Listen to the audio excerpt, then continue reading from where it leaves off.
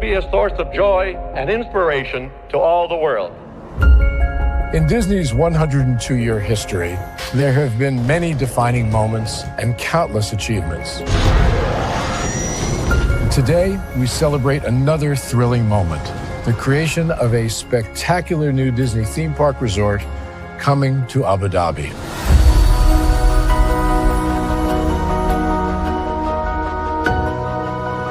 Abu Dhabi is a place where heritage meets innovation, a place where we preserve our past while designing the future. Bringing a Disney theme park resort to Yas Island, Abu Dhabi, marks a historic milestone in our journey as a global family destination. The 7th Disney theme park resort destination represents a new frontier in theme park ambitions. Our resort in Abu Dhabi will be the most advanced and interactive destination in our entire portfolio. The location of our park is incredibly unique. It's anchored by a beautiful waterfront, which will allow us to tell our stories in completely new ways. Ultimately, this project will be a celebration of what's possible when creativity and progress come together. What we are creating with Disney in Abu Dhabi is a whole new world of imagination, an experience that will inspire generations across the region and the world. This collaboration represents a powerful fusion of Disney's unmatched legacy in storytelling and Mira's commitment to bringing world-class entertainment to our guests. Abu Dhabi's vision for the future is to create a legacy for generations to come. Disneyland Abu Dhabi will be authentically Disney and distinctly Emirati. An oasis of extraordinary Disney entertainment at this crossroads of the world. It will bring to life our timeless characters and stories in many new ways, becoming a source of joy and inspiration for the people of this vast region to enjoy for generations to come.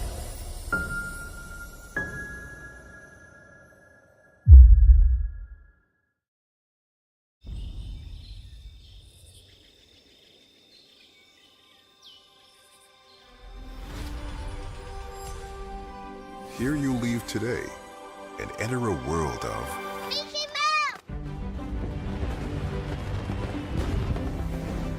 A world of princesses.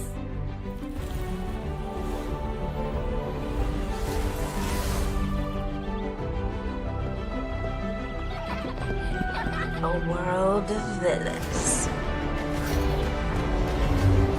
And heroes. Raise your sabers!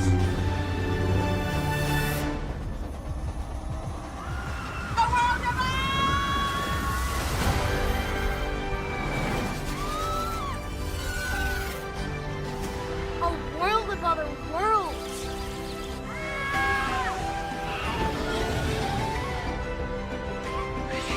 A world of all the favorites.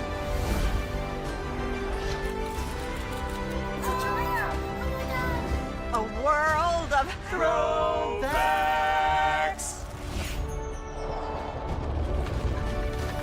A world of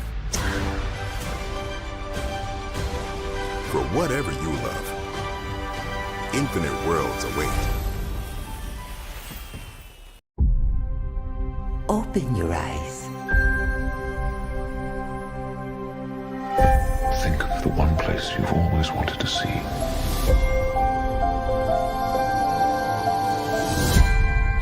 Where our magic comes from? They say if you dream a thing more than once, Please, please, please. it's sure to come true. Everything you see exists together in the great circle of life.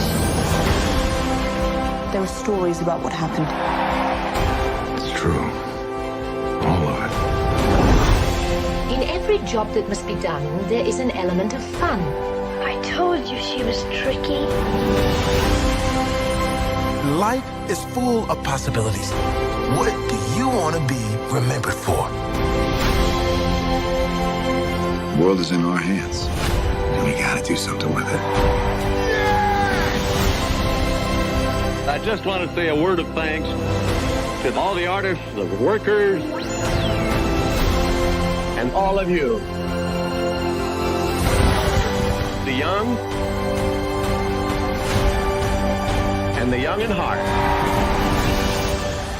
You helped make this dream come true.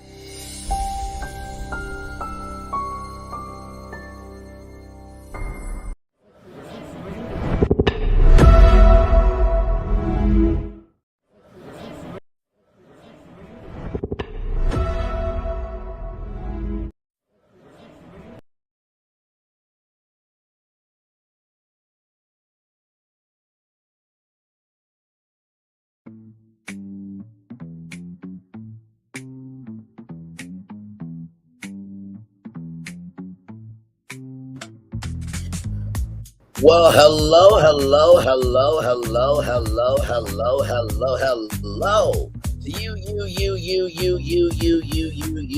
you, and you. Welcome into another edition of Braylon Lee's virtual tour live. Glad to have all of you here today.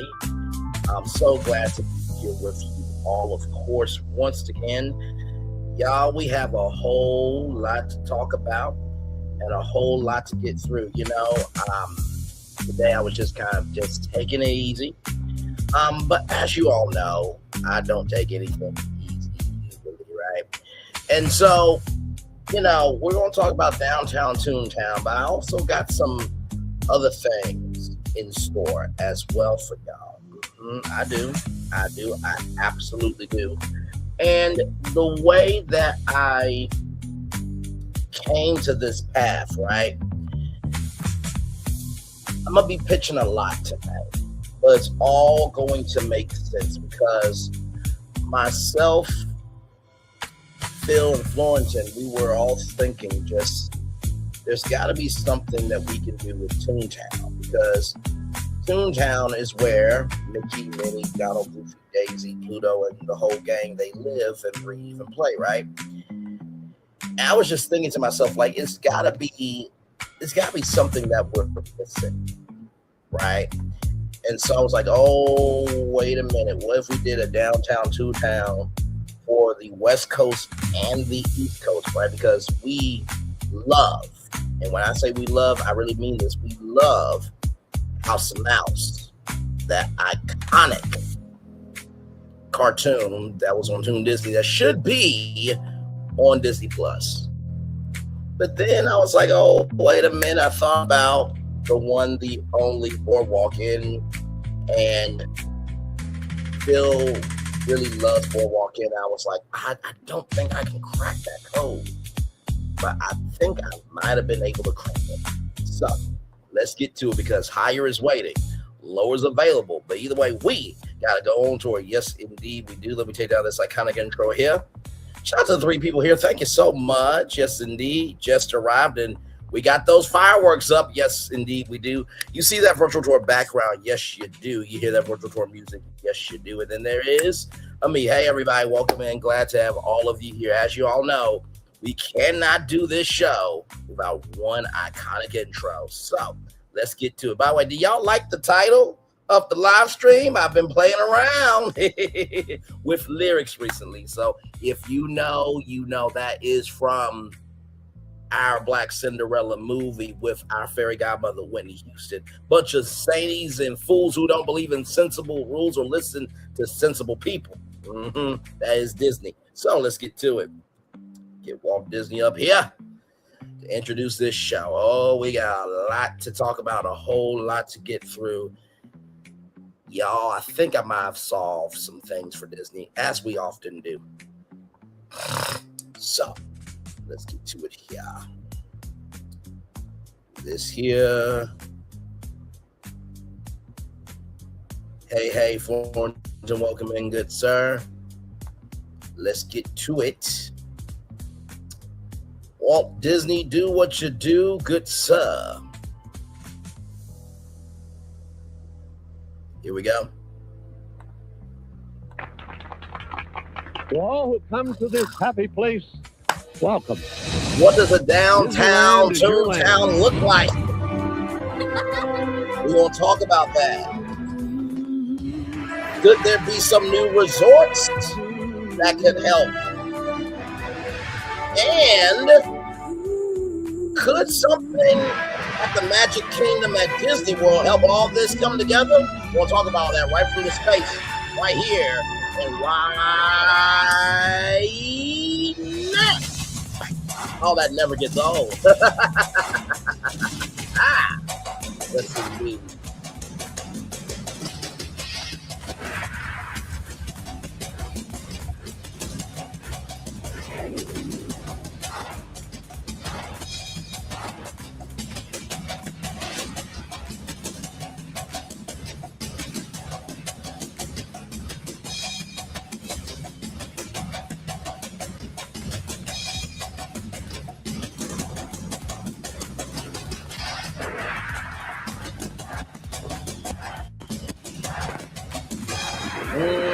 My God, here we go. This is a Yes, it global was. event as Walt Disney Oh, World, we got some things to talk about tonight. Disneyland Oh, I'm so Paris, excited. Tokyo Disneyland,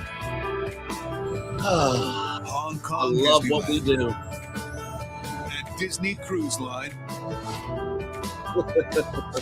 Join Disneyland in celebrating 50 years of magic.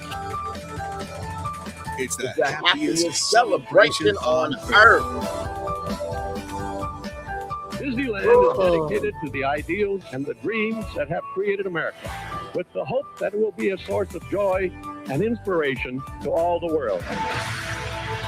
Thank you, Walt Disney, so much for that, good sir. So, in order to do this thing, I got my girl Tinkerbell to help us out.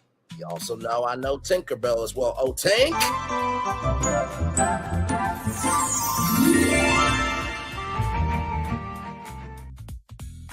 Thank you very much, my dear. So, when we think about Toontown, right, we think about Roger Rabbit, we think about Jessica Rabbit, we think about Mickey, Minnie, Donald, Daisy, Goofy, Pluto, the whole gang, right?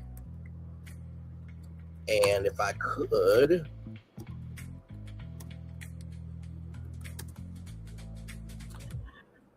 there is, I believe, something to show you the energy of Toontown.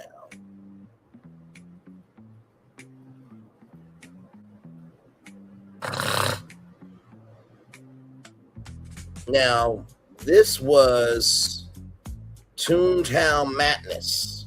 Okay, now I'm just showing you this because in order to understand where we are, we have to understand where we've been. Okay, so let me show you this here real quick.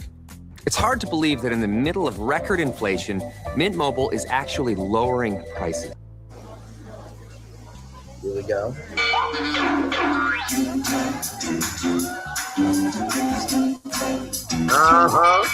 Ladies and gentlemen, boys and girls, kids and toons, it's time for Toontown Morning Madness. And now, please welcome Mayor Mickey Mouse and all of his pals, and let the fun begin.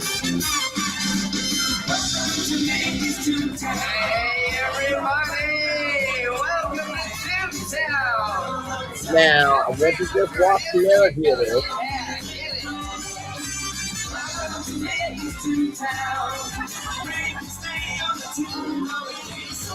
And I believe that Mickey's Toontown Madness, you actually like got into the park early, and you also got character time with them as well. Hang on, give me one moment, y'all. Give me one momento.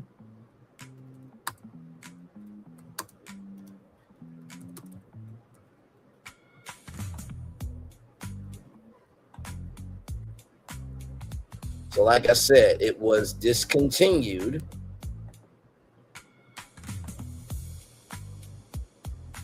So let's keep playing it here.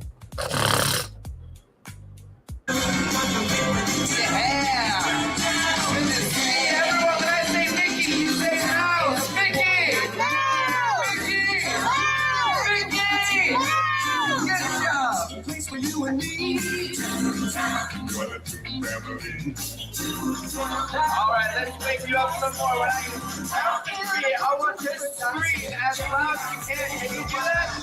Ready? 1, 2,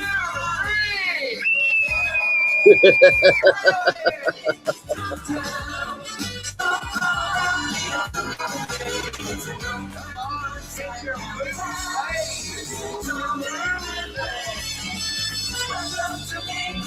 This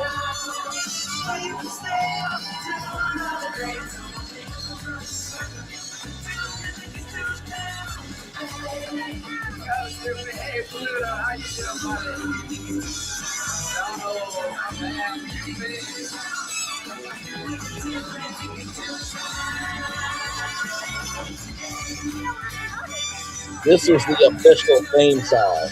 I remember all this like it was yesterday.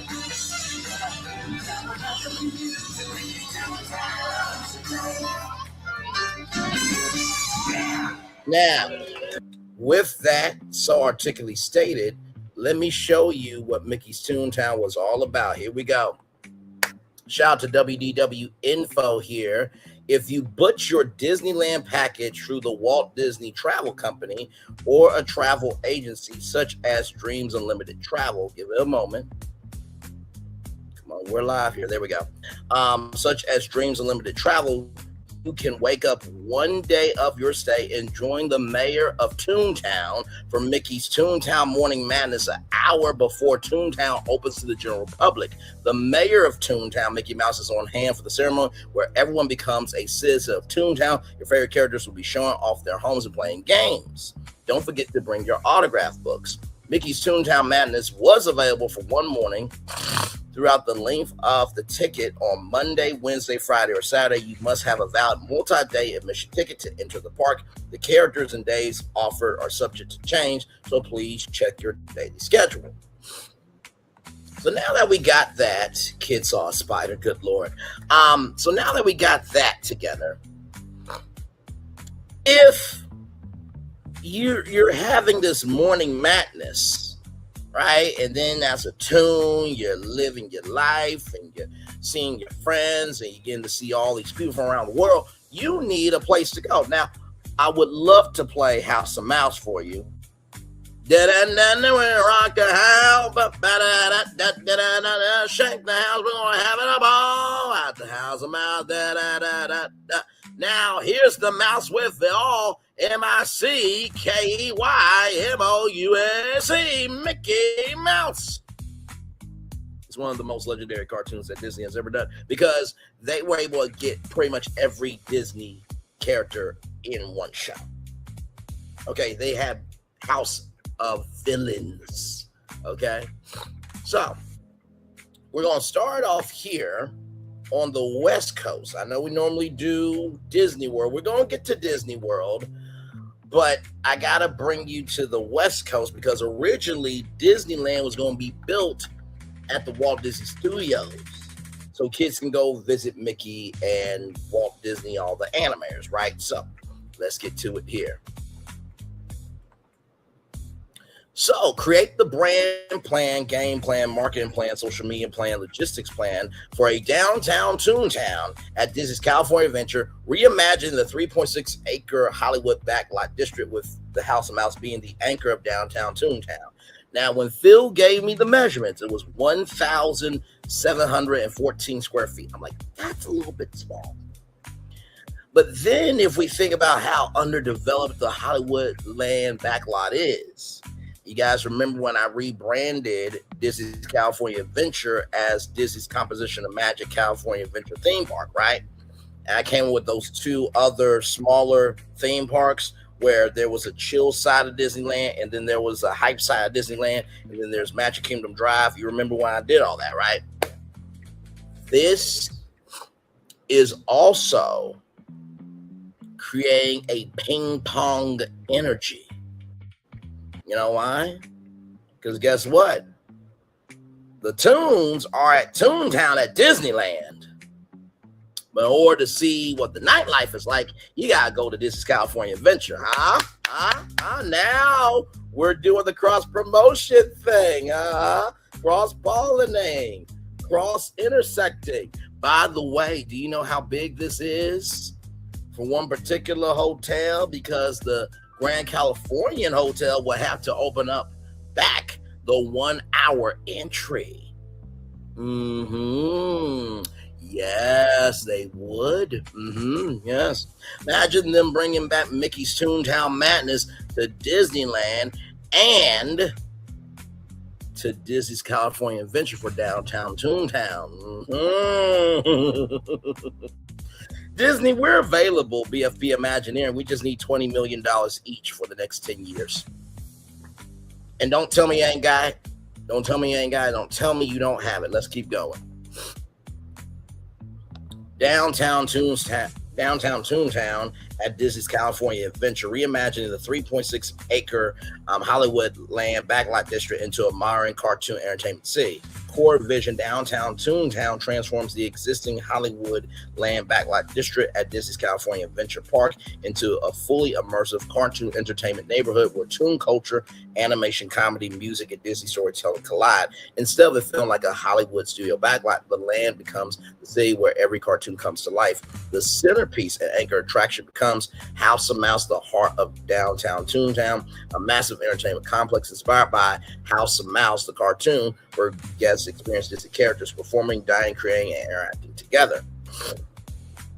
Number one, brand plan, brand name, Downtown Toontown, brand positioning, where Disney characters live, laugh, and entertain every day. Downtown Toontown is not a neighborhood frozen in town, it's a living cartoon city. Brand pillars, Cartoon City Living, number one. Guests enter a functioning animated downtown, Toontown City Hall, cartoon apartments, animation studios, comedy clubs, restaurants, shops, and entertainment venues. So instead of a Toontown City Hall, right, because the City Hall is at Disneyland, maybe you could have the Toontown Toon Community Center. So it's a flip on words of community center, but it's Toon Unity Center. See, that's what we're doing around here. Thinking. Shops, entertainment venues, every building has a story. Example, Mickey Avenue, Main Street of downtown Toontown, home of House of Mouse, character appearances, street performances. Number two, Disney Animation Celebration. The land celebrates Mickey Mouse, Disney Animation Classics, Pixar style humor, Disney television characters, modern Disney storytelling. Number three, interactive entertainment. The land is designed around participation. Guests don't just watch cartoons, they become part of the cartoon. Examples, stalking buildings, interactive storefronts, animated windows, digital character encounters, hidden jokes throughout the land. Maybe character silhouettes, moving in the windows and stuff like that. Number four, family and multi-generational appeal. Downtown Toontown serves kids, character experiences, play zones, interactive games, teams, social spaces, faux locations, nighttime entertainment, adults, food, nostalgia, entertainment, and collectibles. And by the way, hey, Linnell, still good to see you. That's good. Now I seek to build the idea understood. And when Walt Disney, right, built Disneyland, the one thing you could not do was be able to go to other lands so smoothly. That's what the utilidors were created for. Can you imagine Mickey being like, all right, I'm going to leave Toontown. I'm going to downtown Toontown. And all the characters are just walking over to downtown Toontown in real life, in front of your face. Like, Mickey's in front of me. He's going down to downtown Toontown. What the hell? I'm sorry. I forgot to go back to my house. He's going back to his house. So now the characters are able to cross the street over to another park in the middle of the day, and it makes sense. Solutions, ladies and gentlemen. Yes, indeed. Let's keep going. Game plan, guest experience strategy, land layout, approximate size, 3.6 acres. District map, main entrance, Toon Boulevard or Toon Boulevard. A redesigned entrance replacing the Hollywood land backlot feeling. And I know what people are going to say. Could you not do Toontown land backlot? I think at this point, California Adventure has changed so much where it's not even about Hollywood anymore. But as you know, we do care about nostalgia. Yes, we do. And who's to say that Hollywood land backlot, sign cannot live as a, photo op somewhere, right? Even if we got recreated. because y'all know I do care about history. We care about history over here. Okay, so let's keep going. But I do believe at this point, I think having Toontown and the downtown Toontown makes the most sense. Anchor Experience House of Mouse Entertainment Palace, the centerpiece of downtown Toontown, a full-scale immersive restaurant and show experience. Interior inspired by classic Hollywood theater, Art Deco nightclub, cartoon exaggeration, large sign, House of Mouse, interior zones, main stage, a rotating live entertainment venue. So shows, Mickey's Toontown Live, Disney character variety show, villain comedy night, princess celebration, Pixar Toon Showcase. House of Mouse restaurant dining concept, diner and entertainment or entertainment, menu, Mickey waffles, character inspired appetizers, cartoon desserts, and California cuisine. Backstage Toon Studio, interactive attraction. Guests help create a cartoon episode. Experiences, voice acting, animation challenges, sound effects, character creation.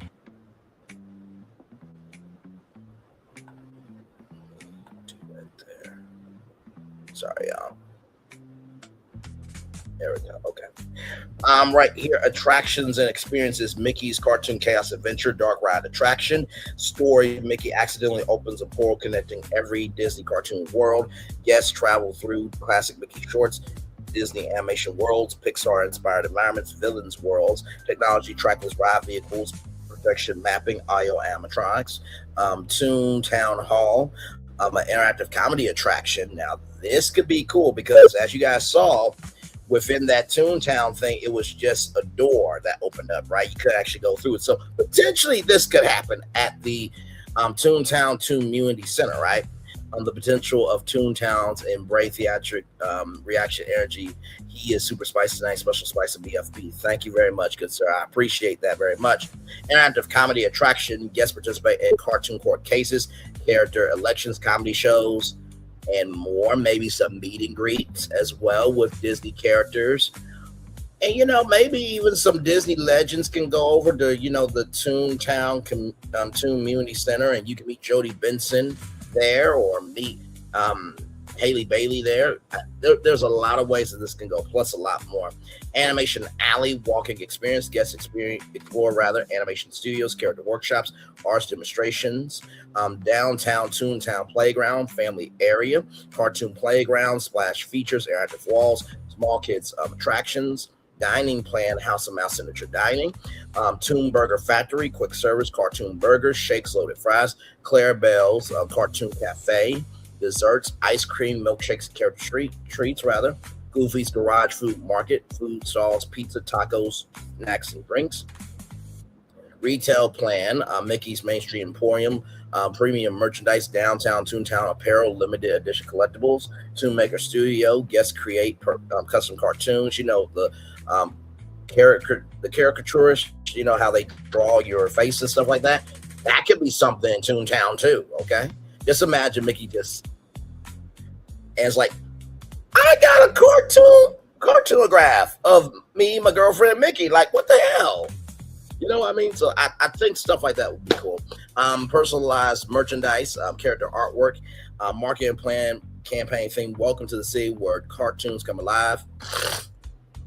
Launch campaign, phase 1 announcement, timeline 12 to 18 months before opening, marketing D23 announcement, concept art reveal, behind the scenes documentaries, Imagineering videos. Phase 2 construction, storytelling, content building, downtown Toontown, episodes, architecture, character design, food creation, attraction development. Phase 3 opening celebration, downtown Toontown, festival duration 30 days, events, character parades, celebrity appearances, live concerts, exclusive merchandise drops. Potential partnership strategy, potential partners, Disney Plus, Disney Animation, Disney Consumer Products, Disney Music Group, Disney Publishing. Social media plan, main hashtag downtown Toontown, supporting hashtag House of Mouse, Toontown LA, Disney CA. TikTok strategy, content a day in downtown Toontown, character POV videos, Mickey goes shopping, Goofy tries a restaurant, Donald causes chaos. Behind the scenes series, building a cartoon city, episodes designing buildings, creating characters, testing attractions, Instagram strategy, content, concept, art reveals, food photography, character moments, nighttime lying videos, YouTube strategy, Disney Parks channel, creating downtown Toontown, 8-part documentary, the vision, design of the city, House of Mouse, attractions, food, merchandise, characters, opening day, creator strategy, invite Disney creators, family vloggers, animation influencers, food influencers, pop culture commentators as well. Create first day in downtown Toontown. Logistics plan, construction strategy, timeline, year 1, demolition, infrastructure upgrades, utility work, year 2, building construction, attraction installation, research development, year 3, testing, cast training, soft openings, guest flow strategy, capacity goal, approximately 8,000, 12,000 guests daily, depending on attraction mix and operating hours. Transportation integration connection, Hollywood land entrance, adventure campus, pedestrian flow, animation courtyard connections, cast member plan, new roles, Toon citizens or Toon isms, entertainment cast, characters, street performers and hosts, Toon creators, specialists, animation educators, arts and performers. Merchandise logistics, launch strategy, opening day exclusive, House of Mouse collectibles, downtown Toontown pins, limited artwork, character apparel, nighttime strategy, downtown Toontown transforms after sunset, Toon City lights, a nighttime spectacular, features building projections, neon animation effects, character dance parties, music performances, economic impact strategy, expected benefits, increased guest spending through dining, merchandise, premium experiences. Longer park hours, downtown Toontown becomes a nighttime destination, increased Disney Plus synergy, content opportunities, behind the scenes shows, animated shorts, and character specials. Final Vision, downtown Toontown becomes Disney California Adventures Main Street of animation. So a Main Street USA and a Main Street of animation. How clever. A place where guests don't visit a cartoon world, they move into one. Combination of House Mouse as the anchor, immersive entertainment, dining, shopping, character experiences, social media friendly environments would transform the former Hollywood land backlot into a signature Disney destination comparable in emotional impact to lands like Cars Land and Adventures Campus. Now, I know. What can I say except you're welcome? I know. Now, that's just part 1, right? And I know what you all are thinking. Well, Bray, what are you going to do for the East Coast? I'm so glad you asked. But before I get to my plan for downtown Toontown at Disney's Hollywood Studios, there was something that was boggling my mind. And I didn't like it. And so I think we all remember that back in the day, there was a thing called Mickey's Toontown Fair, where you can meet Mickey, Minnie, Donald, Daisy, Goofy, Pluto, everybody. And that got, cast, that got destroyed for Storybook Circus, right? And Storybook Circus, leans into Fantasyland, all that. And I was just trying to rack my brain. I'm like, well, if we got Toontown and downtown Toontown on the East Coast, on the West Coast rather, how are we going to do that for the East Coast? So I was racking my brain. And I'm like, I think I got it. So let's look at this right here. Now this took some configuring. I really had to sit down with this because I'm like, in order for this downtown Toontown to work, we're going to need Mickey and the gang to have a home in the Magic Kingdom. But how do we do that, right? So this is what I did. I said, do it as Mickey's Toondom, where Mickey and the gang live, since this is in Fantasyland. Toondom, combining Toon, Cartoon, and Kingdom, since we are in the Magic Kingdom. Create this land as a combination of the energy of Magic Kingdom and Mickey and the Magical Map, which was a stage show at Disneyland and starred sorcerer apprentice Mickey Mouse, who accidentally fell into a enchanted map and traveled through musical worlds of classic Disney films. So now So now we have something here where Mickey and them have a place to live, and now they have a Toontown as well. But the good news here is Mickey can just go through the corridor to get to downtown Toontown, you see. Hopefully I can improve your concept. Then again, I give you extra spice while I was working to get it today. Replace word give with gave. Understood. Let's get to it. Mickey's Toondom. Here we go. A reimagining of Storybook Circus at Magic Kingdom's Fantasyland, where cartoons become a kingdom and imagination has a home. Of course, as you guys know, that is from Epic Mickey in Wasteland. Yes, indeed. There. Oh, and there's Toontown right there, everybody. Yes, indeed. Executive vision, Mickey's Toondom transforms Storybook Circus into a permanent homeland for Mickey Mouse and the Disney characters, a place where Toon meets Kingdom. The land concept combines the classic charm and fantasy of Magic Kingdom, the cartoon energy of Mickey Mouse, the storytelling style of Disneyland's Mickey and the Magical Map, the emotional connection of Mickey's world from animation history, and the immersive world building philosophy of Marin Disneylands. Now, it's interesting because there was a thing as Mickey's Birthday Land for a long time. The emotional connection of Mickey's world from animation history. And that Birthday Land was a limited edition thing to celebrate Mickey's birthday. Let's continue on. The story, after Sorcerer Mickey discovers an enchanted magical map hidden inside the castle archive, so bringing in Cinderella Castle, he creates a new kingdom where every Disney cartoon character can live, create, perform, and share their stories. This magical place becomes Mickey's Toondom, the kingdom where cartoons come alive. Brand name Mickey's Toondom, meaning Toon plus Kingdom, Toondom. Toon, animation, cartoons, humor, imagination, Kingdom, Magic Kingdom, fantasy, royalty, belonging. The name, I always hate this part. Sorry, okay, it just happened. Get my charger. Yes, indeed, here. The first cartoon kingdom inside Walt Disney World. The name positions the land as the first cartoon kingdom inside Walt Disney World. Brand promise, step inside Mickey's imagination and discover the kingdom where every cartoon dream comes to life.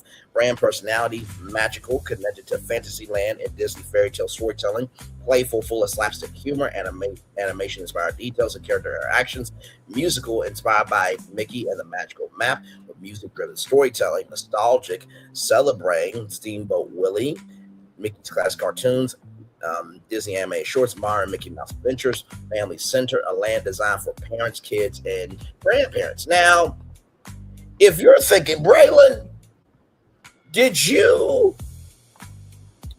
Wait a minute, Dwayne. Really, Dwayne The Rock Johnson? Okay, hang on, y'all. Apparently, Dwayne The Rock Johnson wants to say something about this plan. Just give me a moment. Yeah, oh my God.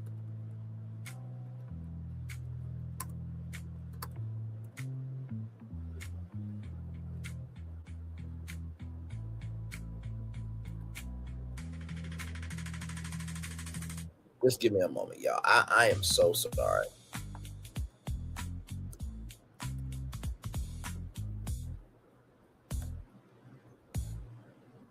Just give me a moment, y'all. I am so sorry. Yes. All right, Dwayne, what do you have to say about this, good sir? About the fact that I made Mickey's Toondom? What do you have to say, sir? Because we're live here. Okay, here we go. Now, what you're going to see here is why the hierarchy of power in the DC universe is about to change. Sir, I need you to go back because I didn't show you right away, so I just want to respect you. So what do you have to say about Mickey's Toondom real quick and the hierarchy of, the theme park universe for Disney rather? What do you have to say about it? Now, what you're going to see here is why the hierarchy of power in the DC universe is about to change. The hierarchy of power in the DC universe is about to change. The hierarchy of power in the DC universe is about to change. The hierarchy of power in the DC universe is about to change. Things will never be the same because the hierarchy of power in the DC universe is about to change. Now, I don't know about the DC universe, but I don't think you're off about my idea because, as we all know, he wants to say, what can I say? You're welcome after, right? But let's lean into Dwayne "The Rock" Johnson's words here of the hierarchy of power of the Disney theme park universe about to getting ready to change and about to change. Did we hear a rumor about Villains Land being more family friendly? We did hear that, correct? So Mickey's Toondom fulfills that family, very kiddish, but very home-like feeling, right?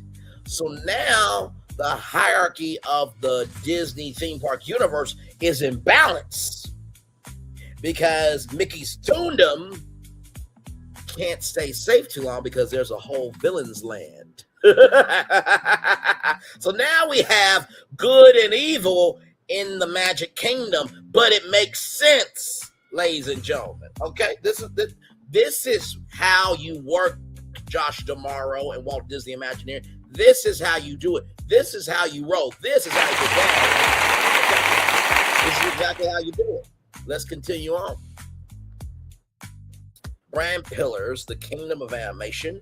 This is number 1. Mickey's Toondom is the home where cartoons live. Characters include Mickey Mouse, Minnie Mouse, Donald Duck, Daisy Duck, Goofy, Pluto, Chip and Dale, Disney animated friends. Number 2, the Magical Map Experience, the land storytelling device, the Toondom Map, a giant enchanted map created by Sorcerer Mickey. Yes, discover different cartoon neighborhoods. Mickey's Main Street, Minnie's Garden District, Donald's Dock, Goofy's Fun Factory, Pluto's Play Park, the Animation Archives. Number 3, Fantasyland meets animation. Architecture, Fantasyland castle-like buildings mixed with cartoon exaggeration. Imagine curved buildings, animated windows, moving signs, talking fountains, musical pathways, character-driven details. Number 2, game plan, guest experience strategy. The guest story, the guests are not visiting cartoon, they are entering a cartoon kingdom.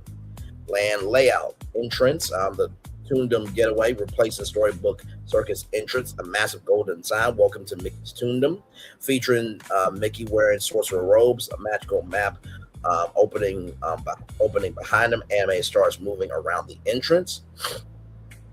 Area 1, Mickey's Magical Map Plaza, the centerpiece attraction, Mickey's Magical Map Adventure, a next generation dark ride / show hybrid inspired by Mickey and the Magical Map. Story, Sorcerer Mickey accidentally activates the magical map and guests travel through Disney animation worlds. Possible scenes. Is that the Jungle Book? And the bare necessities, the simple bare necessities. I think there's been some people talking about the Jungle Book here recently. Of course, the Little Mermaid. How can we forget about her? Underwater musical sequence, Aladdin Flying Carpet Adventure, Lion King, Dry Rock Celebration.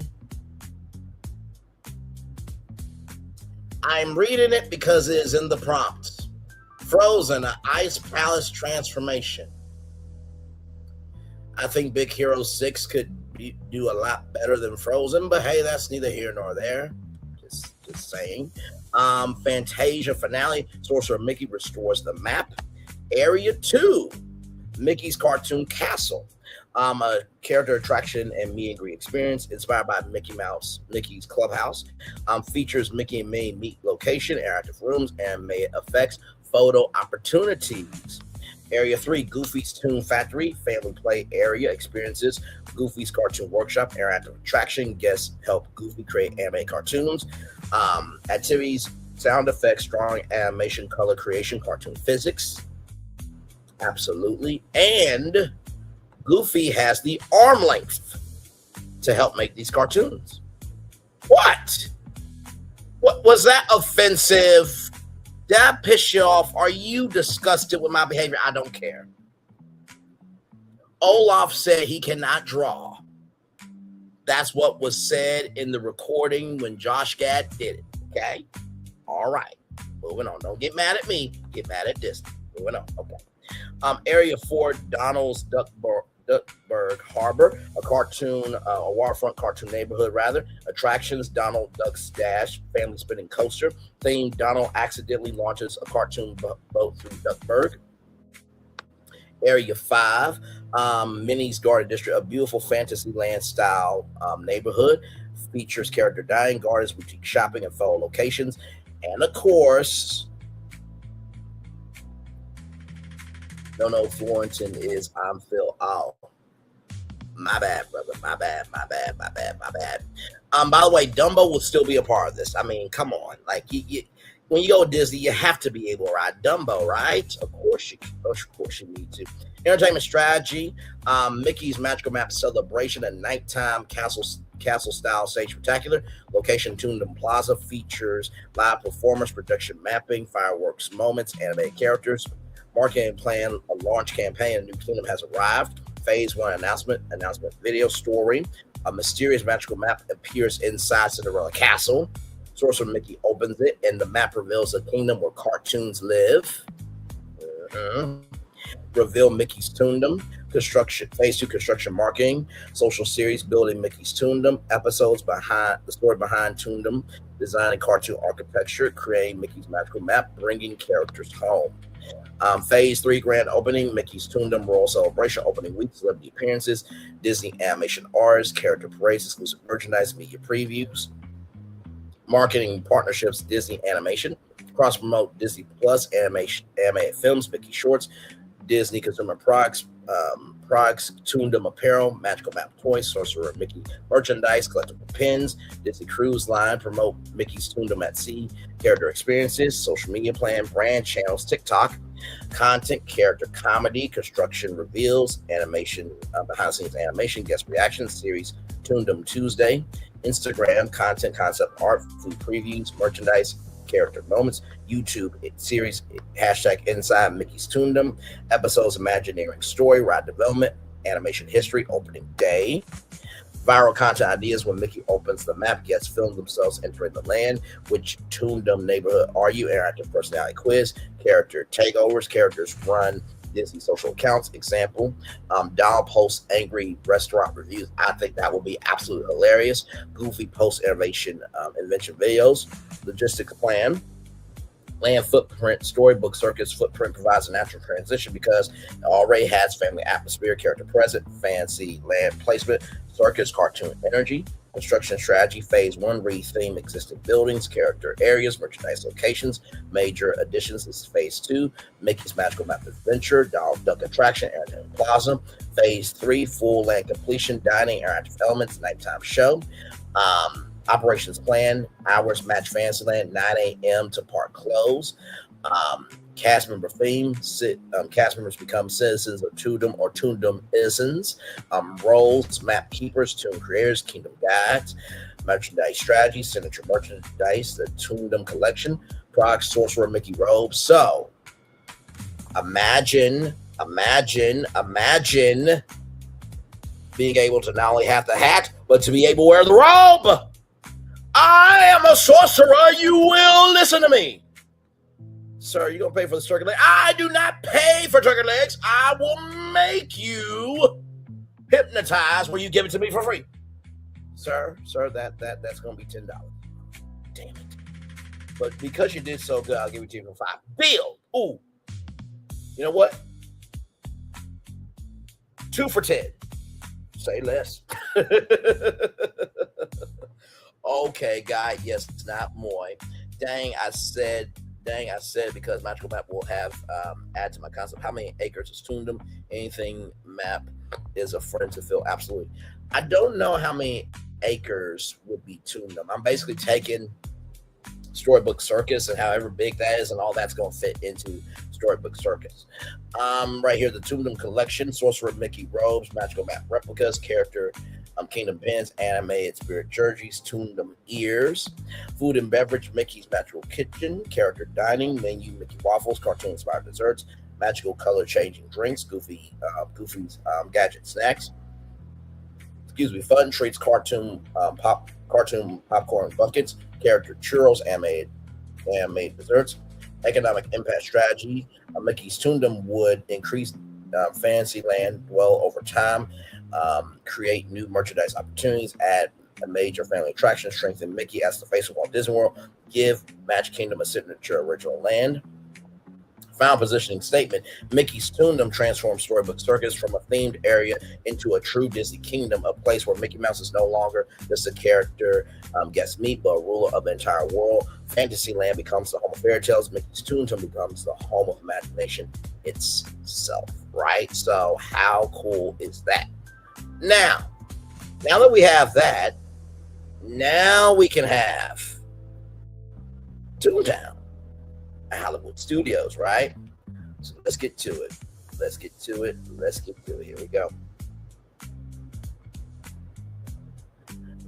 So here we go. Toontown now at Disney's Hollywood Studios, with the House of Mouse being the anchor of downtown Toontown, right?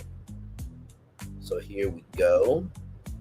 Brand plan, game plan, marketing plan, social media plan, logistics plan, where Hollywood meets the hilarious heart of Disney animation. So vision statement: downtown Toontown transforms the current Hollywood backlot district at Disney's Hollywood Studios into a vibrant cartoon metropolis where guests step inside the world of Disney animation, comedy, music, and celebrity culture. The anchor attraction in centerpiece becomes the House of Mouse, downtown Toontown's entertainment district, a fully immersive dining entertainment character experience inspired by the classic Disney Channel series House of Mouse, where Mickey Mouse operates the highest nightclub in town. And also, too, you think about after being animated all day at the, animation building, right? Then you want to be able to be free, right? That's what you would like to be. Sorry, I'm just trying to adjust. Okay, all right. Oh, good. Brand plan. Brand name: Downtown Disney. Every street has a story. Every character has a show. Every guest becomes a part of the cartoon. Brand identity: personality, playful, energetic, nostalgic, musical, family-friendly, imaginative, interactive. Target families: Disney families, ages 3 to 12, children and parents. Goal: character, interaction, play faces, dining memories, first Disney experiences. Disney millennials and Gen Z. Goal: nostalgia for Mickey Mouse, Disney Channel animation cartoons, social media friendly environments, immersive entertainment. Disney adults. Goal: premium dining, nighttime entertainment, collectibles, and exclusive experiences. So downtown Toontown district layout: Toontown Main Street, the arrival street, features cartoon skyscrapers, animated storefronts, moving signs, talking street lamps, musical windows, interactive sidewalks. Atmosphere: a combination of Mickey's Toontown, Main Street USA, Hollywood Boulevard, Pixar style imagination. House of Mouse, anchor attraction. Okay, you see that? You see how that works? Let's continue on.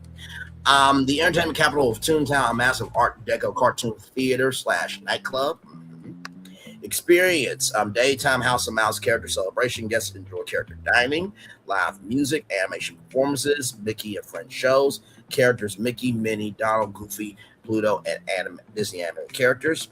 Nighttime House of Mouse Live, a Broadway-style entertainment experience featuring Mickey as host, Disney characters performing songs, animated comedy sketches, celebrity guest appearances.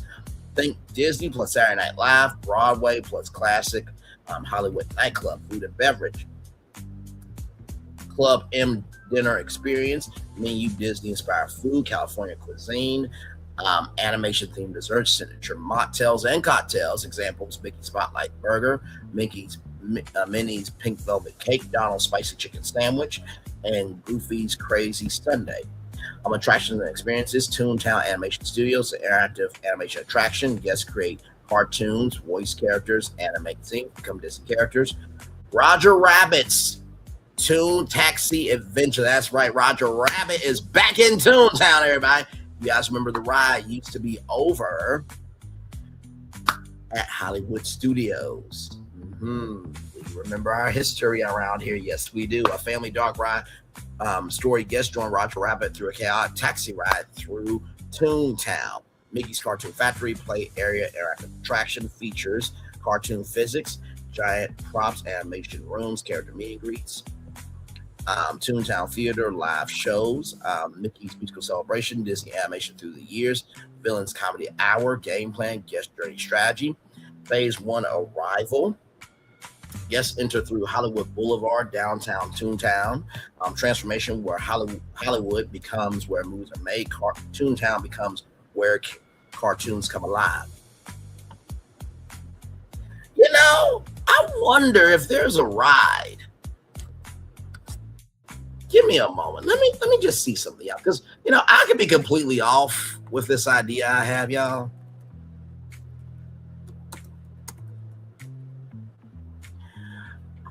I could be off. I could be off.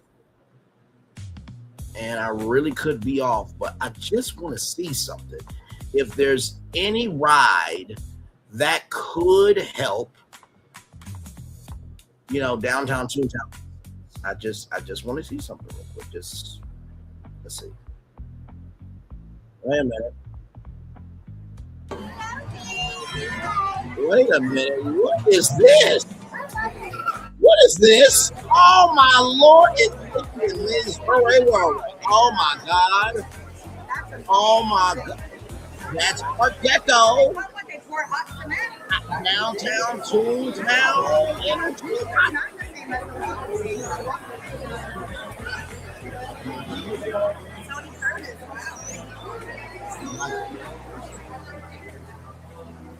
Man.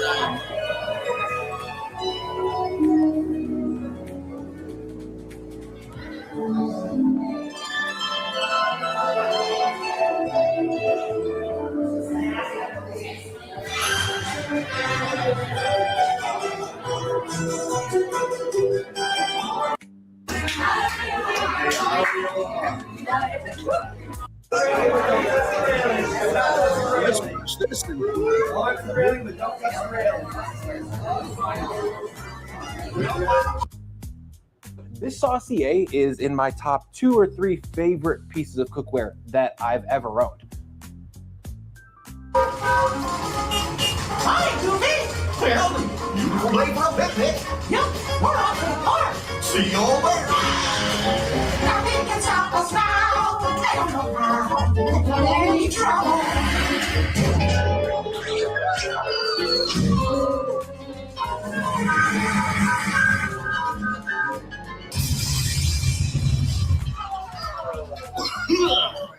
Oh, hiya, folks. Want to take a ride on the train?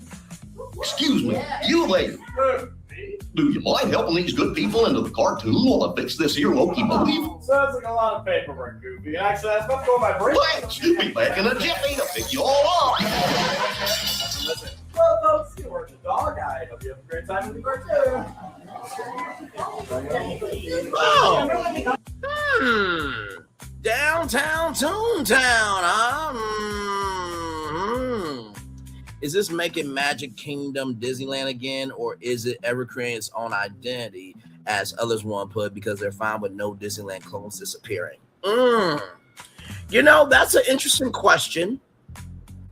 I will say this, right? Toontown, you're only going to get to experience that at Disneyland, right? But Mickey's Toondom, you're only going to get to experience it at Walt Disney World. So that's going to make people want to fly back and forth. The only thing that's going to seem similar is going to be Toontown, downtown Toontown. But here's the good news about that, right? You can incorporate Florida culture inside downtown Toontown for the Florida edition, and you can incorporate California culture inside the California version of downtown Toontown, right? Oh, then 9 acres between Muppets Roller Coaster and Toy Story Land is open for redevelopment, is what I'm gathering in my mind. Understood. So, with that being said, let's keep going here. On this here we go.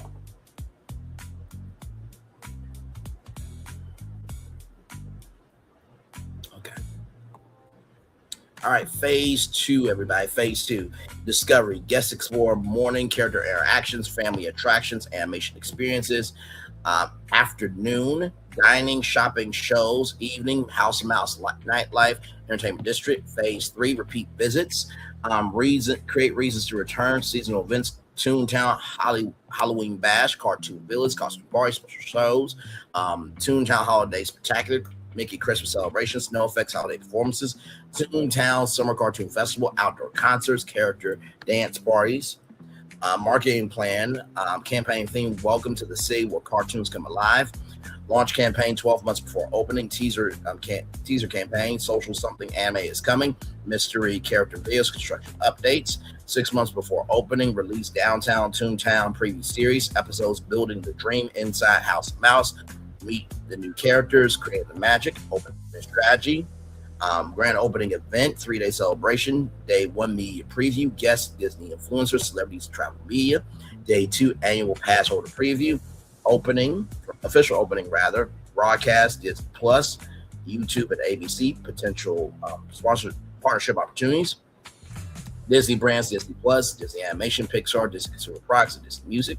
External sponsors, Coca-Cola, Lego, Samsung, Spotify, Hasbro, Kraft, Heinz now. Social media plan, core, hashtag Downtown Toontown, supporting hashtag House of Mouse, hashtag Toontown Magic, hashtag Disney's Hollywood Studios. Content strategy, TikTok daily content, character POV videos, behind the scenes construction, cast member stories, food reveals, Instagram content, concept art, reels, character videos, nighttime lying. YouTube series building Downtown Toontown, the episodes, the vision, design the streets, creating House of Mouse, opening day. Influencer strategy, invite Disney creators, family travel creators, animation creators, food influencers, pop culture commentators as well. Create Downtown Toontown Creator Weekend, creators receive exclusive tours, character experiences, merchandise previews. Logistics plan, land size strategy. The former Hollywood land backlot area becomes Downtown Toontown District. In zones, Interest Plaza, House of Mouse, Animation District, Toon Retail District, and Entertainment Plaza. Crowd flow capacity goals designed for high pedestrian circulation, multiple entertainment zones, indoor cooling spaces, and flexible dining capacity. Operations team, entertainment staff, teams, character performances, musicians, street performers, hosts, animation educators, dining operations, House of Mouse, 2 formats, breakfast and lunch character dining, dinner, premium entertainment offering, late night adult friendly lounge atmosphere. Merchandise strategy, Downtown Toontown collection, products, Mickey streetwear, House of Mouse jackets, character collectibles, limited edition pins, arts collaborations, technology integration, My Disney Experience integration, features digital scavenger hunts, character alerts, interactive games, mobile ordering, virtual queue experiences, revenue strategy, primary revenue streams, attractions, increased park attendance, longer guest stays, dining, premium character meals, entertainment packages, merchandise, exclusive Toontown products, evenings, after hours parties, the seasonal celebrations, long-term vision. Downtown Toontown becomes Disney's Hollywood Studios' emotional heart, a place where the history of animation, the magic of Mickey Mouse, and the future of immersive entertainment meet. The strategic goal turned Hollywood Studios from a movie-themed park into a true entertainment universe, with Downtown Toontown serving as the park's equivalent of a main street for Disney animation. Great answer. Hope it wasn't heavy, nailed it. No, absolutely. You know what I mean? And not to mention too, right? Do we not know how much in terms of artwork can be created? Like, imagine you as artists, hey, create what Toontown means to you, along with, California, right? And imagine exclusive artwork from Florida artists that create exclusive artwork for Downtown Toontown. So if you want to see the artwork for the Florida stuff, you gotta go to the Florida one. If you want to see the Hollywood stuff, you gotta go to the Hollywood version, right? Additional information that spice up the facts. The animation building is situated in the middle of this area, along with Mickey and Minnie's Runaway Railway, that as well. See, Disney, this is how you expand accordingly. Okay, this is how you do it. Yes, indeed. Now, with the land that's available at Disney's Hollywood Studios, where would this best fit? And of course, that is Walt Disney Studios. There you got the Studio Theater. You have the Disney Junior show. Playhouse Disney will always whoop Disney Juniors behind. I don't care what anybody says. And then there is the animation building right there. For downtown Toontown Disney's Hollywood Studios, the best fit would be replacing and expanding the current animation courtyard, Launch Bay area, and connecting it to the former Streets of America backlot footprint. This location makes the most strategic sense because it sits between Hollywood Boulevard, Sunset Boulevard, creating a natural transition from classic Hollywood into Disney animation. Best location, animation courtyard, downtown Toontown district. Current area use, animation courtyard, Walt Disney Presents area, reimagined carefully. Star Wars Launch Bay footprint, Mickey Avenue, backlot spaces, potential backstage adjustments, approximate size, 3 to 5 acres initially with room for expansion. Why this location works best, it creates a perfect story transition. Current Hollywood studio storytelling, Hollywood Boulevard, the golden age of Hollywood, downtown Toontown, the world of animation comes alive. Sunset Boulevard, entertainment Broadway, the guest journey becomes music, animation, proposed movies, animation, and live entertainment. Proposed Toontown layout, entrance, Hollywood Boulevard getaway near the animation courtyard entrance. Theme, a giant cartoon version of a Hollywood studio gate. Maybe that old gate can come back, huh? Moving on. Yes, indeed, to be downtown Toontown. Sign, welcome to downtown Toontown, where every cartoon has a star. Guests walk from realistic Hollywood architecture into a colorful animated city. Zone 1, the House of Mouse District. Anchor, best location, the current animation courtyard area. Wide central location, existing theater infrastructure, close to Mickey character presence, easy crowd distribution. Features House of Mouse Theater Supper Club, could include 1,000 plus seat entertainment restaurant, character dining, nighttime stage show, VIP experiences. It becomes the visual icon of the land. Zone 2, Toontown Animation Studios. Current location, current Star Wars Launch Bay area. Theme of working cartoon studio. Experiences, animation workshops, character creation, voice acted interactive exhibits, and new Disney animation attraction. Which, by the way, that old and thank you so much. Thank you. If you all remember, that old animation building used to be where real animators actually animated Disney animation movies. And there is still a building there with different offices and stuff too. Cheshire Cat, ladies and gentlemen. 4 people in the building. Shout out to that. Thank you so much for being here. Like, comment, share, subscribe. Glad to have you all here. Zone 3, Roger Rabbit / Classic Tunes area. Zone location around backlot edges, connecting towards Sunset Boulevard. Features cartoon Roger Rabbit Dark Ride Toon Taxi attraction. Cartoon Shop Street Entertainment. Zone 4, Toontown Entertainment Plaza. Location between House of Mouse and Sunset Boulevard. Purpose of nighttime gathering area. Features character dance parties, projection mapping, outdoor performances, seasonal events. Now, I don't like this. I don't like it. So I'm not going to agree with this, but I'm just going to show you this here. Option 2, replace Echo Lake. Pros, larger footprint, iconic waterfront location. Cons, removes a unique Hollywood Studios landmark, less logical connection to animation. 7 out of 10. I'm not with replacing Echo Lake. That is very important there, right? Option 3, Sunset Boulevard expansion. More acreage could create a larger land. Con, Sunset Boulevard already has strong identity with Tower of Terror, Rock and Roll Coaster, rating 6.5. Option 4, former Streets of America area. Pros, large footprint, already a backline environment. Cons, current area is heavily integrated with Star Wars Galaxy Edge operations, 7.5 out of 10. Now, if you remember Star Wars weekends, the characters used to dress up as Star Wars characters. So that's no problem. Right? That's no problem at all. Not to mention, imagine Goofy and Chewbacca being best friends. That would be kind of nice to see, right? Just saying. Yes, indeed. Their recommended master plan phase 1 highest impact: replace animation courtyard, Star Wars launch bay, create downtown Toontown size 3.5 acres, includes House of Mouse, Toon Retail District, character dining, animation attraction, street entertainment, phase 2 expansion, use nearby backstage and underutilized areas, add Roger Rabbit Dark Ride, larger theater, additional restaurants, grow downtown Toontown into Disney's Hollywood Studios version of Modern Main Street. Strategic impact: this placement would solve several park challenges. More family Hollywood Studios needs more family attractions, more daytime entertainment, more Mickey presence, more indoor capacity, more reasons to stay after sunset. Downtown Toontown will become the park's emotional centerpiece, similar to how Fantasyland anchors Magic Kingdom, World Showcase anchors Epcot, and Cars Land anchors Disney's California Adventure. The strongest version is Animation Courtyard, becoming downtown Toontown with House of Mouse as the icon building.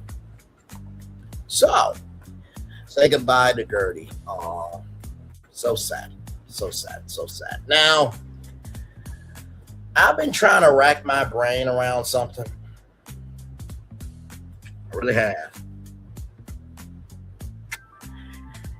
And I think I might have figured out something. Maybe, right? Because Phil, he loves boardwalking, and I cannot figure this out for the life of me. And I think that I have figured out a way where it is reimagined, but it's all new again. Ladies and gentlemen,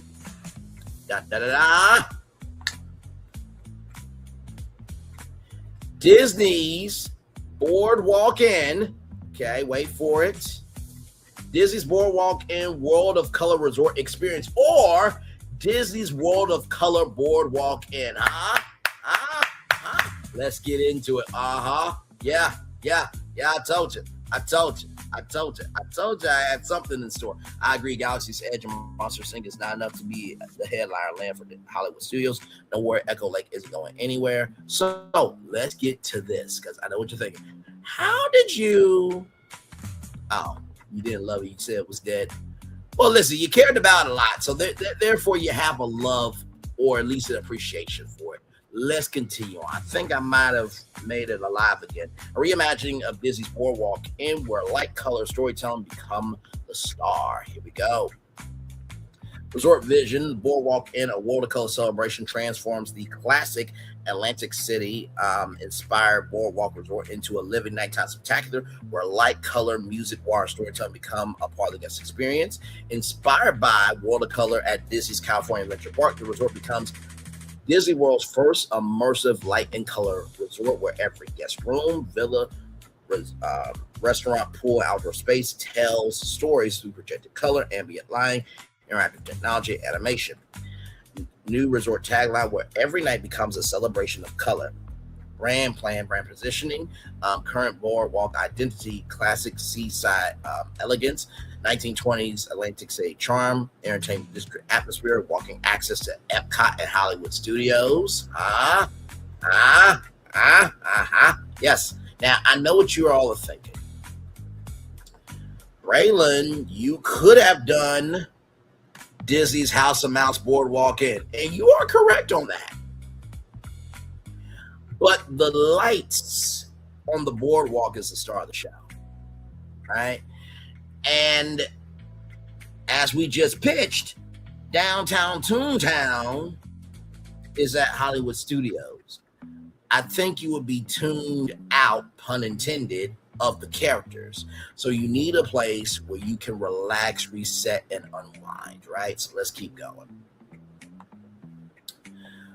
New identity, the world's first Disney color resort, a luxury meets whimsy resort where the sunrise creates soft pastel moods, afternoon brings vibrant vacation energy, sunset transforms architecture, night becomes a living world of color experience, brand pillars, every color has a story, every area of the resort represents an emotional color journey.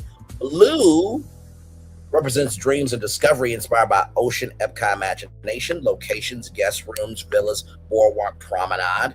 Gold, celebration of magic inspired by Disney classics, fireworks, Disney castles. Locations, lobby, restaurants, signature spaces. Purple, wonder and imagination inspired by fantasy, creativity, Disney storytelling. Locations, kid areas, character experiences.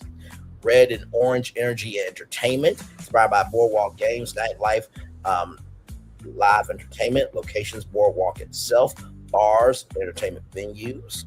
Game plan, transformation strategy. Phase 1, awakening the color. Year 1, exterior enhancements. The boardwalk and exterior receives a color mapping system every evening at 6 p.m.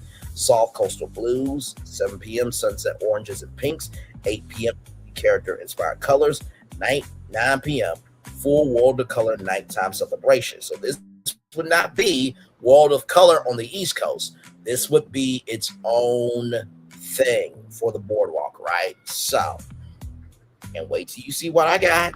Okay, the visual is going to be top notch. In addition to that, I do have one more thing, because in the words of someone, okay, all right, in the words of someone. Now, I'm not going to say who this is. Nope, I'm not going to do it. Nope. I'm not doing it. Nope. No. But I am going to bring somebody up here. So give me a moment. It's not who you think it is. So stop it. Come on. Really? Go ahead, Bob. One more thing. We're not just building one of these. We're building 2. I have one more resort that I don't think anybody's thinking about. We'll get to that here in just a little bit. I care about a lot of things. You can say I love the American Adventure because on stream I figured I did, and they aren't wrong. I'm just passionate. Of course you are, good sir, and we love you for that. A free World of Color show on Crescent Lake. They will have to modify the friendship boat only to travel straight to the yacht club. Yeah, true. No Bob. So, let's get back to it.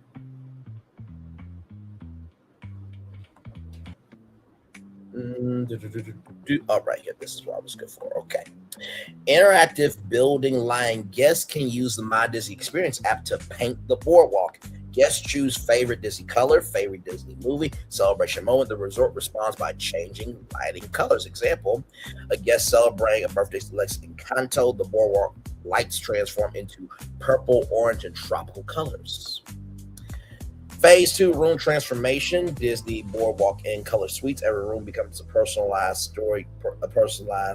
storytelling environment. Standard rooms, color coast rooms, feature smart lighting, guest control ceiling colors, window glow, nighttime ambiance modes, morning magic, bright coastal sunrise colors, park day energy, vibrant Disney colors, relaxation mode, orange, blues, and soft purples, good night story, slow changing stars and colors. Deluxe rooms, world of color story rooms. Each room celebrates a Disney theme. For example, Pixar color room, lighting inspired by Toy Story Inside Out and Up. Animation room inspired by Frozen, of course, Moana, Tangled. Disney Parks room inspired by Epcot, Magic Kingdom, Hollywood Studios. Boardwalk Villas transformation, the color canvas villas. Premium villas becomes immersive homes. Features color changing kitchens. So imagine the LED lights under, and the whole kitchen is transforming. Like, can you imagine? Be prepared. And it's all lighting up red. Oh my God, I can just see it now. Light up dining spaces, private balcony lighting, interactive Disney art walls. Dining experience plan, flying fish, ocean of color. Okay, so flying fish won't be going away. We're just adding ocean of color. Redesigned signature restaurant, the experience. The dining room slowly changes colors based on ocean storytelling. Dinner progression, appetizers, blue underwater tones. Main course, golden sunset colors, and dessert rainbow celebration. Triana Al Forno, Italian sunset spectacular, a romantic restaurant experience, lighting, Mediterranean sunset colors, animated projections, flowing lantern effects, Boardwalk Bakery, Color Cafe, a day to night transformation. Morning yellow sunshine, afternoon pastel colors, night neon boardwalk glow. The Abracadabra, the Color Illusion Lounge, a magical bar where drinks change color, walls react to conversations, magical effects appear through lying. The signature drink, the World of Color Cocktail. Okay. The West Coast don't have that. A layered drink inspired by Disney colors. Pool experience plan, Laguna Park Pool, World of Color Lagoon. The pool becomes a nighttime attraction, daytime. Classic boardwalk fun, family activities, pool games, character appearances. Nighttime, a mini color World of Color experience. Colors Under the Star, a 15-minute nightly show, includes pool fountains, projection mapping, music, and Disney animation themes. Monday, Disney classics. Tuesday, Pixar. Wednesday, Princess Stories. Thursday, Villains. Friday, Disney Parks. Saturday, fan favorites. Sunday, new Disney stories. Boardwalk experience plan. The boardwalk becomes a nighttime destination. Boardwalk illuminations. Every evening, 8:30 p.m. a 10-minute night spectacular. Features building projections, animated Disney colors travel across hotels, shops, and restaurants. Interactive sidewalk, guests step on glowing areas. Examples: stepping on blue, ocean waves appear. Stepping on gold, sparkles appear. Stepping on purple, fantasy effects appear. Entertainment expansion, color street performers. New entertainment, glow performers, light dancers, LED musicians, color painters. Boardwalk color parade, nightly mini parade. Route, Boardwalk Inn, Boardwalk Promenade, Atlantic Dance Hall area featuring Disney characters, color floats, glow costumes. Marketing plan, your vacation, your colors. Target audiences, families. Every child can create their own Disney world. That would make that commercial, right? You know what? Instead of talking about that commercial, how about I just show you that real quick? We'll be back right after this. Roll it.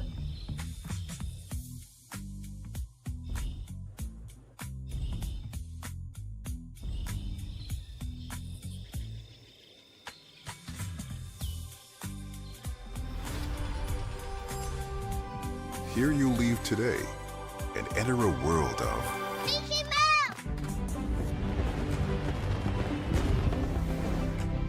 World of princesses.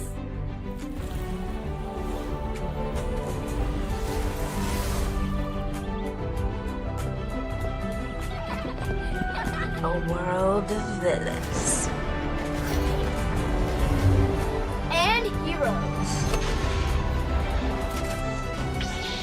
Raise your sabers.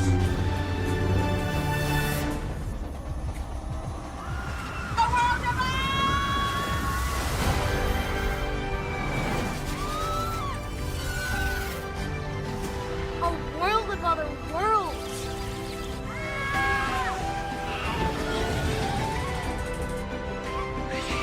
A world of all the favorites.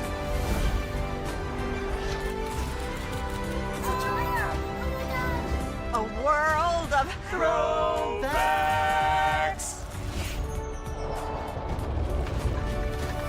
A world of for whatever you love. Infinite worlds await. Imagine a kid getting to be Mickey with the lights, and they get to be the star of their own Fantasmic.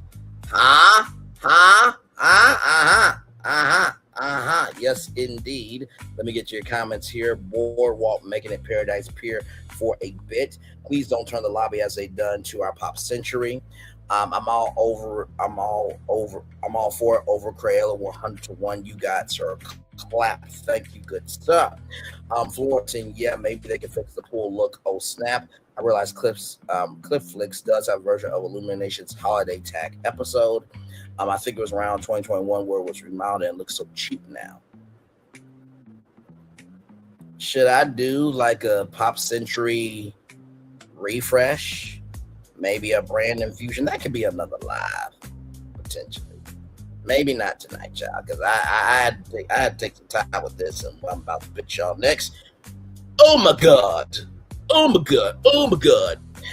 Couples message, a romantic escape painted in light. Disney Adults, the most beautiful nighttime resort experience at Walt Disney World. Launch campaign, Disney Parks YouTube special, Disney's Boardwalk. And by the way, I think it should be Disney's World of Color. Disney Boardwalk World of Color Inn, or Disney's World of Color. No, Disney's World of Color Boardwalk Inn. I think that should be the name of it.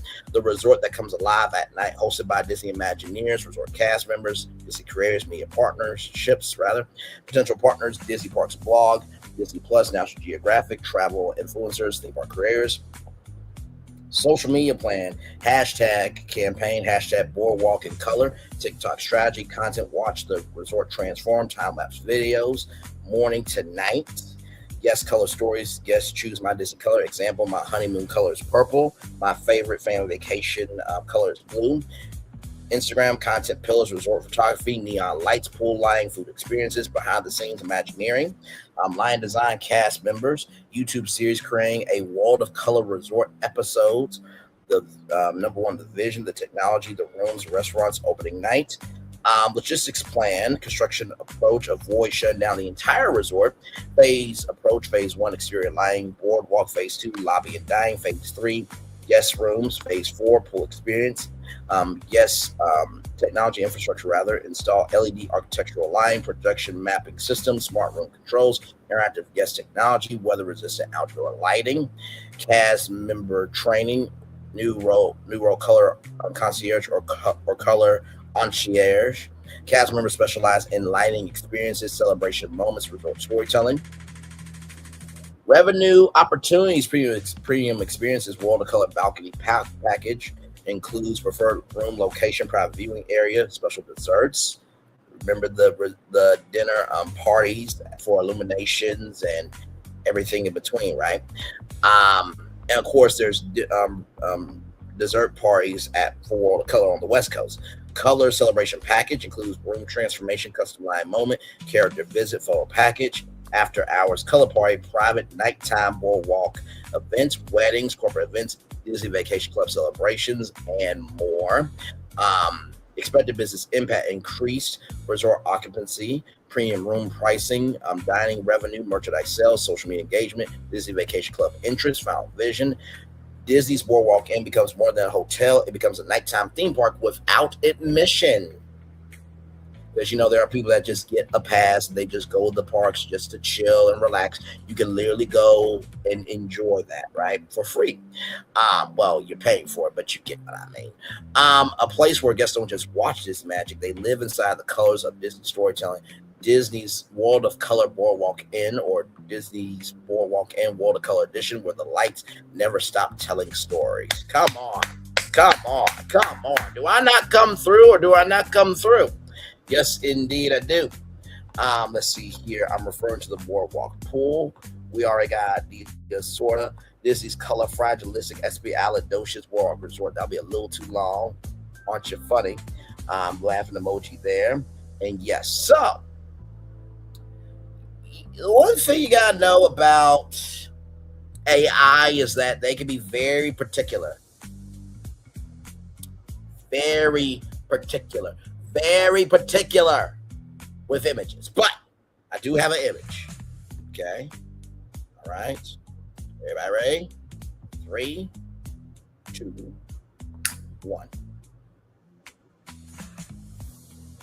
Wait for it. Should be showing up here. Oh my God! I would stay at this. So look at the boardwalk, right? Look at the boardwalk. I mean, come on. Like, imagine you are inside your boardwalk room. You had a long day, and you can watch everybody watching a Disney movie on the water, right? Okay, and then let's look at the interior. Here is the lobby. The dining World of Color bar with the glowing orbs above you. Look at the bar. Look at this. The guest room, ladies and gentlemen. And of course, your villa. Ladies and gentlemen, do not ever say Braylon Lee cannot come through. Do not ever say Braylon Lee cannot come through. Do not ever say Braylon Lee cannot come through. Oh my God. Now the East Coast has something special. Because guess what? Those West Coasters be like, damn it, we gotta go to we gotta go to Disney's World of Color Boardwalk in because Braylon is just that good of a motherfucker. Fuck you, Bray. Now I want to actually go stay there. It just, I know.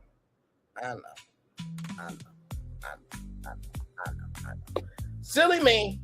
Now this would be a D23 announcement, but Disney is not this creative to do this. Okay, they're just not. That's why I'm here. So I was thinking, is that all Braylon Lee can do tonight? Your despicable times of Thank you so much. But is this all Braylon Lee can do? Is it? I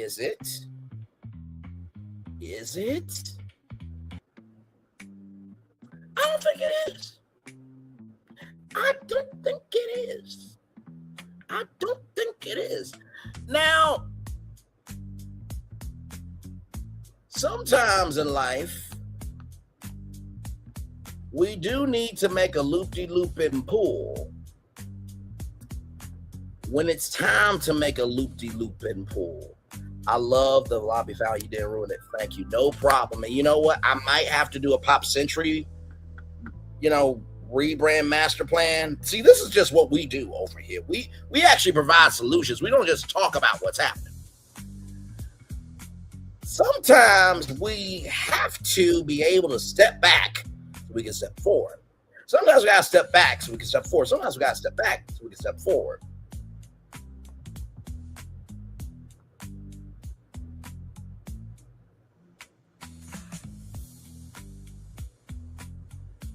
Now, how about a Toontown resort, a moderate resort at Walt Disney World, right?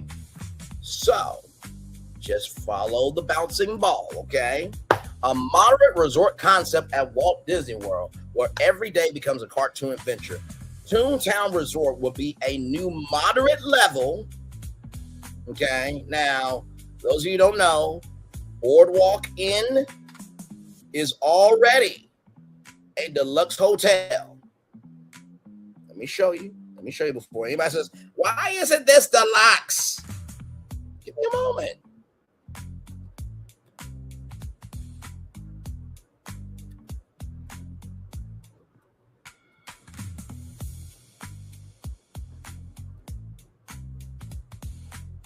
Just give me one moment. Because I want to show you. I do. I just want to be able to show you. Okay, I just want to be able to show you that this is a deluxe hotel that the one that we just did is a deluxe, right? And the thing about Disney that we got to recognize is everybody has different price points, okay? Everybody has different price points. So here it is right here, okay? Here it is right here, right here. Right here. So, Disney's Boardwalk Inn is a deluxe resort. It made no sense to make this a deluxe resort because I believe, regardless, you should be able to enjoy the characters anytime, anywhere. And this brings the characters in a way that is still a premium experience, but you can at least afford it. Okay? All right? Good damn. Are we now adding free entertainment to each resort like Steve Wynn? No, we are not, good sir. It's about the theming, good sir. The boats are just fine, 20 minutes. Just 20 minutes not used. Crap, I should have kept my mouth shut during work. Or great minds thinking like, haha, fakes Florigen. Absolutely. So let's do it here. Toontown Resort will be a new moderate level Disney resort hotel at Walt Disney World that brings guests into the world where Disney cartoons come alive. The resort blends the playful energy of Mickey Mouse, the creativity of classic animation, and the comfort level expected from Disney moderate resorts. Disney's current moderate resorts focus on immersive theming, comfortable accommodations, dining, and recreation between value and deluxe offerings. What if guests didn't just visit Toontown, they lived there? Brand plan, resort name Toontown Resort. Okay, so Toon, cartoon creativity, animation, imagination, town, neighborhood, community where characters live. Double Toontown creates a playful style similar to Mickey's Toontown. No, it is Toontown Resort. I just was trying to get it all together here, but y'all can follow the iridescent bouncing ball here. The first Disney resort where families become part of the animated stories. 5 brand pillars. This is the brand personality, cartoon creativity. Every hallway, room, restaurant, and pool feels hand-drawn and animated. Examples: moving paintings, cartoon sound effects, cartoon sketches, animation Easter eggs. Number 2, Mickey and Friends Hospitality. The resort is the official neighborhood home for Mickey Mouse, Minnie Mouse, Donald Duck, Daisy Duck, Pluto, Goofy, Pluto, Chip and Dale. They aren't visiting characters; they are neighbors. Give me a moment.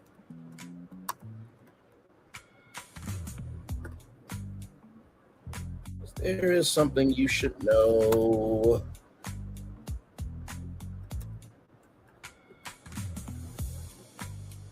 Now, some of y'all may not know this, okay? But there is something you should really know. You really should know about this. Now, it's been on hold for a good long minute, but if you do not want to stay on property, but you still want to hang out with the Disney characters on your vacation, if you stay at Hilton Lake Buena Vista, okay, every Sunday at Letterpress, the characters actually come to the Hilton Hotel, okay? So now, ladies and gentlemen, if you are at the Toontown Resort, the gang comes to the resort. And guess what? Like, come on. So instead of just seeing Mickey and the gang at Topolino's Terrace, where that's a very expensive hotel and the reservations are booked up to the gills, you're around the characters for all 7 days. This is better than Chef Mickey's. Like, what are we doing here? This is what we do, BFP Imagineering. In the words of Walt Disney, we restore order with imagination again and again and again and again and again and again and again and again and again and again. How can you restore order if you don't know what's out of order? How can you restore order if you don't know what's out of order? How can you restore order if you don't know what's out of order? Now, I know Phil Florence is like, you took the House of Mouse Hotel and just elevated it. A ring-a-ding-ding, a ring-a-ding-ding, hashtag a ring-a-ding-ding. Let's keep going. The guests aren't visiting characters, they are neighbors. Family adventure designed for families with children, multi-generational vacations, Disney first-timers, animation fans. Nostalgic, Disney magic inspired by classic Disney shorts, Mickey Mouse cartoons, Disney animation history, Mickey's Magical Map energy, moderate comfort, positioned above value resorts and below deluxe resorts, deluxe imagination at moderate price. That's the goal. Resort location game plan, recommended location, former river country area for wilderness expansion area. Why near Magic Kingdom fits the storytelling of Mickey neighborhood, allows immersive landscaping, creates a dedicated character district. Alternative near Disney's Hollywood Studios, could connect with animation history, Mickey and Minnie's Runaway Railway, Animation Courtyard, and downtown Toontown. Resort size, phase 1 development, 900 to 1,200 rooms breakdown. Standard room, 700 rooms. Theme, Mickey's Neighborhood Apartments. Family suites, 200 rooms. Themed Toon family rooms sleeps 5 up to 6 guests. Premium rooms, 100 rooms. Theme animation artist loft inspired by Disney animators. Resort lands and neighborhood design. Of course, that is Pixar Place on the West Coast. So you can basically say this is our Pixar Place on the East Coast, but you also have Art of Animation, which is a value resort. Okay, here we go. Main Street Toonville, the resort entrance, features oversized cartoon buildings, Mickey Fountain, animation marquee, character meet and greet. Guests walk into a living cartoon. Mickey's neighborhood room area themed around Mickey's house, red, yellow, black design. Minnie's Garden Villas, pink floor and whimsical. Goofy's Garage, family suites with playful mechanics theme. Donald's Dock, water-inspired rooms. Daisy's Boutique District, fashion-inspired rooms. Animation Road, the behind-the-scenes neighborhood, inspired by Disney Animation Studios. Storyboards, concept art, room design, pencil sketches, animator desk, character drawings. Number 4, resort amenities plan, lobby, the Toon Studio, a fully immersive animation lobby. Features a giant animation desk, a Mickey silhouette chandelier, guests appearing through animated screens, live cartoon drawing demonstration. So imagine you walking into the lobby and Floyd Newman just happens to be there drawing a character, the first black animator that Walt Disney ever hired. Thank you very much. The pool, Toon Lagoon pool. I'm sure that, Universal would not want to have a conversation about Toon Lagoon, but let's just keep going here. Signature moderate resort pool features giant Mickey water tower, cartoon splash zones, goofy water slide, interactive fountains. Could an ear-filled tower saying Toontown Studios be a thing to honor Disney MGM Studios? Come back? I think so. Secondary pool, animation ink pool, quiet relaxation pool, theme ink and paint department, recreation, daily activities, Toon Academy, guest learn, animation drawing, voice acting, cartoon storytelling, character neighborhood visits. Characters randomly appear around the resort. Examples: Goofy needs help fixing his garage. Minnie is hosting a garden party. Evening entertainment, Toon Light Cinema, outdoor movie experience, includes Disney animated films, character appearances, fireworks viewing nights. Dining plan, Ink and Eats Hall, food hall rather, quick service centerpiece, stations, Mickey's Kitchen, classic American food, Daisy's Bakery, desserts and pastries, Donald's Dockside Grill, seafood and sandwiches, Goofy's Grill Garage, barbecue favorites, that's where I will be. Signature restaurant, the Animator's Table. Now, if you remember Animation Palette on the cruise line, Moderate to premium dining concept. Disney guests dine inside a Disney animation studio. Features animated characters interacting with guests. Sketches come alive. Character dining breakfast. The bar, the Toon Tap Room, adult focused lounge theme, 1930s cartoon theater. Now, before anybody says anything, there are bars upon Disney Cruise Line, and there are bars at Disney World, Disneyland. I don't want to hear it. Okay. All right, moving on. Marketing campaign, launch campaign, move into the magic. Campaign, message, Mickey has a new neighborhood, your family has a new home. Target audiences, families ages 25 to 45, secondary, Disney adults, animation fans, international visitors, multi-generational groups. Advertising strategy, television, commercial, family opens their resort door. Inside Mickey waves, paint splashes become real, room transforms into cartoon. Welcome home to Toontown Resort. Disney Parks promotion integration, Magic Kingdom announcements, My Disney Experience promotion, character merchandise, travel industry partners, Disney Vacation Club cross promotion, travel advisors, family vacation packages, official social media plan, official hashtag Toontown Resort, TikTok strategy, a day living in Toontown, POV videos, waking up with Mickey, breakfast with characters, full adventures, nighttime shows, Instagram content, room reveals, food photography, character moments, behind the scenes construction, YouTube, building Toontown, episodes design the neighborhood, creating characters, building the rooms, opening day, creative partnerships, invite Disney influencers, family creators, animation creators, opening event, Toontown, career weekend, logistics plan, transportation, Magic Kingdom, dedicated bus route, 15-minute service, Disney Skyliner option, long-term expansion possibility connecting Hollywood Studios and Epcot. So imagine that. Oh, why is Hollywood Studios closing? Well, sweetie, we're staying at the Toontown Resort, so we're going to see Mickey here in a minute. Okay. Make a loop-de-loop and boo, and your shoes are looking cool. And Epcot staffing, cast members become Toon Neighbors or Toon Abers. Roles, neighborhood hosts, animation guys, character coordinators, recreation storytellers, technology, My Disney Experience integration. Guests receive Toon Passport, digital experience, unlock animations, character interactions, resort scavenger hunts, merchandise strategy, exclusive merchandise, Toontown Spirit Jersey, Mickey Neighborhood Collection, and Mayor Ear headbands, resort plush characters.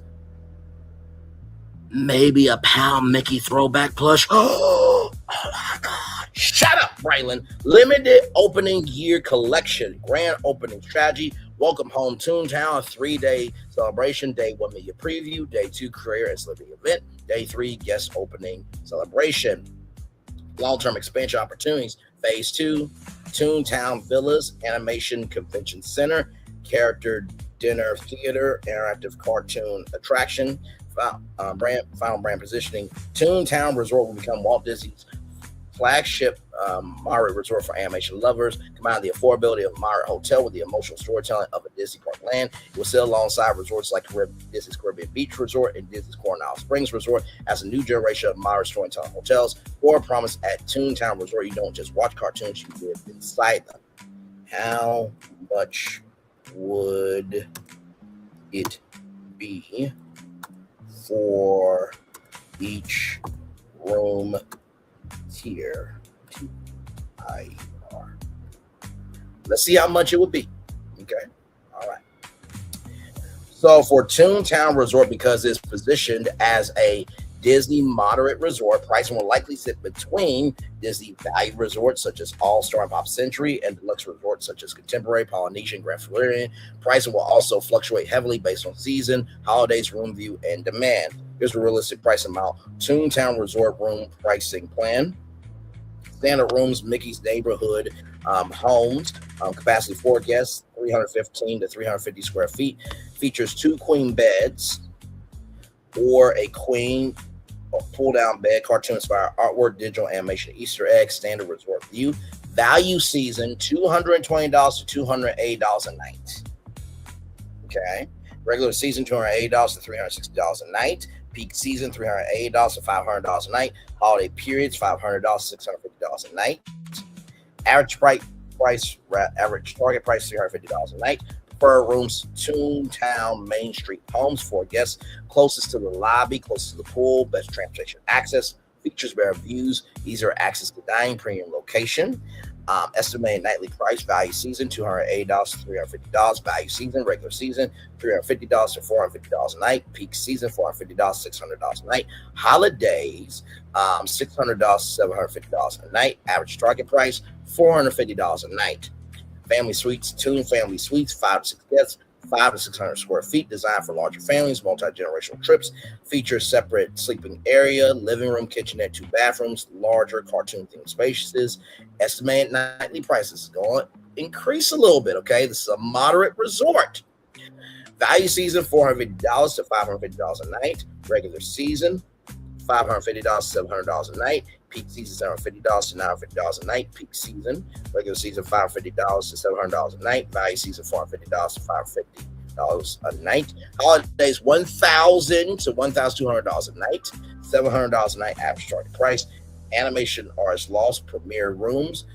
Capacity 4 guests, Disney Animation Studio Apartments, premium views, enhanced theming, larger rooms, special welcome gifts, early access perks. If Disney chooses, hopefully with this, right, the Disney's World of Color Boardwalk Inn and the other resort I'm going to show you here in just a little bit, hopefully Extra Magic Hours comes back to every hotel guest. That would be the smart thing to do. Estimated nightly price, value season, $500 to $650 a night. Regular season, $650 a night to $850 a night. Peak season, $900 to $1,200 a night. Holidays, $1,300 to $1,500, $850 a night.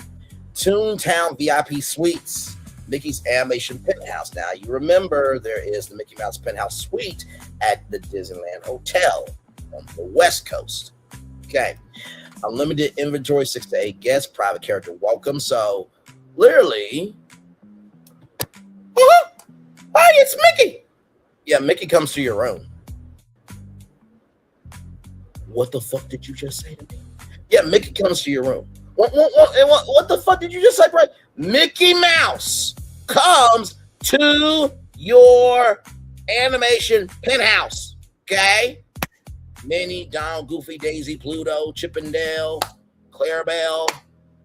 Yes, they come to your room to say hello to you. You get private time with that character. Like, what? The deluxe resorts don't even do that. All right? Okay, moving on.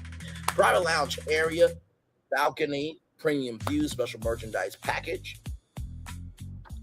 And if they can't arrive, then guess what? They will record a custom message that you'll see when you turn TV. Hello, Braylon and family. I heard so much about you. Braylon, you are a Disney nerd. Enjoy your stay. Can you imagine Mickey Mouse saying your name? Come on. Estimated nightly price, regular $1,500 a night. Peak $2,000 to $2,500 a night. Holidays, $3,000 a night. Assuming a 1,200 room resort, standard rooms, $700, $350 a night. Average nightly rate. Preferred rooms $200, $450 average nightly rate. Family suites $200, $700 average nightly rate. RS Lofts $90, $850. VIP suites $10 for $2,000. So estimate daily room revenue at 90% occupancy.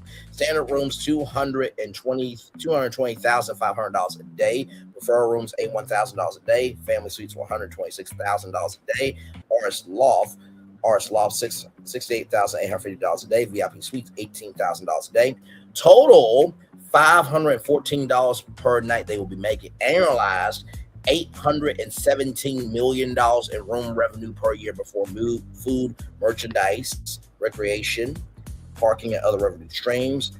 Recommended Disney price position. I will position Toontown Resort slightly above current moderate resort because of the high demand Mickey animation theme. So standard room $320 to $400 a night.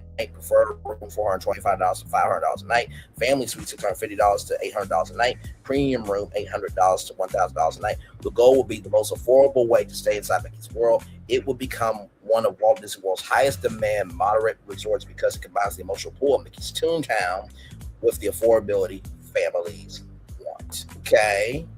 All right. Listen, this is what we do over here. Asher Ray would say, who many gonna check me, boo? What you gonna do? What they gonna do? My Lord, smile emoji. Anime palette. Now it's the guy with 1,000 voices that sound like Mickey. I'll take either. Understood there. So with that being said, do y'all think I'm done? You think I'm really done? You think I'm really done? I'm not done yet. I'm not done yet. I'm not done yet.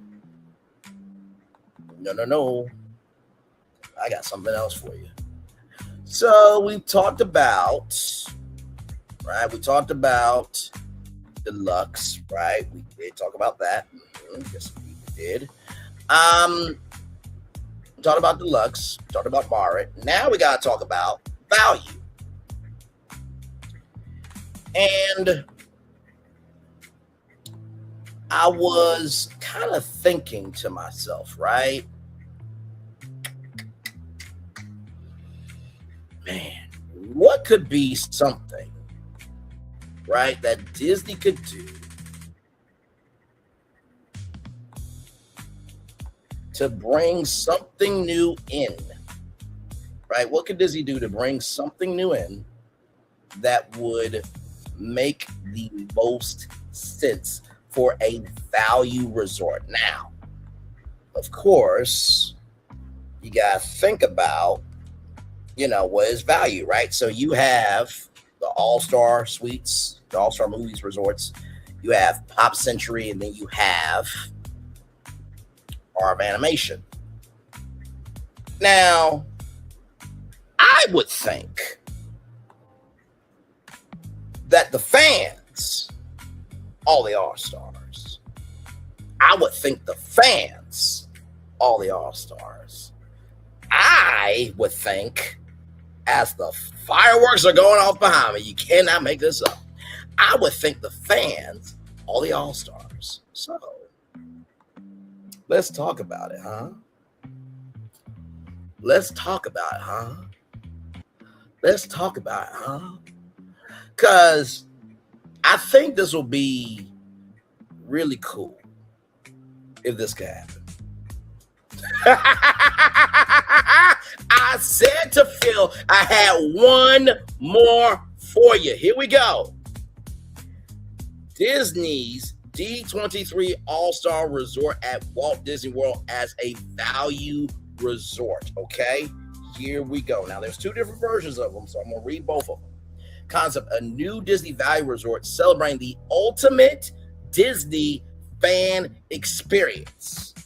Okay, all right. Just, you got D23 every 2 years. You got Destination D23, what, every odd year, I think. So this will be the first time that fan club has its own resort. That's never happened. Ever. Think about all the fan clubs in the world. This has never happened. You guys remember Keyblade Drive and when I made that D23 center? Let's keep going. Here we go. You know what? I need let me just set up the scene here. Let me just set it up. Just to give you a taste of what this value resort is going to feel like. Because y'all know I'm all about the visual, right? So give me a moment. Here we go. I love what the fuck we do over here. Absolutely, I do. Absolutely, absolutely. Here we go.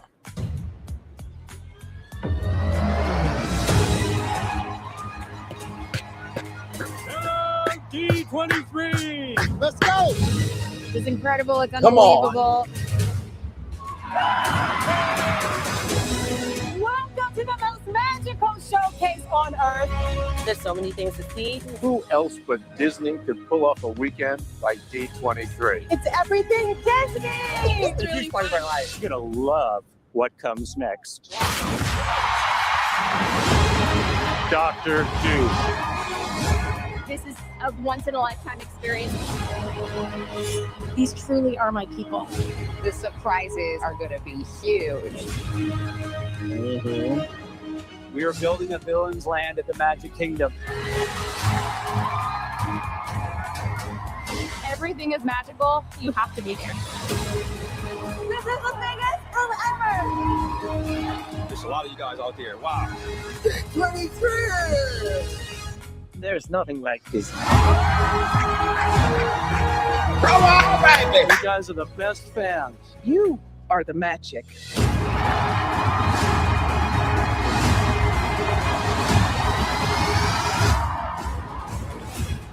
Oh man, did I really just do it? Did I really just do it? Did I really just do this thing? Let's find out if I did. Okay, let's find out if I did. Here we go.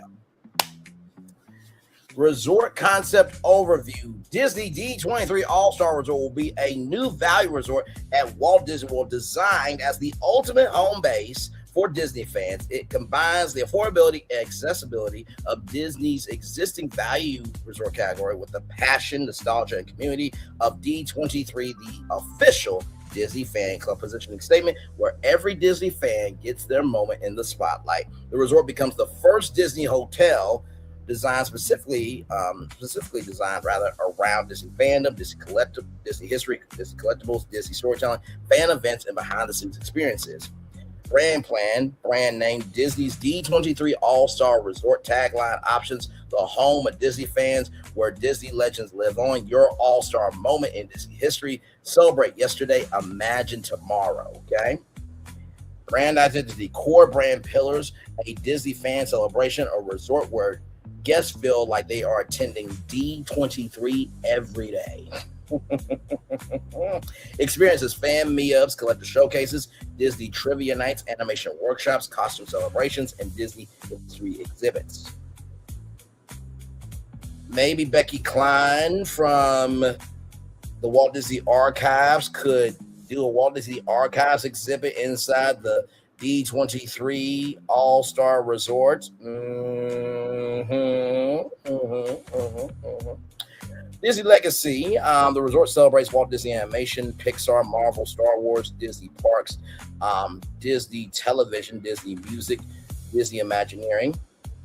Affordable Magic, the Gold Premium Disney fandom without deluxe resort pricing. Similar to how All-Star Resorts provide an affordable way to stay inside the Disney bubble, D23 All-Star Resort will make fan experiences accessible.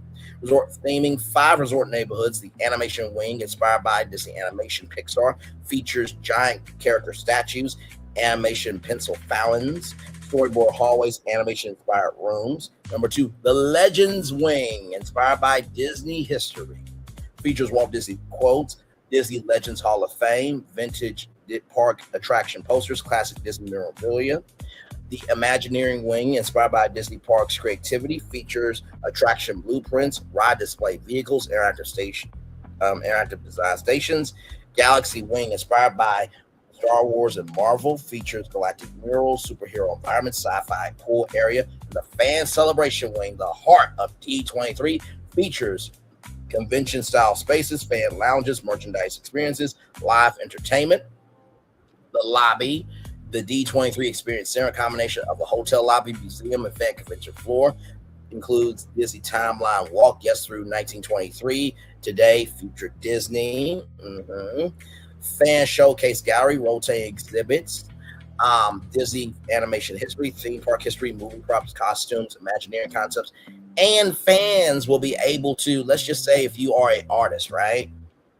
Imagine your art is a part of the Fan Showcase Gallery as a rotating exhibit. So fans will get to be a part of this. Imagine you make a model for a Disney ride. That's an exhibit. And many more other rotating exhibits as well. Dining, the D23 Food Hall, quick service restaurant, animation kitchen, Mickey Waffles, Disney Pixar-inspired meals, parks around the world, Epcot flavors, Disneyland classics, Marvel Energy Cafe, superhero food, the Fan Club Lounge, a nighttime location featuring trivia, karaoke, Disney music performances, celebrity appearances. Pool concepts, the main pool, Celebration Pool, features giant Mickey fan icon, D23 projection shows, Disney music underwater. Secondary pool, the Imagineering pool features interactive water effects, ride themed decorations. Game plan, strategic goals, create. Number 1, strategic goals. Sorry, I'm so excited about all this. Goal 1, create Disney World's most passionate value resort. Number 2, increase D23 membership engagement. Goal 3, create a year-round fan destination. Number 4, turn hotel guests into Disney brand ambassadors. Target audiences, primary Disney adults 25 to 65, interested in collecting Disney history, fan events. Families who want affordable Disney vacations, immersive theming. International guests, especially Japan, United Kingdom, Canada, Australia. Content creators, the resort becomes a content creation destination. Now, I suggested D23 weekends before, but somehow it's in this too. Monthly themed weekends, examples: January, Disney Animation Celebration; February, Marvel Fan Weekend; March, Disney Parks History Weekend; April, Pixar Celebration; May, Disney Star Wars Fan Weekend, going back to the, of course, Star Wars weekends back in the day at Hollywood Studios, Disney MGM Studios before that. June, Disney Music Festival, annual event. D23 All-Star Resort Fan Festival, a mini D23 convention at Walt Disney World, includes panels, merchandise, celebrity appearances, movie previews, and park experiences. Maybe that House of Mouse Expo could be at this thing. The thing we just talked about on the show, I know. Marketing plan, launch campaign, welcome home Disney fans, phase 1. Announcement, channels, D23 website, Disney Parks blog, YouTube, Disney Plus, Hulu, ABC. Construction storytelling, Creative documentary, Building Disney D23 All-Star Resort. Episodes, The Vision, Imagineering the Experience, Designing the Rooms, Bringing Fans Home. Phase 3, Grand Opening Weekend. Invite D23 members. So, Disney influencers, celebrities, media. Partnerships, internal Disney partnerships, Disney Plus, Hulu, ESPN, ABC, Disney Cruise Line, Disney consumer products. Brand partnerships, potential sponsors, Lego, Coca-Cola, Mattel, Loungefly, Funko, Hasbro, and Kraft Heinz. So pricing strategy, okay, value resort pricing. Estimate standard rooms, $180 to $250 a night. Hello, does anybody like that pricing?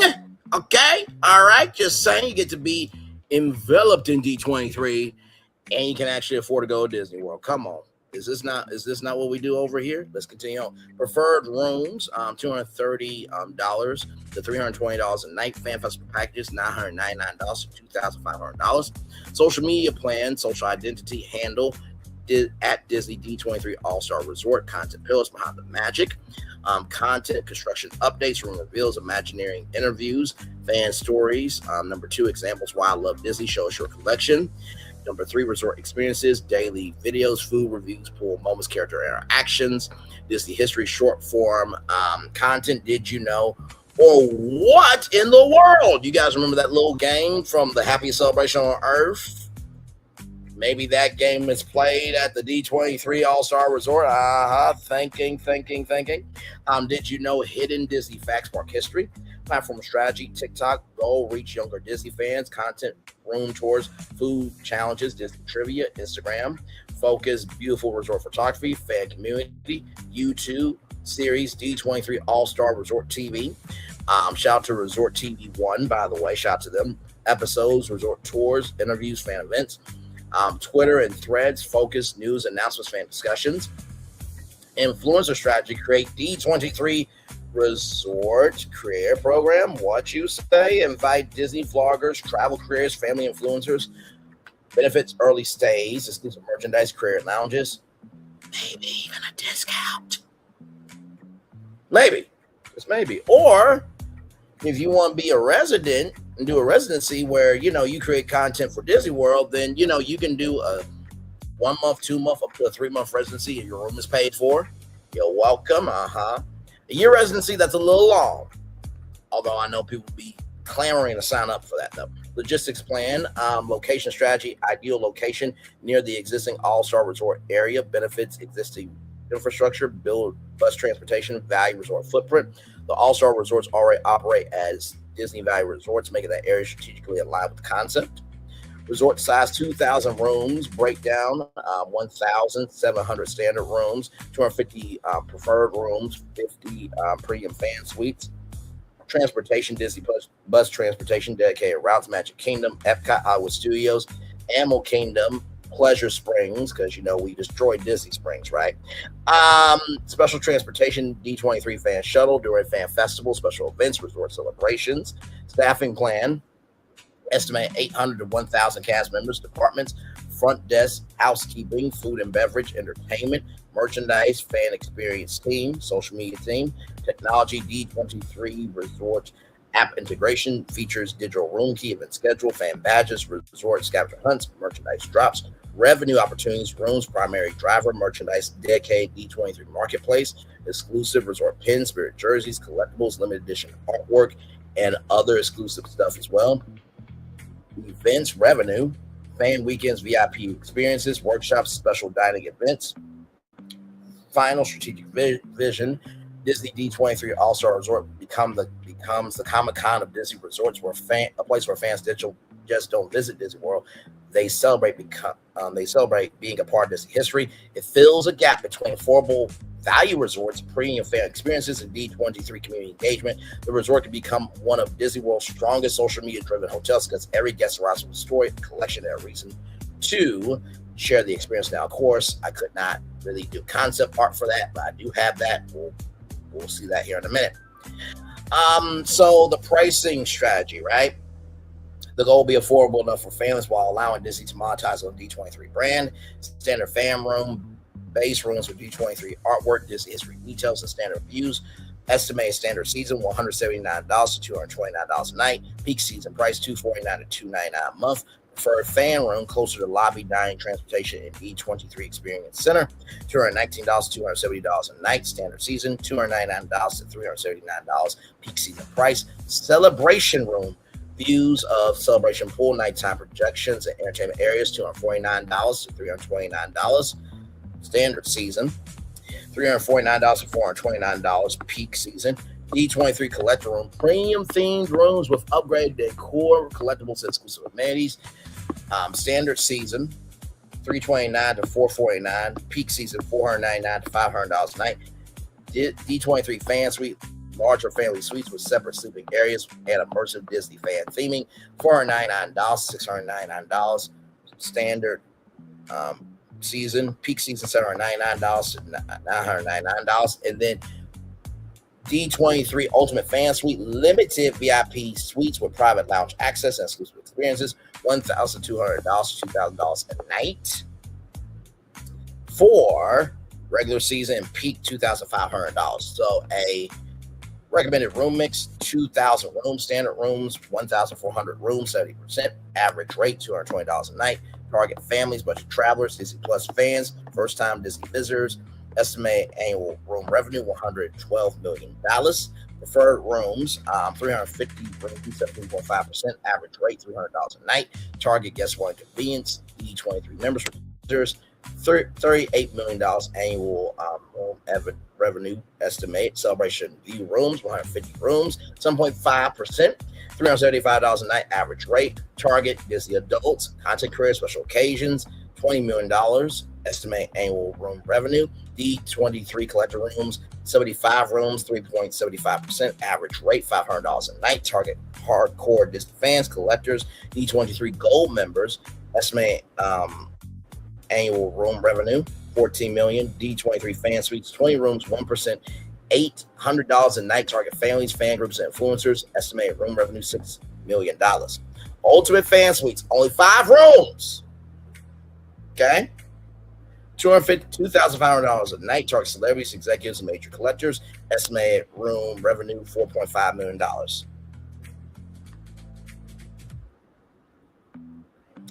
$190 to $200 million annually for this value resort. Okay, all right. Listen.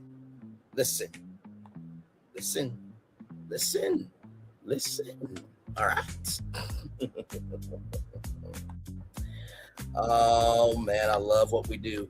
D23 packages, D23 opening year package, 3 days, 4 nights, include resort stay, D23 merchandise box, exclusive pin set, early access to resort events, character experiences. Standard package, $1,299 to $1,799 per family. Collector package, $2,499 to $499.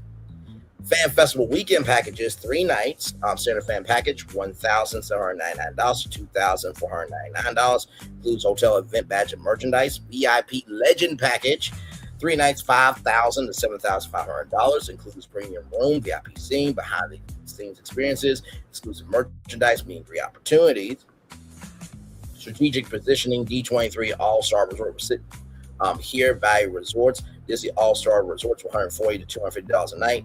D23 All-Star Resort, $179 to $999 a night. My Resorts, Caribbean Beach Resort, Port Orleans, $250 to $500 a night. And Deluxe Resorts, Contemporary Polynesian Grand Floridian, $600 to $1,200 a night. The sweet spot will be making the standard fan room around $199 to $229 a night, allowing Disney to market it as the most affordable way to stay inside the world of D23 on the premium rooms and events, create additional revenue from the most passionate Disney fans. Now that's one version of it. Got one more version. I'm gonna show you concept art, and then I'm gonna have Phil and Floriton to come up. No, so this is an all new resort. This is an all new value resort.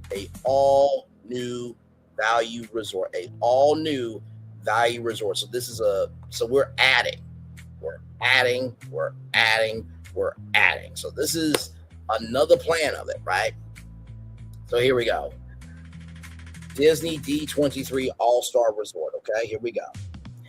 Disney D23 All-Star Resort becomes the official home base for Disney superfans, a resort experience where guests do not just attend D23, they live inside the celebration of Disney storytelling. The concept expands D23 beyond the convention into a year-round fan lifestyle destination. D23 already positions itself as Disney's official fan club and hosts multi-day fan experiences featuring storytelling showcases, behind-the-scenes moments, shopping, and experiences. So, for the first time ever,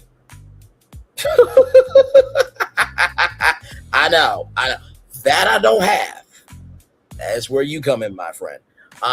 In the last plan, they said it would need to be near the value resorts, right? But of course, Disney has a lot of land, so this could really be anywhere on Disney property.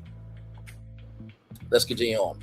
Brand name D23 All-Star Resort, where every Disney fan becomes a part of a story. Alternative tagline, the official resort of Disney fans, your home for Disney magic, memories, and moments.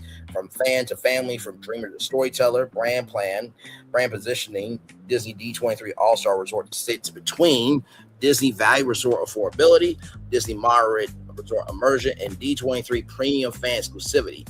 The goal, create the first Disney resort design around the fandom itself, instead of guests choosing a Disney resort based only on movies or characters. They choose based on identity. Disney animation fan, Pixar fan, Marvel fan, Star Wars fan, Disney parks fan, Disney history fan, or Disney music fan. Now, I know for some of you, you are probably thinking, Braylon, why isn't this a premium hotel? Why isn't this a deluxe experience?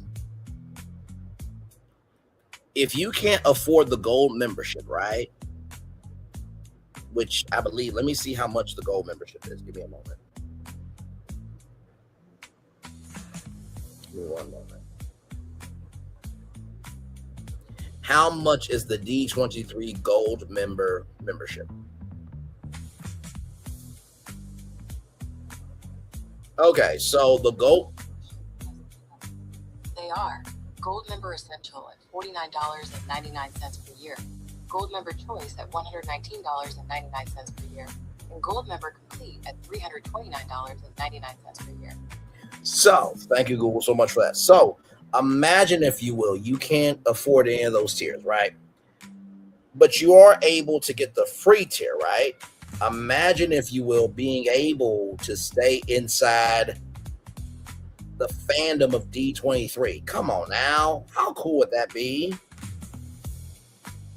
And like I said, for the $49 plan, you get the member card, certificate, commemorative pin, collectible magnet, $25 event discount, D23 Macarena card, additional benefits, access to gold events, gold offers and discounts, fanfare, newsletter, sweepstakes, choice plan, okay? You get all the gold membership kit, plus you get an exclusive item, okay? So you get a pin set, you get a Sorcerer Mickey statue, you get Oswald ears, and a Loungefly backpack. That would be the one I would get. Loungefly is very expensive, but that's neither here nor there. Or you get a Roosevelt's t-shirt, okay? All right, so that's a gold member premium item. Braylon will host the next show on HGTV. Thank you, good sir, for that. And then the complete plan, you get all 4 premium items, okay? So let's continue on. But this is a way where if you have the free tier or you got the $50 tier, you don't feel cheated. And there is no other fan club that has their own resort, okay? I'm doing something that Disney could never think of doing. This would be out of their wheelhouse to do. I know some of you are thinking, well, Brandon, you're broadcasting this, so they can take it and make it. You can take the recipe, but that don't mean the dish is going to come out the same, child. And you see who cooking up Disney right now? I think I'm going to be A-okay. All right. Yes, indeed. Let's continue on. Resort themes, building one animation all-star theme, 100 years of Disney animation. Experiences, Mickey and Minnie Courtyard, Disney Animation Storytelling Walls, Character Breakfast, Animator Workshops, Disney Shorts Theater. And also, too, maybe just a Disney content theater where you can watch Disney content, Hulu content, ESPN content as well. Building 2, Pixar All-Star themed friendship, adventure, imagination experiences. Pixar character meet and greets, Pixar Playground, create your own Pixar character experience, Pixar movie nights. Building 3, Marvel All-Star themed Heroes Assemble experiences, Marvel Training Academy, superhero photo locations, Avengers themed pool, Marvel trivia nights. Building 4, Star Wars All-Star theme, a galaxy of fans. Can you imagine a row of lightsabers? Imagine you go into the lobby of that and it's just a wall of lightsabers in every color. Just, oh my God, this is amazing, right? Lightsaber workshops, joy building activities, cantina inspired storytelling, Star Wars storytelling nights. And then building 5, Disney Legends All-Star, the theme, the Legacy of Disney experiences, Walt Disney Archives exhibits, Disney Legends Gallery, Imagineering storytelling, classic Disney merchandise, guest experience game plan, rival experience, the D23 welcome moment. Every guest receives a D23 All-Star Resort Magic Band design. That's something that no other resort is getting, okay? Well, except maybe Disney's World of Color Boardwalk, and you get a special magic band, but that helps the lights and everything else, right? Resort passport, collectible welcome pin, digital resort map, and character greeting. Daily resort programming, Disney fan wake up at 7 a.m., Disney music broadcast, character appearances, resort trivia, 8 a.m. behind the scenes Disney storytelling, afternoon fan academy, classes, animation drawing, costume design, Imagineering concepts, Disney history, filmmaking, evening D23 after dark, events, exclusive screenings, celebrity conversations, Disney trivia tournaments, outdoor concerts, merchandise drops. Signature event, D23 All-Star Resort Fan Convention. Mini D23 experience inside the resort includes panels, merchandise marketplace, career meetups, Disney Plus previews, Imagineering showcases. This creates a resort extension of the larger D23 Ultimate Fan Event Mall. Now, this wouldn't be, the big announcements. No, that's at D23, okay, Anaheim, California. This would just be a touch-up event leading up to D23, right? So this will probably happen pretty much like maybe October, November, like after D23 is over with. Marketing plan, marketing goal position the resort as the Super Bowl of Disney vacations for fans, target audiences, Disney adults. Your messaging, your childhood memories deserve an adult vacation. Clock that T, clock that T, clock that T, clock that T. Because what do I always say? Disney does not know how to respond to adults because adults are kids that just grew up. Imagine how many Disney adults would love to stay at this. And it's a value resort, ladies and gentlemen. Families, every generation has a Disney story, collectors, exclusive merchandise, limited experiences, lifetime memories, content careers, your ultimate Disney content studio launch campaign, phase 1 announcement campaign, something magical is coming. Assets, mystery videos, concept art reveals, character silhouettes, D23 member emails. Phase 2 reveal live event, D23 All-Star Resort Reveal Night, featuring Disney executives, Imagineers, Disney legends, celebrity guests, stream on Disney Plus, YouTube, and Disney social channels. Phase 3 opening, be among the first fans. That's the campaign. Packages, fan star package includes resort stay, D23 welcome gift, park transportation. Ultimate fan package includes VIP merchandise, character dining, behind the scenes tours, exclusive events. Legends package includes celebrity panels, premium rooms, collector merchandise. Social media plan, create at D23 All-Star platforms, TikTok, Instagram, YouTube, Threads, Facebook, Snapchat, Twitter. Okay, don't want to forget that, blue sky. Content strategy, TikTok, daily content, room tours, character moments, fan reactions, merchandise reveals, behind-the-scenes construction, goal, create viral Disney fandom moments, Instagram content, resort photography, fan repost, character announcements, exclusive merchandise, YouTube series, building Disney D23 All-Star Resort.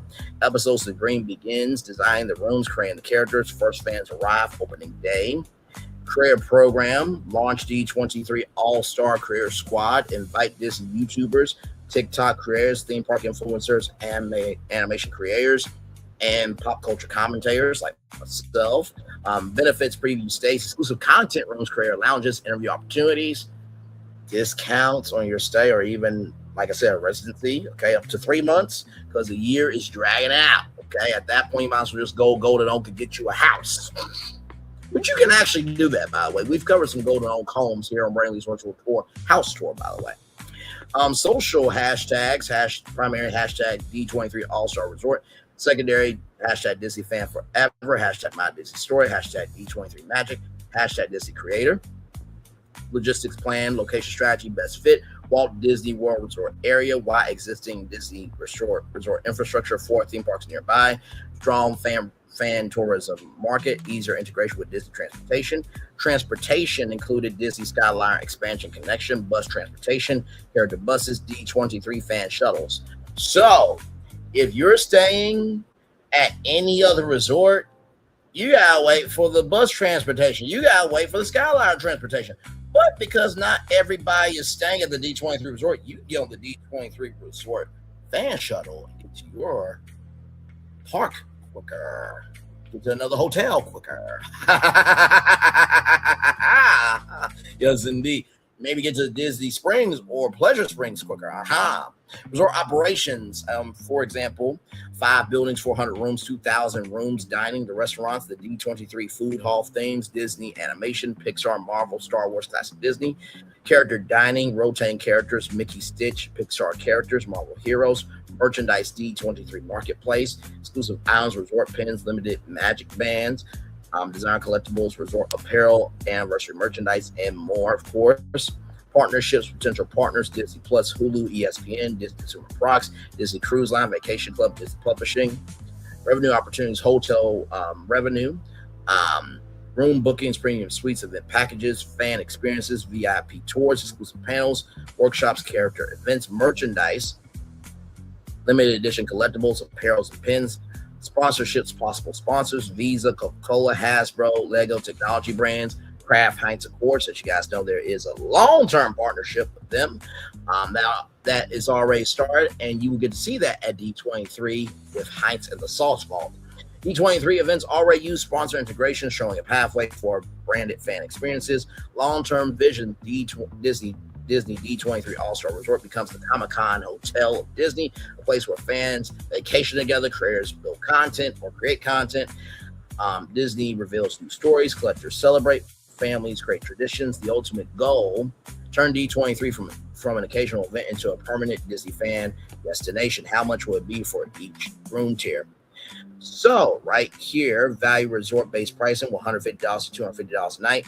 Disney All-Star Resort pricing, $220 to $700 a night. Premium fan experiences, $1,000 a night packages. So the D23 standard room, fan room rather, 2 queen beds, D23 theming, digital fan guide, resort activities, $229 to $320 a night, estimated nightly price. Preferred fan room, closer lobby, pools, dining, transportation, $229 to $399. D23 character immersion room, enhanced theming, Mickey, Pixar, Marvel, Star Wars, also the Legends, Imagineering, all that, $379 to $499 a night. D23 collector room, premium decor, exclusive collectibles, upgraded menus, $499 to $699 a night. D23 celebration suite, family suite with themed living area, premium views, $699 to $999 a night. And then D23 Legend Suite, VIP fan suite with exclusive experience for $1,200 to $2,500 a night. So the standard fan room, $229 to $329 a night. Target families, first-time Disney visitors, D23 members. Include D23 artwork, Disney Plus themed welcome screen, limited edition resort pin, digital D23 scavenger hunt, access to resort activities, comparable positioning, higher than Disney All-Star Movies Resort, but still a budget-friendly Disney experience. By the way, did we mention that in addition to the 1 hour early entry that's available for every hotel guest with these hotels coming back, that we also are bringing back extra magic hours, but bigger than that, free ESPN, okay? So free ESPN in your hotel room, free Hulu in your hotel room, and free Disney Plus in every motherfucking hotel room at Disney World and Disneyland. It's been overdue to do the fucking damn thing, Disney. Damn. Moving on. D23 preferred fan room, $299 to $300 to $399 a night. Location perks near main lobby, near transportation, pool views, everything from standard room, premium Magic Band design, early access to resort activities, priority booking window for select experiences, including dining and attractions. Oh, did I mention Fast Pass will be coming back as well? I did. I forgot to mention that. My bad. D23 character immersion room, $379 to $499 a night. Theme rooms, Mickey and Friends room, classic Disney artwork, character touches, Pixar room, Pixar Easter eggs, active elements, Marvel room, Avengers design elements, Star Wars room, Galaxy themed decor, includes character photo opportunity. Exclusive room merchandise, themed room lights. So imagine, if you will, if you get one of these, it's like, oh man, I didn't see Mickey da. You get to have exclusive time with them, and you will get a guaranteed photo with them. So here and then at the Toontown Resort are the only two places that you can get full-on character time. Yes, indeed, there. Well, you get more full-on character time at the Toontown Resort, but here at least you get a guaranteed photo with them, right? So you ain't gotta wait for them in the park. D23 collector room, $499, $699 a night, designed for hardcore Disney fans, includes premium room finishes, display cases for collectibles, limited edition artwork, D23 merchandise package, exclusive lounge access package. Example, Disney collector experience, $599 a night, includes room, annual D23 membership. Say what? That's a gold membership that you get with that? I know you lying. Exclusive pin set, behind the scenes store, and merchandise credit to spend at the resort or inside the parks. Oh my God, might as well add a food and dining. Might as well add dining credit and a drink credit too while you at it. Maybe discount your reservation or an excursion. Who knows? D23 celebration suite, $699 to $999 a night for families, fan groups, and careers. Features separate bedroom, living room, dining area, large Disney storytelling wall, premium balcony and view. Includes character breakfast, VIP event sitting, resort merchandise bundle. D23 Legend Suite, $1,200 to $2,500 a night. The ultimate Disney fan experience inspired by Disney legends, Imagineers, and filmmakers. Includes private concierge, VIP D23 access, behind the scenes Disney experiences, exclusive merchandise, celebrity Imagineer meet opportunities, premium transportation, annual special event pricing during major D23 events, D23 fan convention week, standard room $399 to $499 a night, collector room $799 to $1,000 a night, legend suite $2,500 to $5,000 a night. Recommended average daily rate, ADR, a realistic resort mix, $600 standard/preferred rooms, 25% character rooms, 10% collector rooms, 5% suites, with estimated average $400 to $450 a night, approximately 2,000 rooms, average nightly room revenue, $800,000 to $900,000 a night. Annual room revenue potential, $290 million to $330 million per year before food, merchandise, events, and experiences. The key difference is that the Disney D23 All-Star Resort would not just sell hotel rooms, it would sell membership into the Disney fan lifestyle. And of course, I have some concept art for you.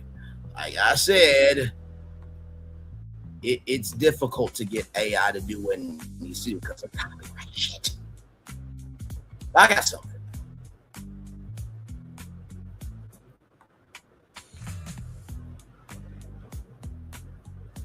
Give me a moment. All right, here it is. Here, y'all.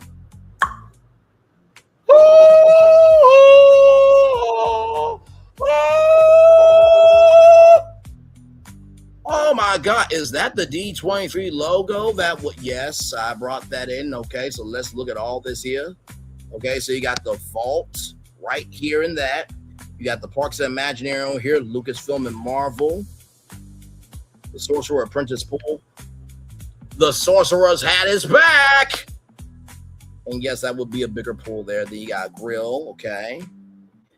So, of course, then on the inside, registration, commissary. You know, the Disney commissary, the ink and paint shop, registration. And then the history then there's a history exhibit there, or a welcome statue, and then all the places that Disney are is around the world. Then the vault guest room with all of the artwork and everything. Iridescent bedding. Yes, indeed. I love that color, as you guys know. And then, of course, here is the interior room right here. And then, of course, all this is diamond encrusted, hanging above you. Y'all, come on. Is this not what I do? Is this not what I do? So now I'm gonna turn on my camera now, because we done the whole show for over 2 hours. Yes, we have. Phil Florentin, I know you guys got a lot to say, and I got a lot to hear, so I can't wait to hear what you guys have to say. So, brought to you too. I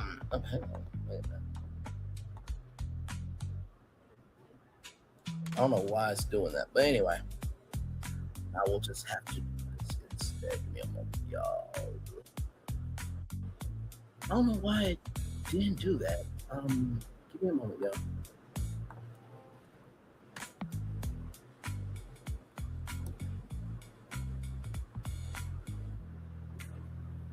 Give me one momento, y'all. Give me one momento. There we go.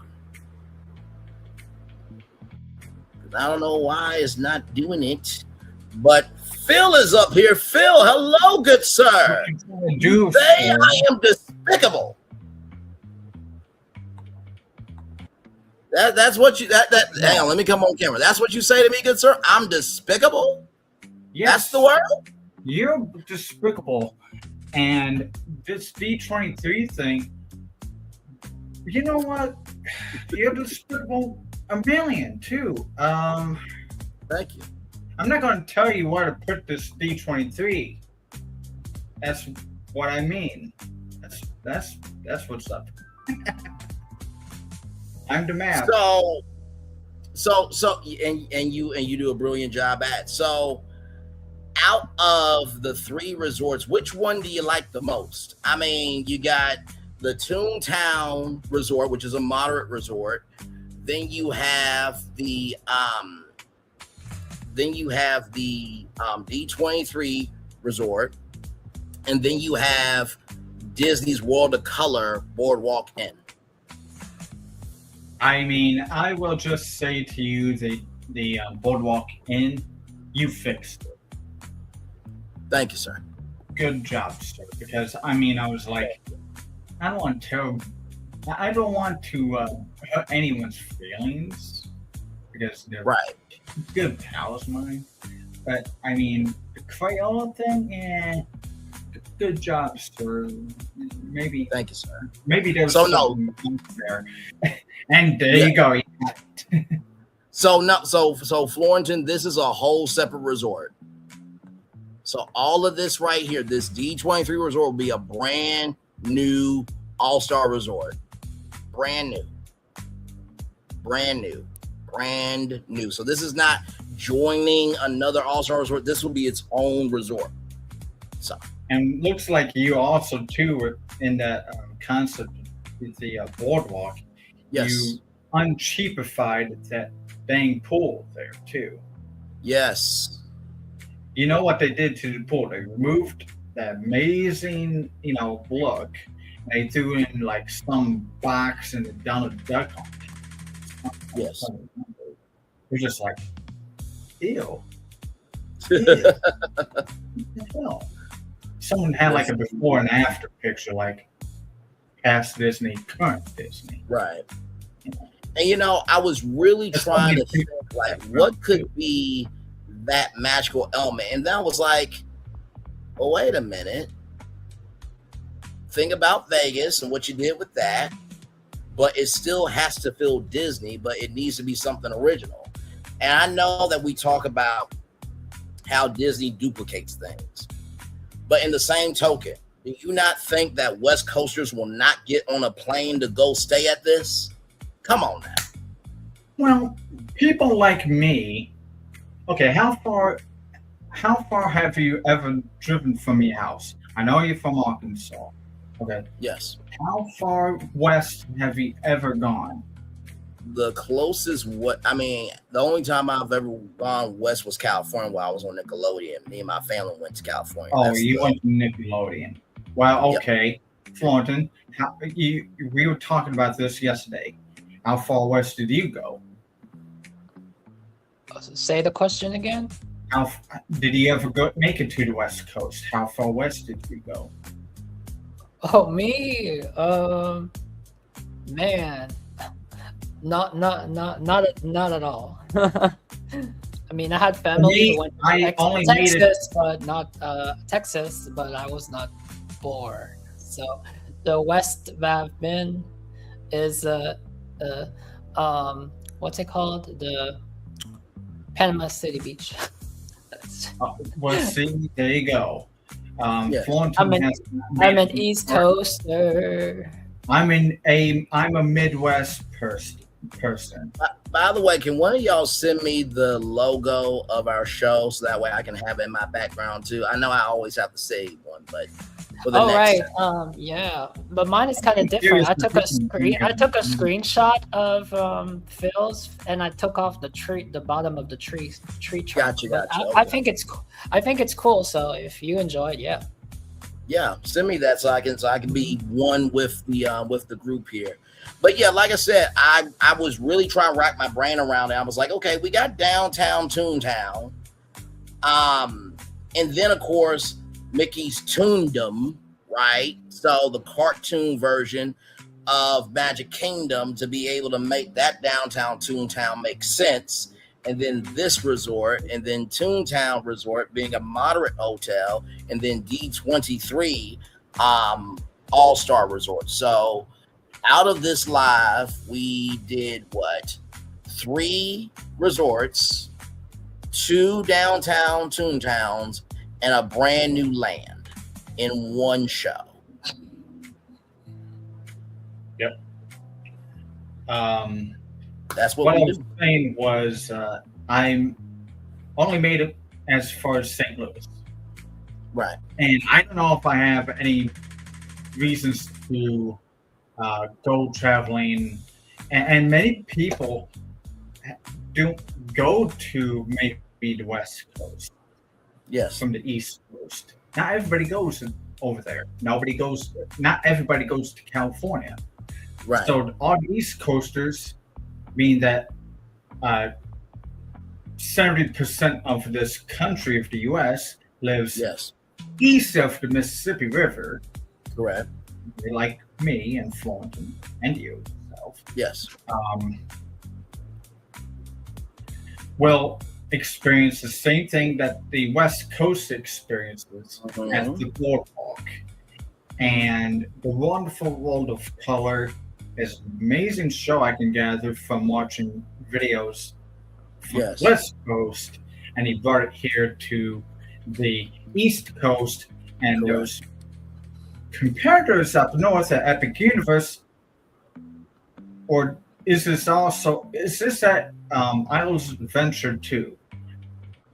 A show that has fountains and projections. So I believe that's that's like I think that's the cinema something spectacular, because with that show they can't launch fireworks like they can at Epic Universe. Okay, well then we got our own cinema universe here. Yes.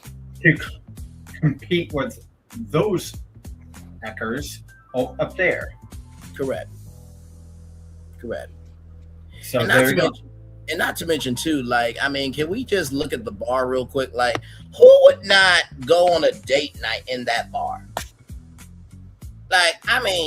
Just brilliant. Oh yeah, and half. I've probably been to one place other than dance hall. Dance hall was for DVC welcome home celebrations. Yes. I don't know what dance hall isn't even used for anymore. God only knows. But I did walk into one of the places in the boardwalk, and that bar right there kind of already exists in some way or form. That image. One of those It looks almost like that, just unthemed and not themed to that though. Gotcha. Okay. Definitely could be done. But yeah, I really, when I thought about boardwalk, and I'm like, well, the lights are the star of the show. So Actually, lean into the lights. You know what? Almost might be looks like the ESPN thing there. That picture. I'm not sure. I've never been in there actually. So Florentin, welcome up, sir. Glad to have you in. So, what was your favorite part? I mean, like I said, 3 hotels, right? 2 brand new ones, a whole re-themed hotel, Mickey's Toontown, so a brand new land, bringing Mickey and his friends back to the Magic Kingdom after Mickey's Toontown Fair was replaced, along with 2, in the words of Phil's best business friend Bob Iger, we're not building one of these, we're building 2. 2 downtown Toontowns. So what was your favorite part of the show, my good friend Florentin? Oh gosh, of course, any way that you can add on to the character experience of Mickey, Minnie, the Magic 5, any way that you can have more experiences. That's why I threw in my favorite moment. Sheree, who gonna check me, boo, Minnie? I was very curious about when I was reading the description. I was very curious about the whole bringing up the boardwalk thing. So I was very curious about that. And your final, the final thing at the end, was that like an all-star D23 hotel? Yes. Yeah, it's brand new, not related to anything that we have right now. I almost thought you took All-Star Movies, because at All-Star Movies you have the Sorcerer Mickey fountain that already exists at the pool. So you absolutely we did not retheme it. That's a brand new Valley resort. I just use the All-Star Resort as the branding of it, right? Because that Value Resort tier is very well known.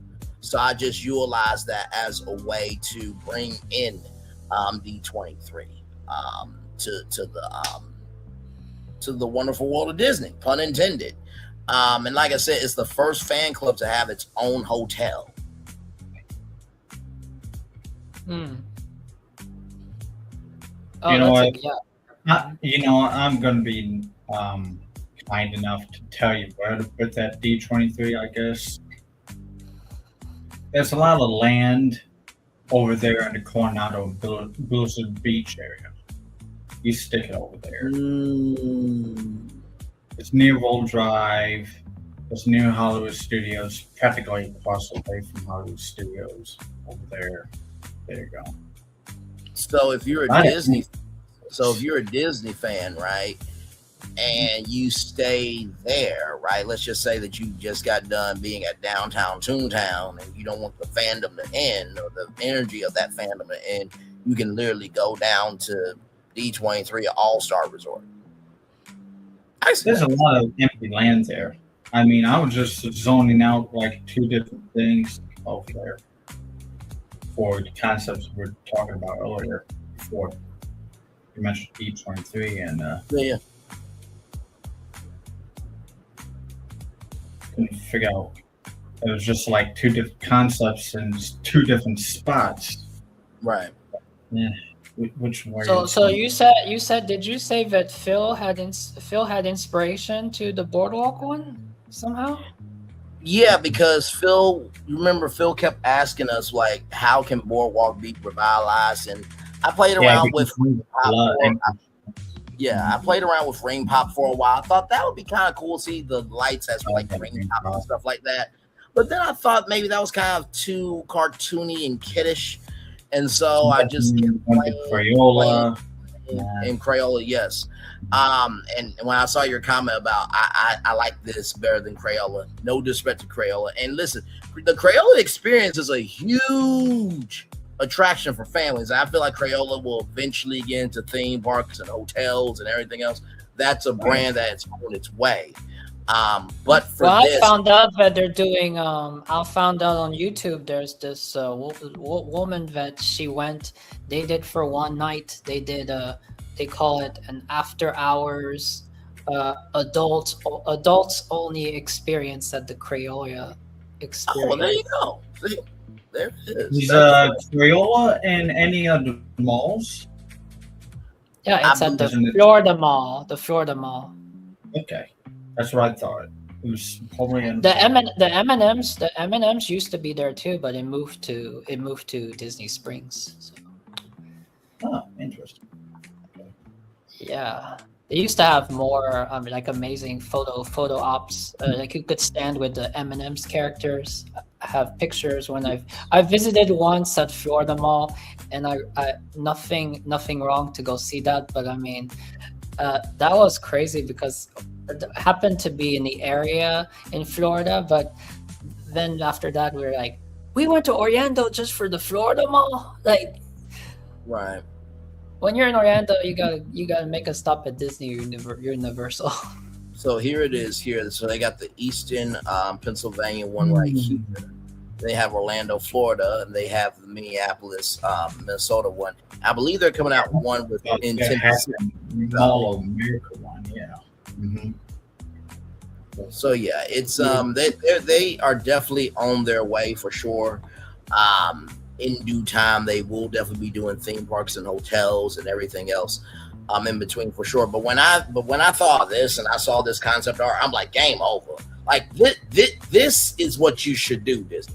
Now, will you do it? Of course you won't. I'm not holding my breath for this amount of greatness. But still, yes. I would actually stay at this. I would. Well, since Thornton asked you about if I inspired you for boardwalk, and he said, yes. I'm going to ask you a question that in the same tone as Thornton, because I had the same question too. Not to put you on the spot. Did I inspire you for the no, Thornton, don't ring the drama alert button. Bell. I'm just trying to. Okay, I'm gonna ask. Did I inspire your Toontown resort?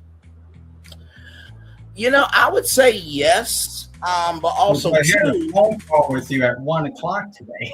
Yes, there's a lot of things that seem very similar. No, tell him. You felt like no, you don't have to. I felt, yeah. I'll tell him. You know what? Because we're all good. We're honest here. We're honest here. Over here. I felt like Walt Disney after the 1941 strikes, where he became a changed person. He just keeps to himself. Right. And afterwards, like, God damn. No, absolutely. And then when you think about the live that we did when we talked about the House of Mouse Hotel, you know what I mean, and we were really trying to figure out how to make that happen. I felt like, okay, well, if you have downtown Toontown with the House of Mouse being the signature attraction, you really don't need the hotel, but you could make Toontown a resort. And like I said before, I know that for some people, they're going to be like, well, I believe Toontown should be a deluxe resort. I believe D23 should be a deluxe resort. Well, guess what you can do? You can take ChatGPT and go do your own show. We try to be realistic over here to recognize the spectrum of that every single Disney van deserves to be seen, heard, and embraced. So whether you have big bucks to stay here, whether you have a little bit extra to hang out with Mickey, or if you just only got enough, but you still want a quality Disney experience, you can stay at D23, you're covered either way. And that's the problem. When you keep going to the top, guess what? Eventually the top, they can go Dubai. They can go Africa. They can go other places. This is just because they want to. The middle class is the one that has kept Disney afloat all these years. So you need new options for moderate and value.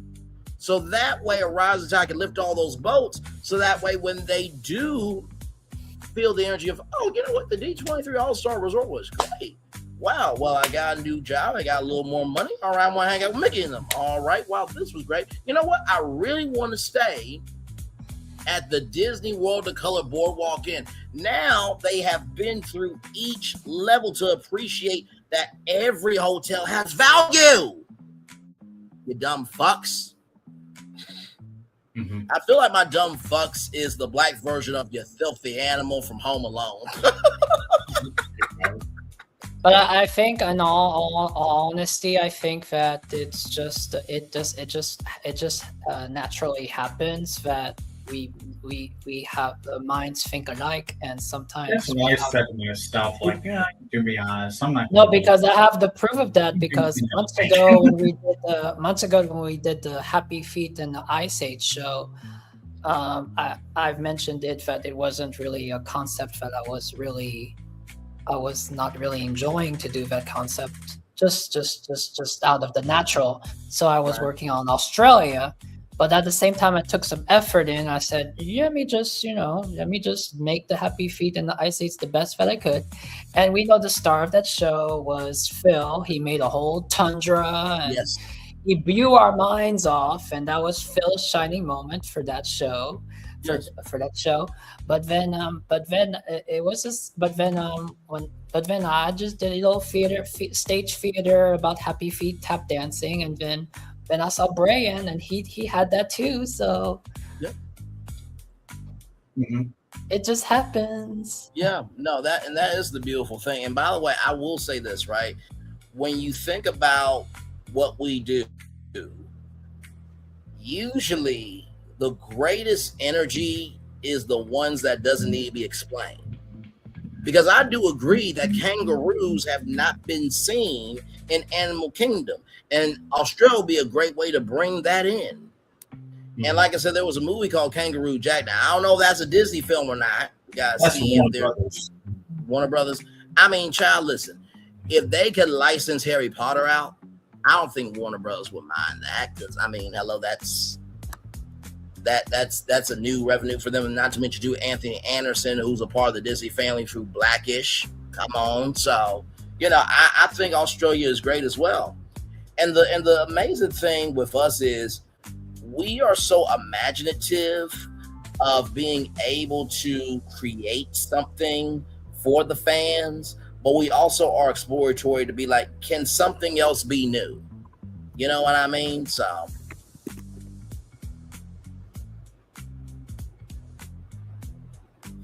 I think Phil would stay at the Disney World of Color Boardwalk Inn. Florentin, which hotel would you stay at? The D23 one, the Toontown Resort, or the World of Color Boardwalk Inn? If I had to be honest, either the Boardwalk one, so I could see the show. But I think I would stay at the Toontown. Okay. Because you said that there's the Toontown, you get more interactive experiences with Mickey and Minnie. So yeah, and you have animators. You're bringing, and you brought in animators palette, the amazing experience restaurant from the Disney cruise line. Yes. So I think that's. If I can go experience all of them, just like a fan event, we're all fans. We're all Disney fans, so they're all great. I think the iconic one would be the Toontown. The Toontown would be iconic, and then the D20, the Boardwalk. Yes. What about you? Which one is your most? That's what I mean. They're different. They're different experiences. Yes, no, for sure. I honestly think that to see World of Color in that fashion at Boardwalk, I would love to stay at, because I mean, think about it, I can get me a funnel cake and watch colors light up in front of my face. Like, where else can you do that in the world? You know what I mean? So for me, I think it'll be the World of Color Boardwalk Inn for the fun of it. But then, of course, to like see Mickey every day, You know what I mean? For a full week. You know what I mean? And be around people who love the Fab Five. Yeah, I was saying, wouldn't it be amazing if you turn Chef Mickey at the Contemporary into Chef Mickey Neighborhood, and imagine if Minnie delivered your Chef Mickey meal to your room at the Contemporary. No, absolutely. No, and that definitely could be an option for like the higher tier suites. But yeah, that's when I thought about the Toontown suite, I'm like, the Toontown Resort route, I'm like, this is Chef Mickey's times 10. That's basically all Toontown Resort is. You know what I mean? So, but yeah. So, I may have to play around with Pop Century and see if there's a brand infusion I can do to give that some new life as well. Because y'all know I am the brand man, as y'all well know. So we'll see. We'll see. I may do another live coming up this week. So. But I want to say that I think that Phil shared me a concept, one image of his what he was doing, and I want to say that Brian did his, I did mine. Mine is completely different, but I think that when we see Phil's concept, it has a combination of Brian's and Florentines. On the top, For your show tonight. Yes, that's what Florentines talking about. Yeah, gotcha. Okay, I got a overview map, drawn out. Yes, I sketched it out, and I told you there was 3 districts that overflown, and it was sketched out like that. Oh wow! No, I did see in the chat like, dang it, Braylon. Dang it, you! You have a downtown. You got a gritty area for the Roger Rabbit, Valiant area. Yes. Or I'm going to try to make things different than what you did, because we are going to do a show Saturday, or maybe it's going to have to be postponed a whole week because what you just did today, sir. I don't mean a residential area, which I told you over the phone, like, oh, maybe it's going to be the resort. And what do you know? Gee, it's part of the resort. And you probably overheard that, like, I was going to do a hotel behind it, which, oddly enough, I did not tell you exactly what the resort hotel was going to be, but it looks like the animation courtyard building. Yes. In a way. So. And by the way, for anybody saying, well, why didn't you do a Muppets resort or a Playhouse Disney resort? Those can be done too, y'all. Come on. Just because we don't say everything doesn't mean we're not thinking everything, okay? Listen. Yeah, you know what? That's kind of funny you bring up Muppets, because that's all I'm going to say. Okay. Because I did not choose that area, right, at all as my first choice, because I might be the only one out there amongst all of you who wants to bring back a great movie, right? But well, honestly, tell you the truth, I think it was a great ride. I think it was. It could just been rethemed, swap out some movies and stuff and put the new scenes in and those. I was about to say, I think it's been suggested many times, like, why didn't Disney go into the 20th Century Fox archive and retheme it to some of those films along with their own films? Or why didn't they use the Fab Five to do interpretations of films, with cartoon gags and stuff like that? So those have been submitted. I think those are great perspectives. Yeah. You just take out the Tarzan movie, because what is a Tarzan movie? Tarzan Disney, no, that's probably not going to go in there. But you know what, Tarzan should get some love at Animal Kingdom. Yeah. It is kind of yeah. Wait a minute, let me see something real quick. Tarzan did run for a decade until it got replaced by Nemo. Hang on one No, second. That's crazy that Epcot 2000 it was they wanted to do a rainforest area near the Yant Pavilion, and it was kind of like a Tarzan. I don't know if it was Tarzan, but it almost seemed like a Tarzan roller coaster in a rainforest area in Epcot. And then it evolved to Moana's splash pad. I'm just wondering. Yeah, so I guess it's not that. Probably evolved to Moana's splash pad. This is like rainforest.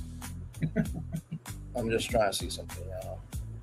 Oh, I sent to Brian the background, well, the one I have. So if you wanna,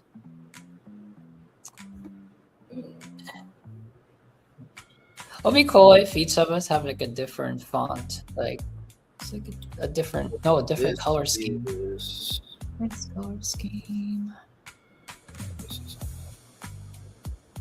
Now, the opening scenes, first scenes that we passed by, which was a part of the silent era, maybe. I may just keep them there because, silent era. But I could think of other few more scenes other than the Tarzan being changed up,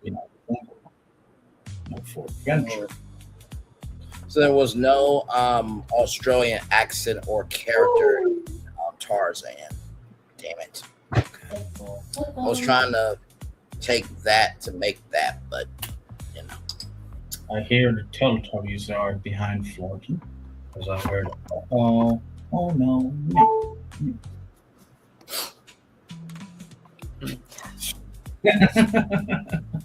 Tubby custard, Tubby custard, Tubby custard.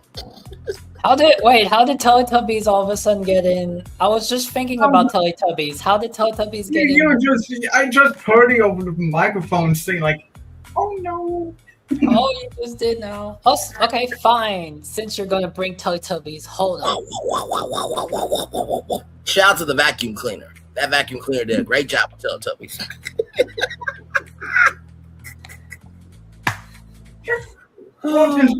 Throw me for whatever reason clips and Teletubbies, and it's like.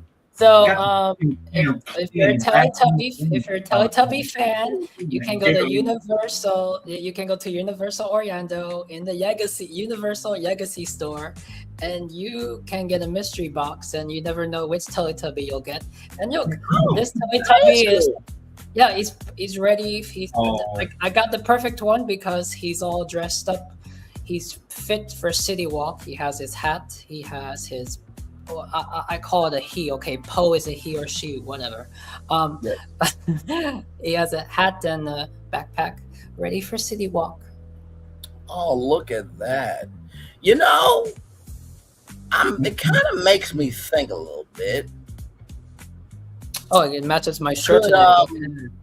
It does match. Maybe no, it's not.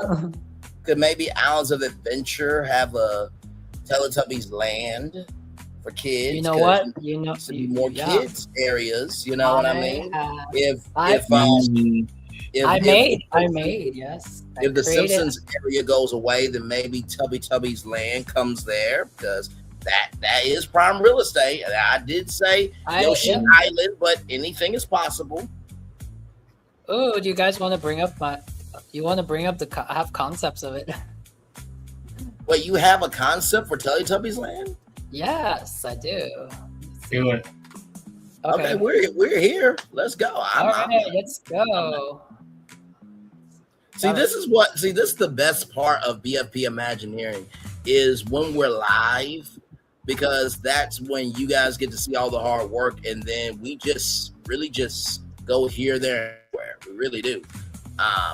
All right, so I can share my screen with y'all. I have a prompt and I have images. Let me take it down here. The fact that I got you're despicable from Phil, I'm like, I did a good job. He got despicable. Go ahead. 3 times despicable. All your concepts today were despicable. 3 times today? Yeah. I really must have been in overdrive then. Good damn. Yes.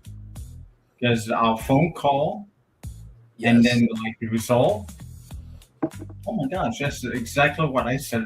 I will say your show today was on fire. Thank you. Thank you. The boardwalk, goddamn, sir, you fixed it. Thank you. Thank you. I don't know what the entertainment is on the along the boardwalk and the stores. I don't think I heard about it too much, or did I ignore No, it? but that's why I want to make a point to the. I want to make a point. We are free amigos. We are free musketeers, and we each we do if we do a project like for this, we each did something, and the thing is, you never know what's gonna happen out of when we come in and one of us presented or we all three presented. You don't know what's gonna happen. You don't know what's gonna happen. One of us is gonna be this one of us is gonna blow our socks off, or one of us is gonna be the star of the series, or we're gonna end up where, hey, you just did what I just did. So you know what? To be honest with you, but it's still. But you know what? No idea is no idea is never identical, 100% identical, because it can even if it's the same. I mean, it's good. It's good. Sometimes you have the same thing because you see it in a different way. We've shown something where we saw in a different perspective. Like perfect example is the when we did the shopping, dining, entertainment for Epic expansion. Yes, Epic expansion. Yes.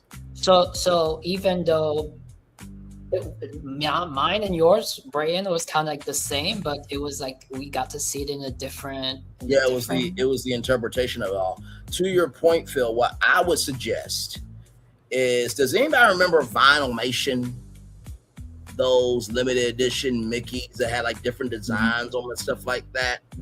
If you could get to Mickey, Minnie, Donald, Goofy, Daisy, and Pluto for them to have different, I feel like that could be Vinylmation Boardwalk, where you could play games for like exclusive designs and stuff like that. And then the games could, be different, colors from the world of color. That I feel like that could be something potentially, but that's just off the top of the top of the dome there. But that's good. And you know what? This is the thing too. Like, the thing that I love about us the most is we don't just do the theme parks, ladies and gentlemen. We get into hotels, we get into restaurants, we get into anything and everything that relates to the experience, right? So being able to see that a hotel can be a whole attraction too is something, to behold as well. That's why, I'm gonna play around with Pop Century, because you guys talked about the lobby. I'm like, maybe there's like a particular thing that can get I'll ask you guys this question, since it came to me this morning. I was questioning because it seems that the floor, for me, when I haven't seen it in person. But it seemed to me when I saw the images, it's as if the floor is still the same, the ceiling is still the same. It's almost as if, I'm not saying they upgraded it, but it's almost because if they changed the floors and they changed everything, but it just seems like they just removed the props. And then I was asking myself, now why would you remove these props? And I was thinking, do they want this generation to not know the past? Because it's not about not knowing the past, it's about not knowing the culture of the past, because the culture of the past was not on cell phones all day, was not on social media. Because are we surprised why they're bringing back stuff from the past, like the vinyl CDs and all that? That's because the generation now, they're thirsty for that. So I was wondering, are they removing the props to hide? I mean, it's not broken. I mean, it's just props. I mean, it's almost as if the props came from somewhere else and now they have to give it back. What do you guys think about why they removed just the simple props that was hanging there in boxes on display, just to put Mickey and Minnie on the wall? Well, I mean, here's the thing, right? If and maybe I might be tapping into Phil's, not so much psychology, but Phil's, wherever you don't open up this door, nerd energy of being the map. So follow the iridescent bouncing ball with my answer here. If you are the Pop Century Resort and you want to keep everything up to date, wouldn't it make the most sense to take things that may seem dusty, this, that, and the third, to place a Mickey or Minnie in there to go freshen it up, right? Or you're ordering something new to put in there, or it could be a new installation or interpretation or brand partnership, right? So that's kind of how I'm thinking about that. I'll throw it over to Phil to see if I'm on the target or if I'm off. Yeah, you're on target. So I wouldn't be too worried about that. I think it might just be maintenance, man. Because I think I think Disney knows that resort means a lot to people. Because for those of you who don't know, that bridge was supposed to be some other resorts, but because of 9/11, those resorts never got done. It was supposed to be a whole generation of decades. You know what I mean? So what they did to the lobby, I was just asking if something's going to happen, what can we do? So. Well, so I'm kind of confused. You say they're gonna bring branding into it, like branding. Well, I mean, company? for example, with Dunkin' Yo-Yo is a thing, right? So imagine if they wanted to do like a Dunkin' Yo-Yo wall for like a limited edition brand thing. So I'm not saying that that's happening, but that could potentially happen. But I think more than likely it'll probably just be maintenance.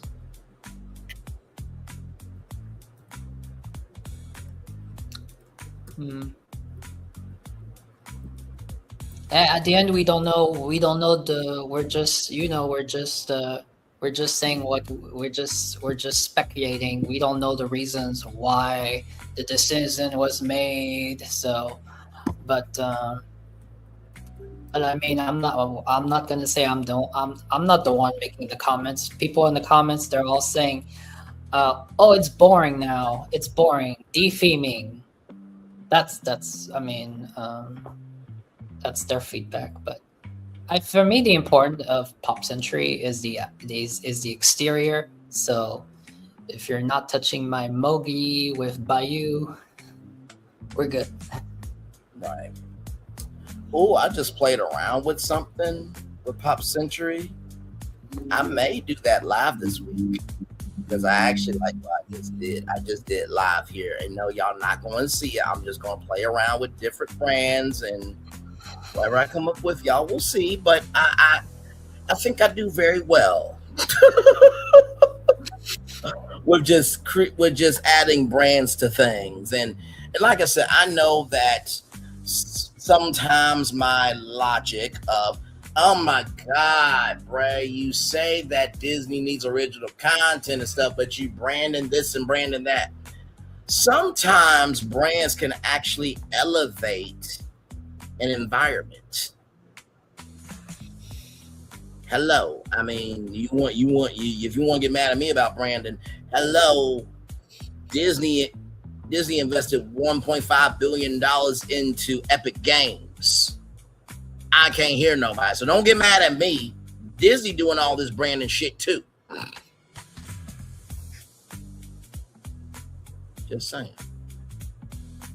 But anyway, you ready, good sir? I think you got your plan for this here. All right. It's cool that I'm presenting this because ignore this is all for fun, folks. Ignore the Epic universe because you can build this and you can build this anywhere. You can build this in Islands of Adventure. You can build this even in Universal Studios Florida. You can. This was at the time But also too, I don't think it would be bad for Epic Universe, right? Because actually no, because it would give a portal for the really small kids. yes. So and, right now, and smaller kids than Owl of Burke, because those kids are they're like what 9, 10, 7, 8, somewhere around there. So these would be for even smaller kids. So or that can be the mother. That can be the mothers with the strollers with the babies, while the adults and the teenagers and the older and the kid and the 6-year-old, the 7-year-olds who go to Super Nintendo World. So then everyone has a portal. Yes. So. Yeah. So this is the Teletubby and the concept. This concept integrates the whimsy of Teletubby in the high energy environment of Epic Universe, if focusing on immersion, tactile play, and distinct aesthetic shift from the park's more intense thrill rides, which is a good balance. Yes. Or here's an idea if you want to add this to Universal Kids Park to help it out. The landscape. Yes.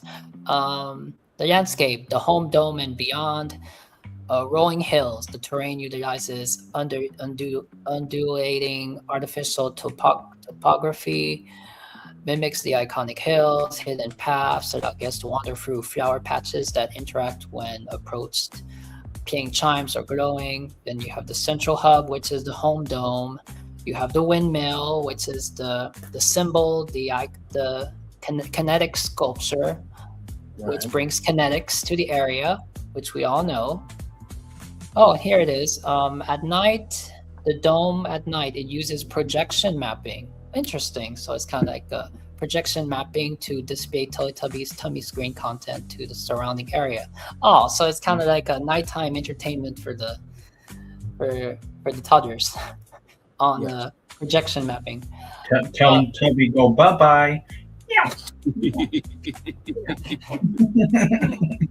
I will say, yes. I will say one of the cool things, I don't know if it's in here or not, but I think one of the cool things would be to actually like go inside the dome. I think that would be really cool, right? Like to actually see the inside of where the Teletubbies live. I think that would be. I know, and I think that any age, adults, teens, any age who is familiar with Teletubbies, they would all want to go and experience to go get some Tubby custard or have a Tubby toast. So I think everyone wins at the end. So it's no more different than you go get a Mickey waffle at Disney, right? True. And I think it's also a way for family members. It's also a way for maybe for the adults and the teenagers to have to enjoy some memories and enjoy some time with the smaller kids. That's why you go to Disney. You go to Fantasyland.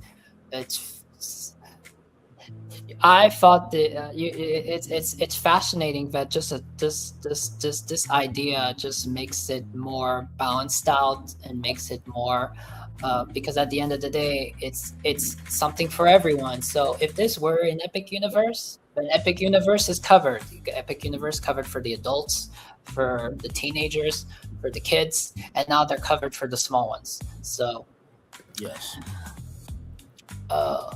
So we got the attractions here, the key attractions, experiences. Nunu's Cleanup Crew. It's a family dark ride. Guest board. The track is Nunu vehicle. The goal is to help clean up the mess created by Teletubbies before Tubby Toast time. Features high definition projections, scent effects. Oh, I think scent effects would be quite an experience. Baking bread, physical set pieces. And then you have the Tubby Side Adventure, which is more play area. The massive multi-level structure features iconic slides. It includes soft play zones for younger children and more complex climbing heavy sections for older guests, all themed to look like the interior of the dome. The Sun Baby Encounter meet and greet. I don't know about that. Let's see what it says. A theatrical stage where the sun baby is represented by a large interactive orb that wakes up throughout the day. Guests can take photos with the characters Tinky Winky, Dipsy, Yaya, and Po in front of the sun. Interesting. What do you guys feel about that? Say that one more time for me. All right, so the sun is called it's a meet and greet, the sun baby encounter. So a theatrical stage where the sun baby is represented by a large interactive. You don't know who the sun baby is?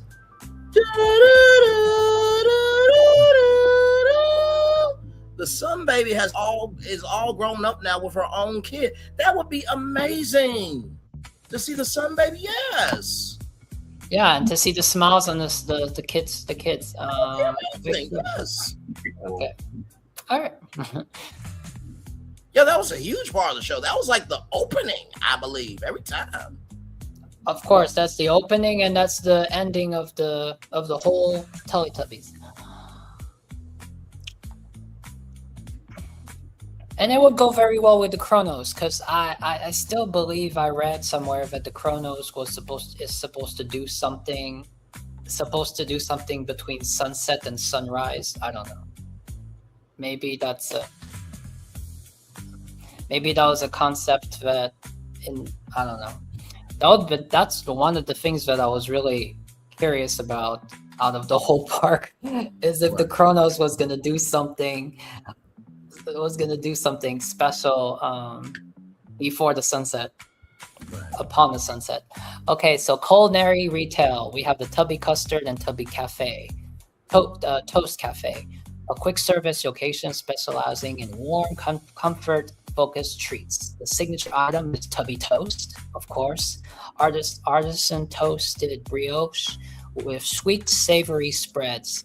And Tubby Custard is a colorful, customizable soft serve or pudding.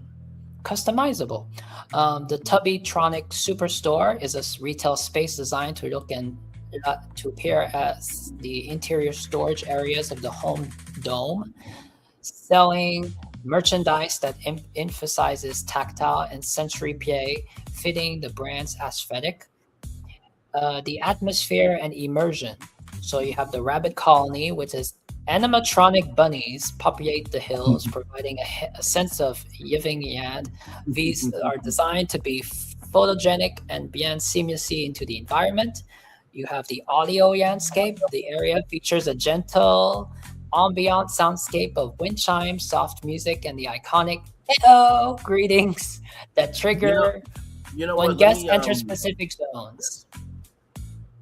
Now, I was just going to say very quickly, for anybody who may believe that Tubby Custard will not be a thing, may I introduce to you a concept called butterbeer and how crazy butterbeer has went all over the place. Shut the fuck up. Tubby Custard will do just fine. You can continue. I just wanted to say that. No. I'm just reflecting on it. Kind of like, don't they have something? Wasn't there something in the Minions in Universal Studios that was supposed to be a win, something banana or something? I know. It was probably something. It was probably something of a banana flavor, something probably. Yeah. Just like we know that Donkey Kong, the soft serve, that pineapple, I think it's pineapple banana. They're banana, just like the Minions, but it's pineapple banana soft serve. If that thing is a hit, then of course we never know. The Tubby Custard can be the #1 experience everyone wants. Yes. Everything sounds good. So the lighting scheme is pastel dominant during the day. As the sun sets, the sun baby orb changes to a soft, warm glow, and the hills come alive with bioluminescent fiber optic flowers. So we got a little Avatar going on, but it's Teletubbies. What specific element of the Teletubby Land concept would you like to refine? It says the layout of the home dome or perhaps the ride mechanics for the new attraction. So I have some images here. Ready? So here's an example of. of what the portal Oh, world God, could be. shut up and take my money. I would so go to that. Yes, I will be a big kid for a whole week. Yes. Yeah, this is kind of giving. You know what this is giving? This is giving kind of a Mickey and Minnie's friendship fair that was in Magic Kingdom. It is a little bit. It is. Mm-hmm. And it wouldn't be much different than Super Nintendo World at the same time. It's very colorful and vibrant. I was about to say, color-wise, yes. Game-wise, no. But I feel where you're coming from, though. Mm-hmm. I like it. I like it. And I do think that it would fit. I do think that it would fit with the. For me, it would fit with the Epic Universe landscape because the Epic Universe doesn't have so much greenery. Right. Especially when you see the Constellation Carousel kind of goes with the domes of the. Kind of goes with the dome shape of the dome Teletubby house. Yes. And then you have kinetic energy, which the windmill is kind of like the kinetic energy of the Chronos gives. Can you imagine the merch? Oh yeah, absolutely. Without souvenirs. question. I think I saw somebody with a keychain attached to. Or you can even make lounge fly bags, kind of like they do in Disney. Or instead of Mickey ears, I seen a group of adults. They made it themselves, and they were at Epcot. It was during the Food and Wine Festival, and I saw 4 adults, and they made it themselves. Teletubby ears, but you know how each one is a different shape. That's so cute. Yeah, so Tinky Winky is the triangle, and then Poe is the circle. Yeah, you can have Teletubby ears. Yes. Walton, can I run a new concept by you? Yeah, go ahead. You take this same concept because when little kids, toddlers, like 5 or 6 and under, you replicate this, but this time it's going to be the Clubhouse Mickey Mouse. Oh, Mickey Mouse Clubhouse. Yeah. Clubhouse. Yes. Yeah. Yes, because Mickey Mouse Clubhouse is kind of the same. It has, that could be Disney's response. Yeah. Mickey Mouse's Clubhouse. And that's. So do you think that if they did that with Mickey Mouse Clubhouse, that they would have a Mickey Mouse Clubhouse performance show? Of course. Yeah, I would like in to the house. I think the house should be like a playground. Like you get to. Oh yeah, the house looks like a playground in that show. I mean, what little I did see. Yeah, and I think a Mickey Mouse Clubhouse would be very kinetic energy too, because you would have all the things moving. Because the Encanto house, we don't know. I hear that the exterior of the casita might be very kinetic, and things might happen. So, right. If you have that for the Mickey Mouse Clubhouse, like the way. It's funny. It's interesting you brought that up because the Mickey Mouse Clubhouse environment is very similar to this. So. Yeah, exactly. That's why I bring it up because it's got the same layout, outside and interior. So here I made it more as a map, but I prefer the first one that we saw. Here, make an image of Nunu's Tummy Toast ride. Here we go. Now, the first time I made this image, I believe just for fun, I shared it to one of you guys. Oh, and wow. my favorite I wanted to tease one of you guys, and you can see on the canopy, there's the Epic Universe logo on there. This is hook, line, and sinker of Nothing But a Win. Nothing but a win. Nothing but a win. By the way, as I'm multitasking here, so I'm watching what we're doing here, but also too, and this is the thing about us. Sometimes we will say things out of our mouth in conversation because it's a conversation, but other times that conversation can lead to paths. And all I'm going to say is that's always happened here.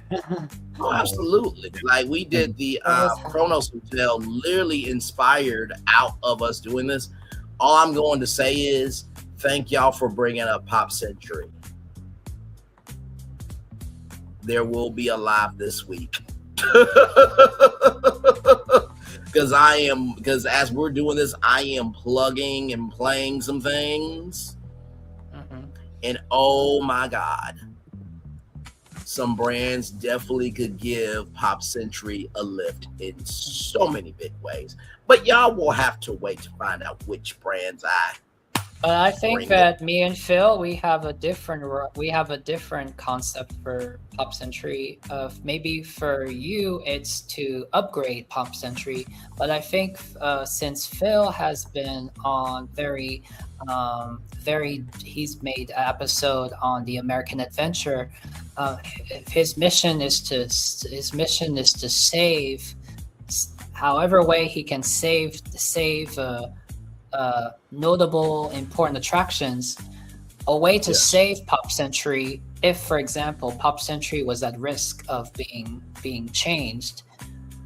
I think we came up with a name. We came up with a name in order for it to stay relevant, for it to match art of animation, but at the same time keep its legacy, with of course the word century in it. So this is something that I came up with one night. So it was a good name. It's a simple name, actually. So. Oh no, and listen, I do look forward to that. Here's the thing that I think people also need to understand about brands, right? Brands can always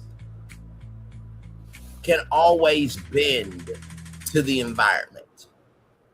I'm gonna say it two more times. Brands can always bend to the environment. Brands can always bend to the environment. So believe me, if I'm bringing in a brand, every decade of that whole century will be a part of whatever I infuse into that. So, and sometimes finding the right thing can elevate everything else, right? So that's how so believe me, I'm saving Pop Century with the brands I'm finding to incorporate into this thing, believe me. Do you see here how you're sitting on like toast? That's again something else that came to me when I was watching the Chez Remy restaurant in Disneyland Paris. Yes. What if you took the restaurant from that we don't have in Epcot, the Remy restaurant from Ratatouille, and you brought it over to Walt Disney World, for example? But instead of it themed to Ratatouille, you theme it to Alice in Wonderland, because in Alice in Wonderland you are shrunk to when she was tiny. And imagine if you sit and your booth was that soft piece of bread with all the flowers in the with all the flowers and the house. So that's why when I see here, they're sitting on tubby toast. Yes. And again, another, and of course, if the Alice in Wonderland, which they are doing the Alice in Wonderland, they're doing it in the form of a playground for the magic of animation at Hollywood Studios. Yes.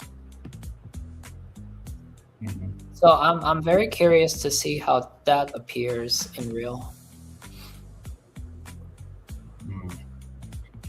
All right, here we have the Tubby Custard Cafe.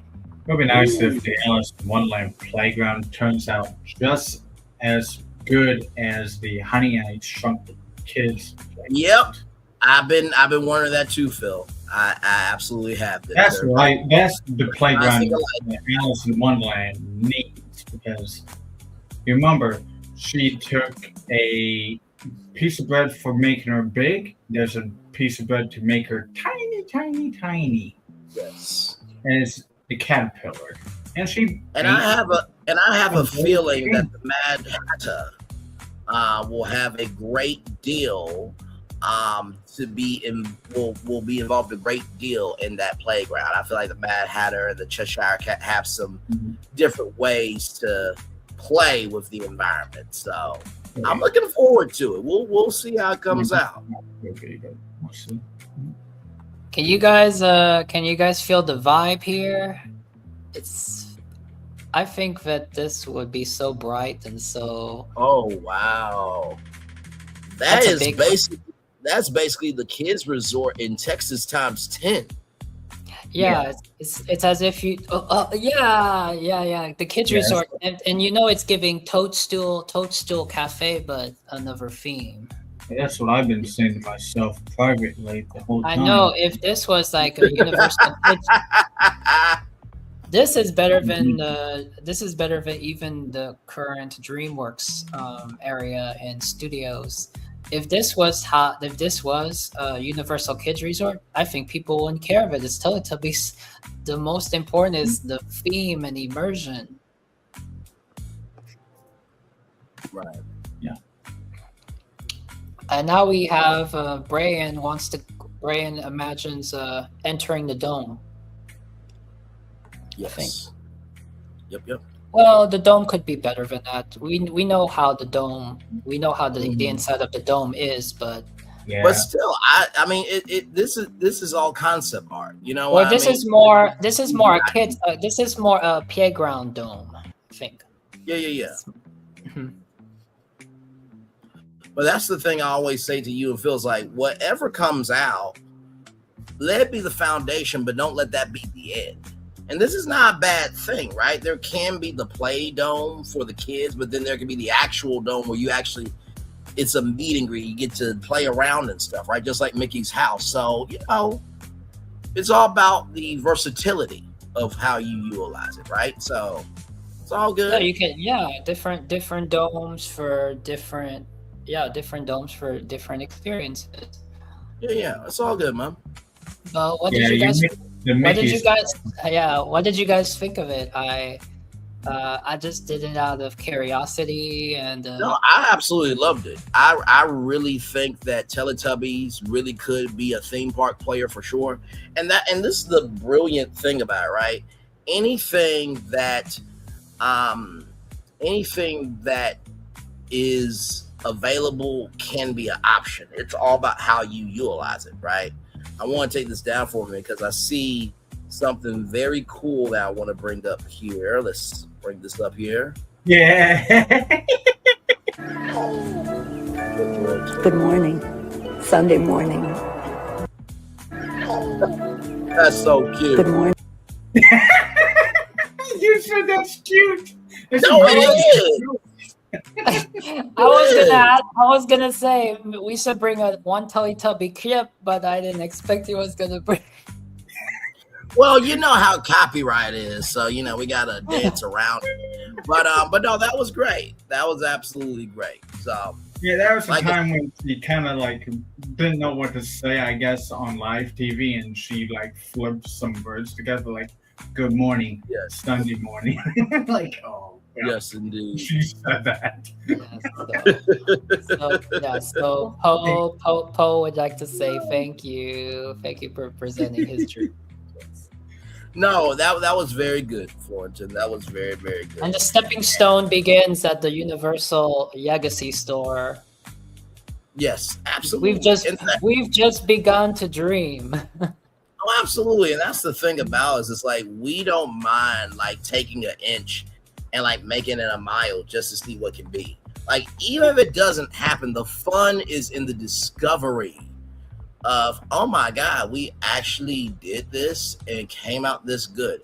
Okay, then. You know what I mean? That's why sometimes it's good we take something out of our archives and present it, because that's why just like the door coaster. The door coaster was something that was shelved in the archives, and now it's back. Yeah, no, absolutely. Yeah, so what I just said about Mickey's Clubhouse, I will just replace whatever the heck it was at Magic Kingdom, Grayland's concept with maybe the Mickey's Clubhouse there. Instead of Storybook Circus. Yes. I just only made that happen because I felt like in order for there to be a downtown Toontown, you need something else to bring that together. You know what I mean? So I'll just build it behind the train station if I want to. There's land back there.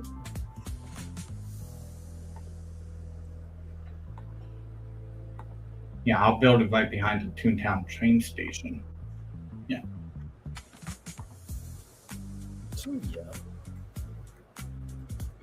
Or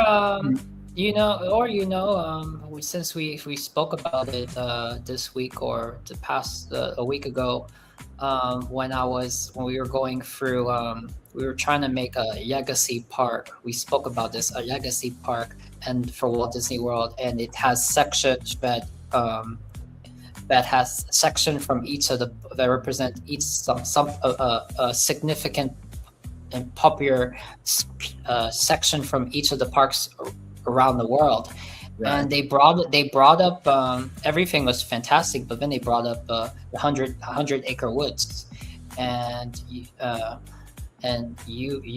guys were yeah, it would be incredible to meet Winnie the Pooh and Tigger. Oh yes, in their environments. Yes, and if you did that around Storybook Circus, it's not too far from the Many Adventures of Winnie the Pooh attraction, which is already there. Oh, very good point. I only brought that up because with Animal Kingdom, it deserves to be a full day park, and so if you have Zootopia, right? The woods are a part of the Animal Kingdom, right? If you could bring Africa, then you can definitely bring the woods to life. You know what I mean? So they're animals. So exactly, absolutely. Someone had an idea. Someone brought up about if you could still bring Zootopia, but build it behind the Magic of Animation studio, and as a way. But you guys prefer an Animal Kingdom. Yeah, that would make the most sense. Well, we get that was an animated movie, but Toy Story, blends animation and, toys being human, right? So it's a world that we haven't been able to see. That's on a Hollywood scale. That makes sense to me. Mm-hmm. Yeah. Mm-hmm. Star Wars got to land just because I got the Star Wars right there already, and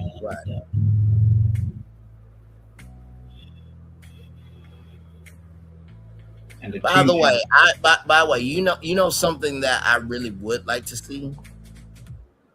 I would love to see a Darth Vader horse riding academy. I would love to see that. I really would. I think that would be great. Get on the horse.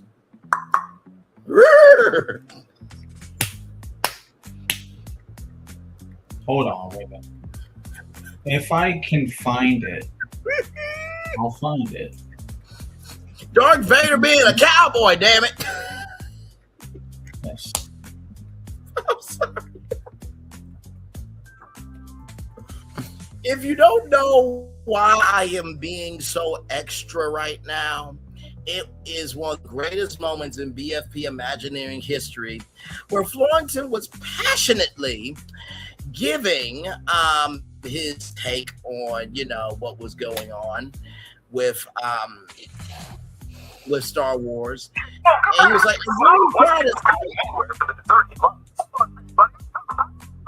well, and that was that our episode 1 or episode 2? That was our very first BFP standalone episode. I believe it was our very first episode, but so that makes it extra special for that. Yes, so Florentin was trying to explain what was going on with Galaxy's Edge, and we talked about Frontierland. I'm like, so wait a minute, Darth Vader rides a horse through Frontierland? What is this? What's going on? He's like, no, I'm trying. Would you shut up? I'm trying to be serious.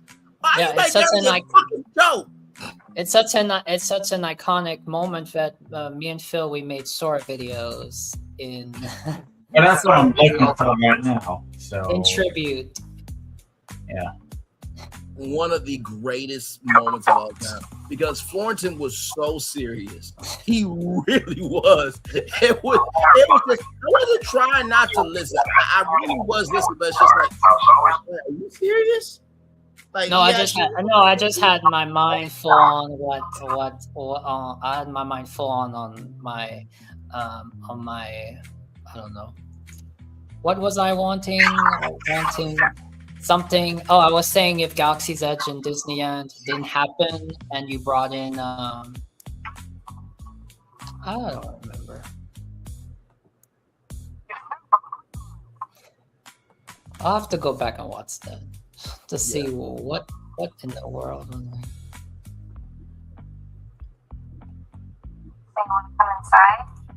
Oh yes, if Galaxy's Edge never came to Hollywood Studios, would you bring Galaxy's Edge as to expanded Rivers of America in Magic Kingdom?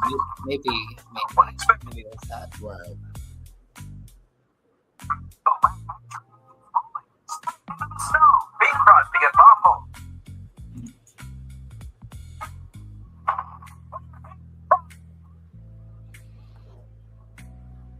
Oh man. I made a short from it. It's on the BFP Visions channel. Understood. Oh man. Woo. Looking for it. Trust me, I am.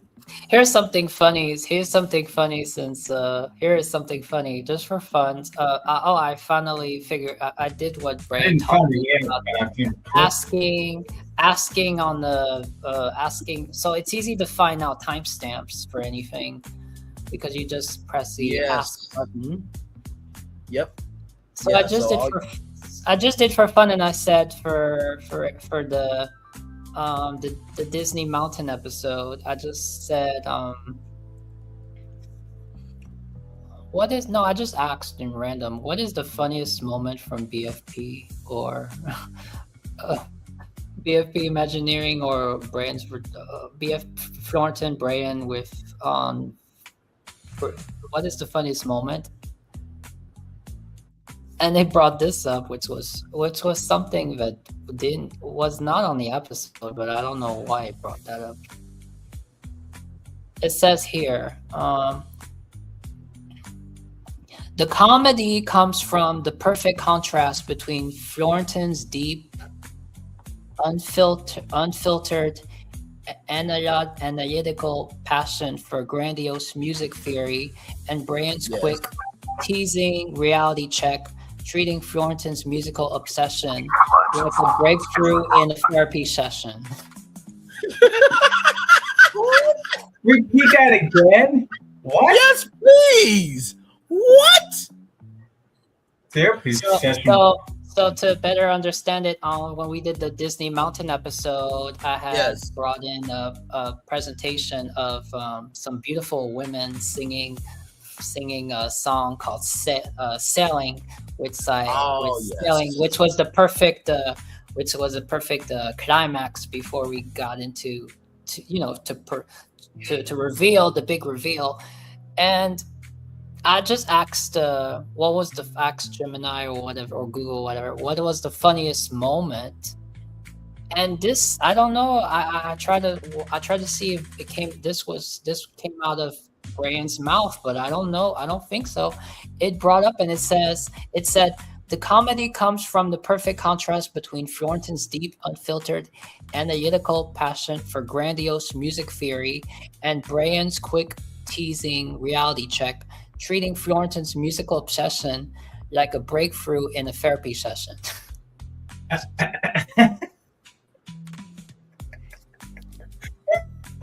You know, that does happen from time to time. We do have breakthroughs about some things through my quick wit. That is true. That is true. That is a hilarious interpretation. Wait a minute. Okay, so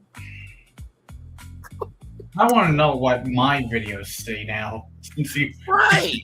Yeah, So for anybody that really wants to know how to do it, let me just bring it up here. Yeah, do it. Yeah, because I want to And, read. and y'all, this is on most YouTube videos, so you can do this absolutely free. It doesn't cost you a thing.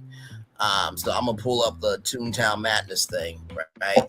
So what you do is you click right here. You see that ask button right there? I'm gonna zoom in on it. Yep.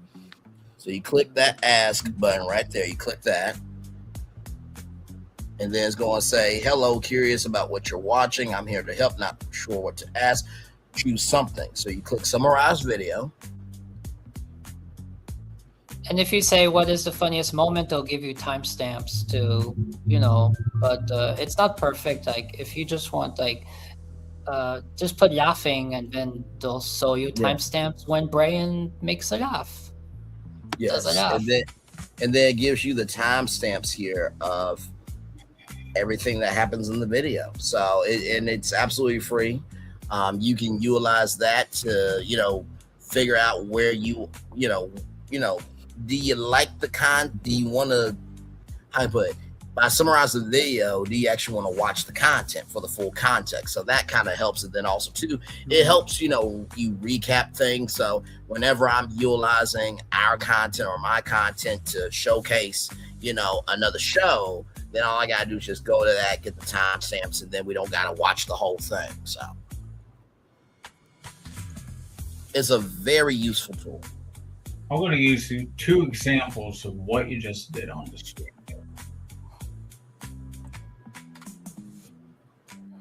This is the episode when Florentin and I talked about bringing Frozen to Blizzard Beach. BFP Hangout, and it's the one. Arendelle Frozen Shores. Okay, interesting. Mm-hmm. Yeah. This is before the Typhoon Lagoon expansion. This was like 2 months ago, May 6th of 2026. Yeah. By the way, as a side note, I did watch that Alicia Stella video about a 3-story Dark Universe expansion. Dining in design, 31 to 33. Dining in retail, 33 to 34. 4 minute. Disney bus advertising. Additional topics. Words in the opener.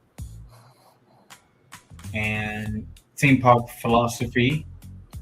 Before we're going into talking about it in the in between that.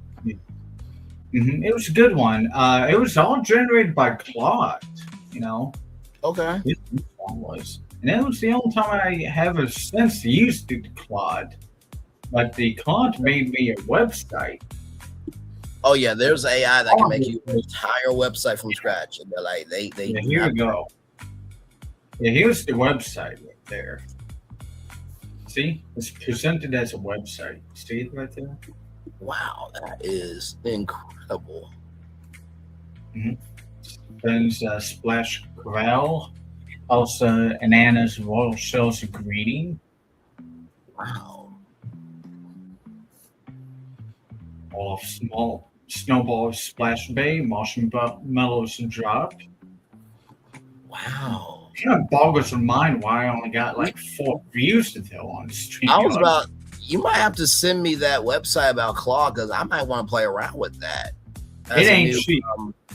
I think since then it's gotten like where you just like you need to pay for it. Now I have. So it's not a free version of it. I'm not sure. I have not been on Claude for a while, but I think think I was able to do anything a month ago on it. Okay. And it ain't cheap neither, because I mean, Claude is the one that is referred to being the smartest of all of the AIs.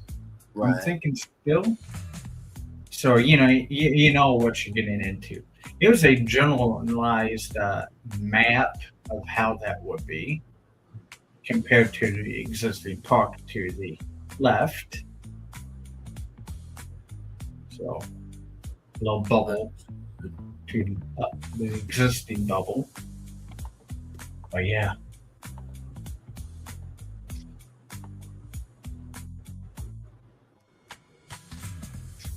Understood, good sir.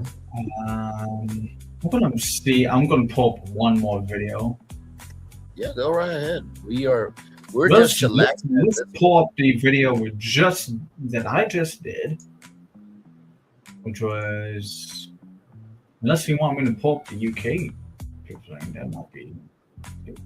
No, like I said, we're just chillaxing at this point, man. We're just making it do what it do.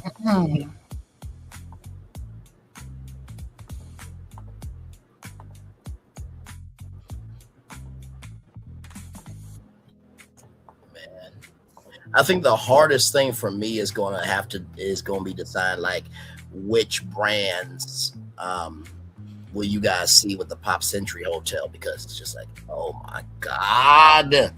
Oh yeah, here's my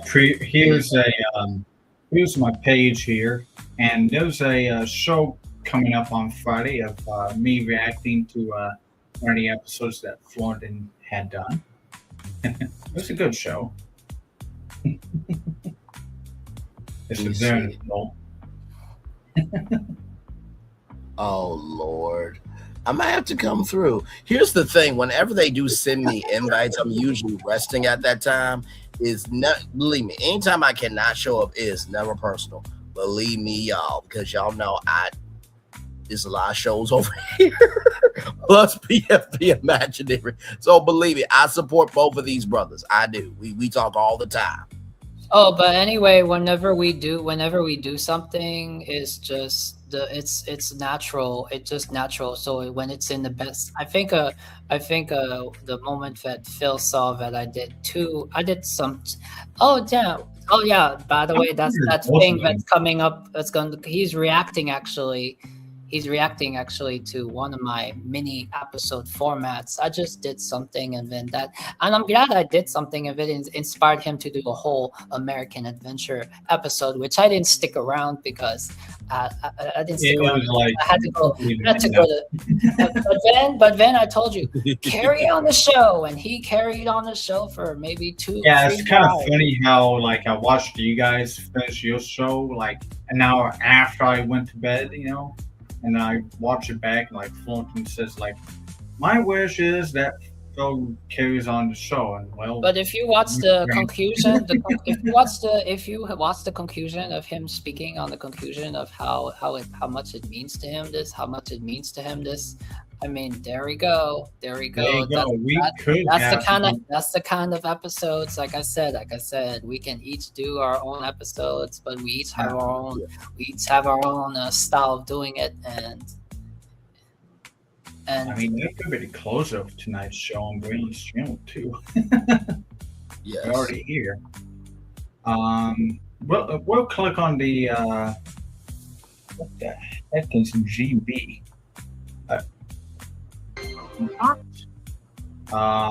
As you probably saw, you had an introduction for the United Kingdom.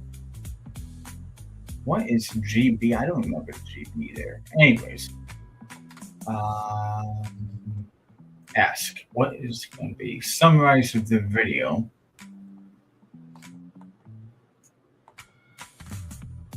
Because it's like presenting a vibe that was like kind of similar in design of I like how they organized the details. So this video features a BFP Imagineering host Phil and Florentine presenting an ambitious original attraction concept for the United Kingdom Pavilion at Epcot. Host The host proposed Chronicles of the Realm, a United Kingdom journey, a historic epic designed to bridge the gap between early British history and modern times using the advanced theater technology, much like the American Adventure. I was only a co-host to tag along this. This is not my creation. Yeah, it's all mine. Actually, I had made it when I was while we were watching something on this channel here, because I didn't make it yet. I was making it backstage at the time, and that's. Oh, I was when he was doing this, he mentioned Matthew Murr, and I don't know if Matthew Murr would be interested. Would have been interested. Maybe I'm not sure. He was. I don't know. You want to share this to him because it's all to do with the UK. Yeah. So show format. The attraction utilizes a 360-degree theater combined with a complex subterranean scissor lift matrix similar to the technology of American Adventure. This allows for seamless swapping of physical sets and audio animatronics mid-show, which is mentioned from minute 40 to minute 19, let's say. Mm-hmm. Narrative arc. The journey is planned to span roughly 30 scenes, which I've made it into 36 scenes now, or 37 scenes now, covering everything from pre-human primeval winds to Stonehenge to the Roman period to the Norman conquest, the Great Fire of London, and the Agricultural Revolution, or aka also the Industrial Revolution and two wars, that happened, etc., and to today. Disney integration. The proposal for this concept is key here. For why I present it, there is many movies that were from the UK. Well, how about we integrate it into the ride storytelling? So it integrates Disney characters such as Peter Pan, Mary Poppins, Basil of Baker Street into the historic settings to enhance the storytelling, which is 2 hours and 2 hours and 6 minutes, which is amongst that time period right there. Technical inspiration. The host draws heavily on history and backstage mechanics of the American Adventure as a benchmark for their vision, arguing that a similar landmark attraction is needed for the United Kingdom Pavilion, which is the conclusion, roughly, almost of the show. Right. It was 2 hours and 53 and runs for 9 minutes. So yeah, no, it's a great tool, like to help you recap and figure out where you were and everything. Like I said, YouTube is almost like a digital yearbook of like all your memories and everything else. Like I think there was a mom that said, "I'm literally doing this YouTube channel to leave my daughter lessons, so that way when I pass away, she has the YouTube channel," which I thought was a very sweet thing. You know what I mean? So, yeah. And by the way, here you go. Here you go, sir. I linked your video there. Oh, thank you. There because we mentioned you in the video. Mm-hmm.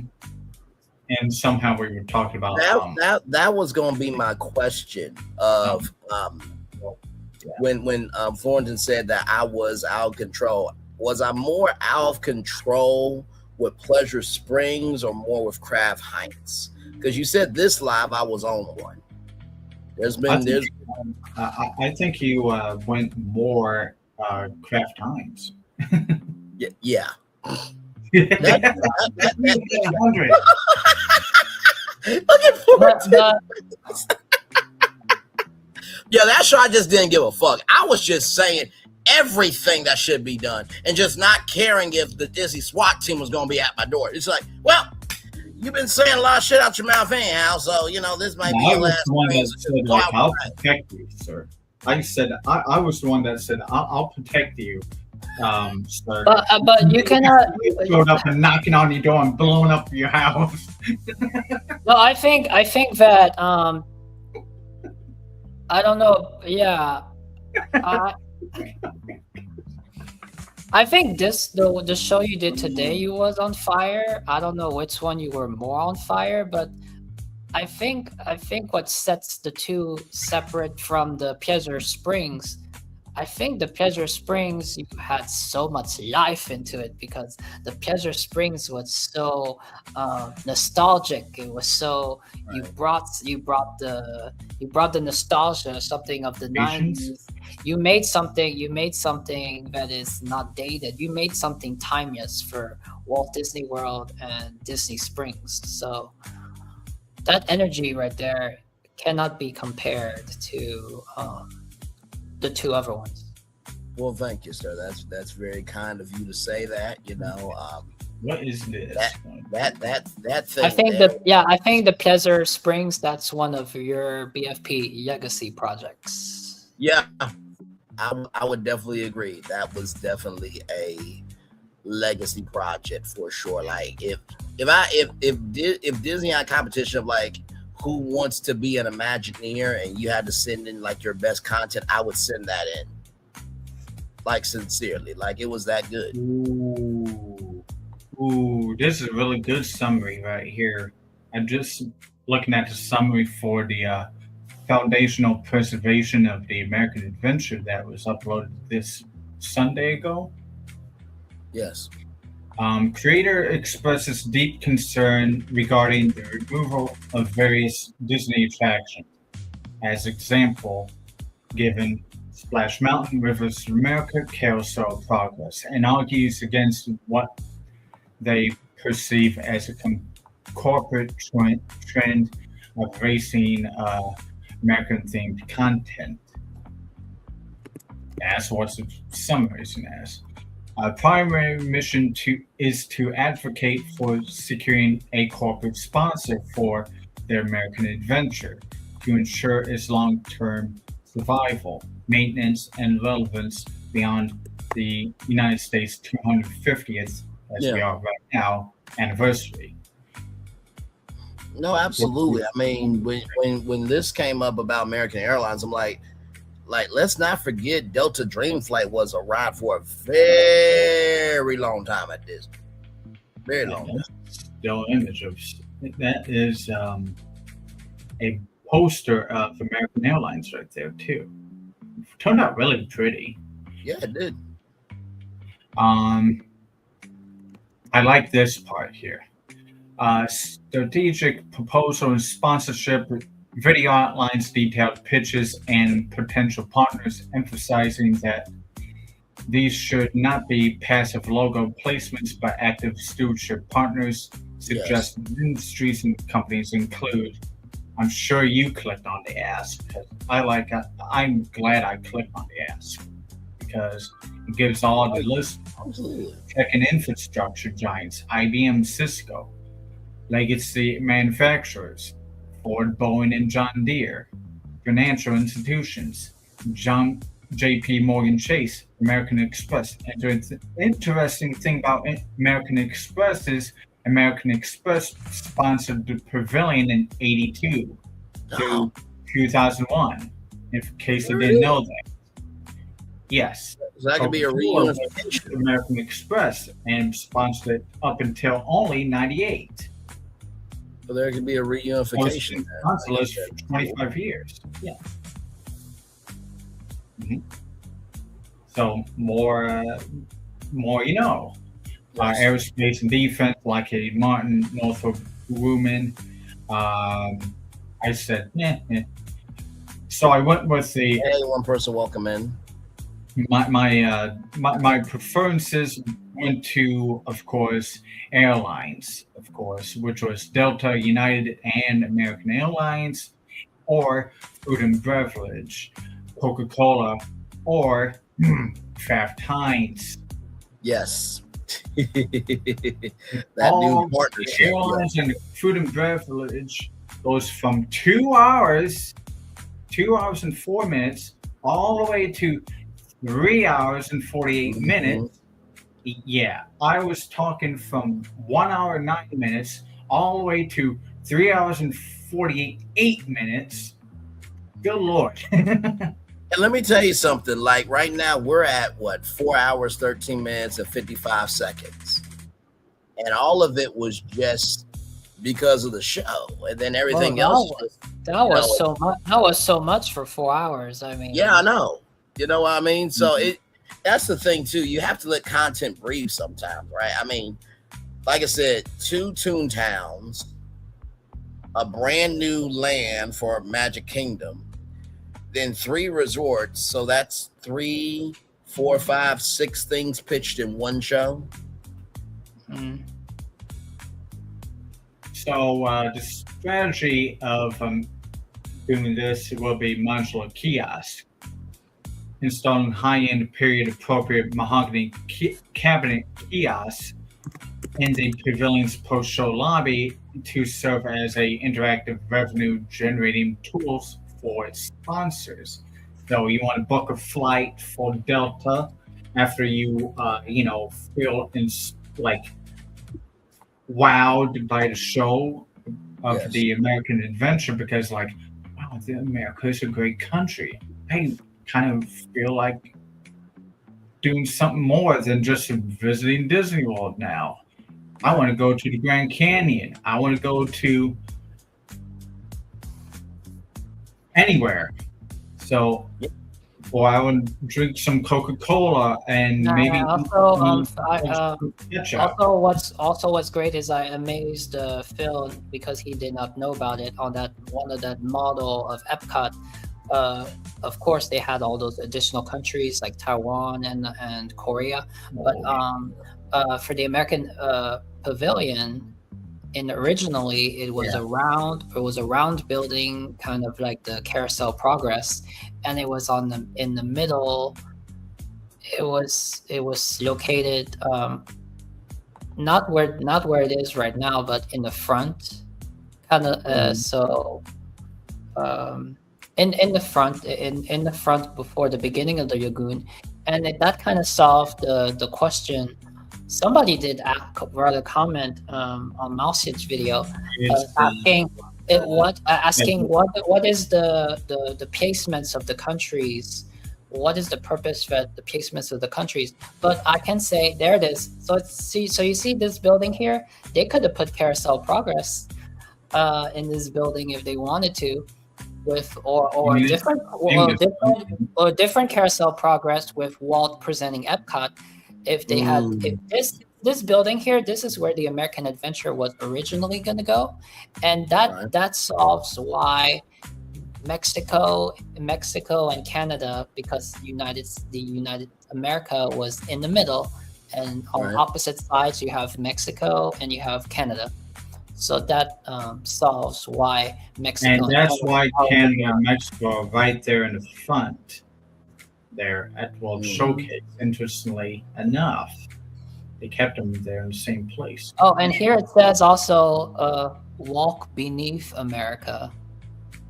So it seems that you'll be able to walk beneath this structure. Yeah, this structure, if I can get it, there's a different angle here. Looked like it was raised. Oh yeah, here's a better angle of it, if you can see. I don't know how. You can see it on the screen there. See, it's elevated. It's on pillars. And does this model have the Fountain of Nations or not? It's. I'm not seeing it. I don't see it there. Maybe it didn't have it because the American Pavilion building is where it is.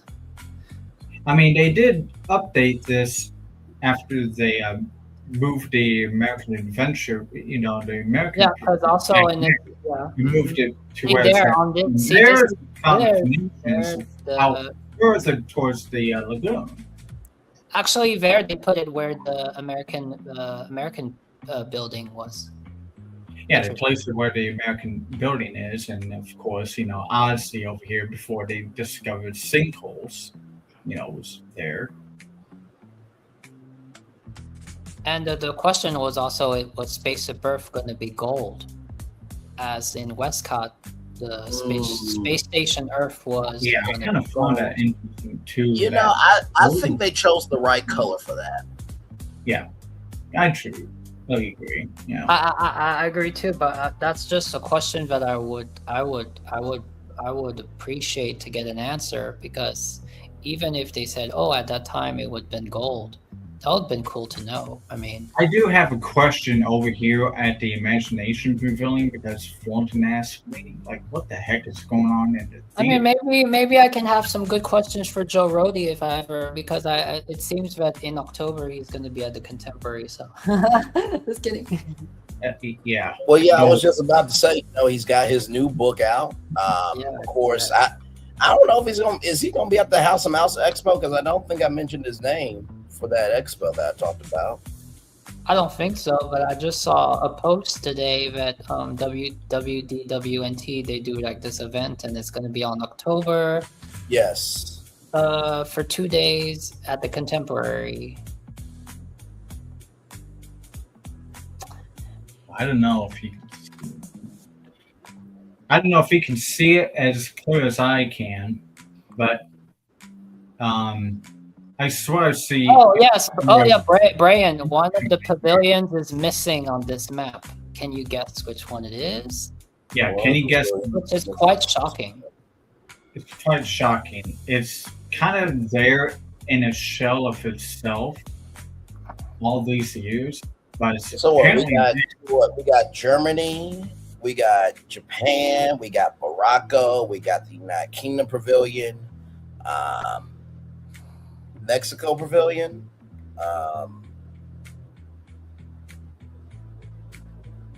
Okay. All right. I'll tell you. Over here, you don't see on the over by the Mexico side of the map. Okay. We got China and Norway. Okay. Well, back in 1980, when this was part of, maybe finalized with 79, it was getting finalized. Norway was going to be like all the Scandinavian countries. So it was going to be a combination of Sweden, Finland, and Norway. Wasn't it also Denmark? Yeah. Yeah. So it was going to be 4 different countries representing the whole area, but it only just became only Norway itself. Okay. I don't know exactly why it was just only became I think because Norway, maybe one by one they won. Maybe Norway was the only one that came through for the sponsorship. My guess. Yeah. That's what it might as well have been, of course. Yeah, coming down to it. So you do not see China here. Yeah, China is missing. Yeah, China's not there. Wow. But on the other side of where China is, because for whatever reason they got the Scandinavian building right there, I can tell by the architecture. What is on the other side of China? Other side of China. The United Kingdom? No, I'm talking about no. What do we currently have on the other side of China right now? When you say on the other side, when I'm going, towards America from Mexico, now I passed Norway, I passed China, I'm heading towards Germany. Okay, before you reach Germany. Oh, the African outpost? Yes. If you look very closely, it looks like a developed plan for the Africa's pavilion. Oh yeah. Is that the African pavilion there? Yeah. Yeah, I see it now. Yeah. And it's been an outpost for forever since then, though. You know what? I think that they did Africa and did in a way where, you could, how do I put it? Because you do have Africa over in Animal Kingdom, but that's with the African savannah and stuff. But if they could show off some of the city side of Africa and get deeper into that, I think that would be cool to experience at World Showcase. Because think about World Showcase for people is the world, right? Some people, they never go to those countries, right? So I think it would be cool. I just thought it very interesting. Like, this might be the first time ever I've seen it publicly presented on this concept. Like, me too, because I was me too. That's now that I recognize the concept art because it's a famous person that was presenting the concept art. Now that I'm familiar with the Africa concept art, now it pops right out. Someone had commented a certain country, if I could find it, a certain country, and this country is very unique because it's on the border of Europe and Asia. So it's a kind of country where it's like a unique country, and it represents, I don't know, it's like, I don't know what country that was. It was a really, they said that would be a unique country because, and they even said that that country would kind of like fit in the Soviet Union plot. Okay. What would that be then? It has to be a country that borders between Europe and Asia.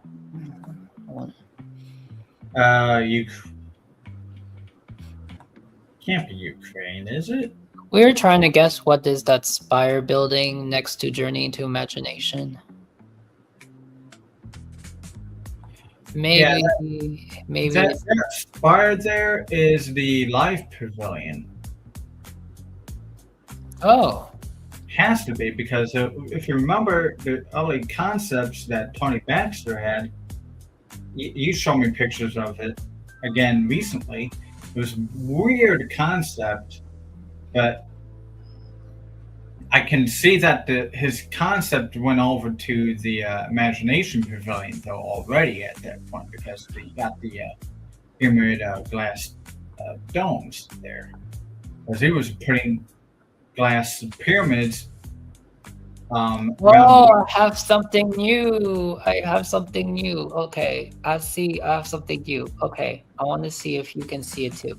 So pay attention where Mexico is, and pay attention where you said that is which, if that's the Scandinavian pavilion. Yeah, right here. Now, if it was really supposed to be the Scandinavian pavilion, it's supposed to be where Norway. We're supposed to be where Norway is today. How come it's not closer to Mexico? Oh, that's what I was saying. It's sitting in the plot where China is right now. Yeah, so the Scandinavian is sitting where China is supposed to be. Yeah, I noticed that probably. Okay, so you knew about that. I'm not sure. You know what? Hold on. Let me see if I can play a clip. Well, that's why China is not there, because something else is sitting. Let's see if I believe I recorded myself saying that.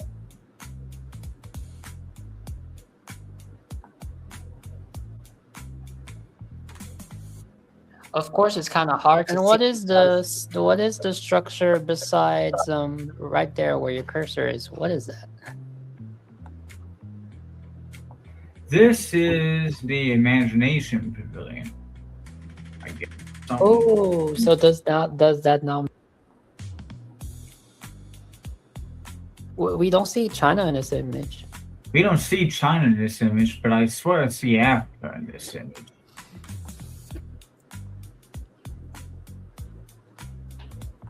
Maybe you have, but I don't recall.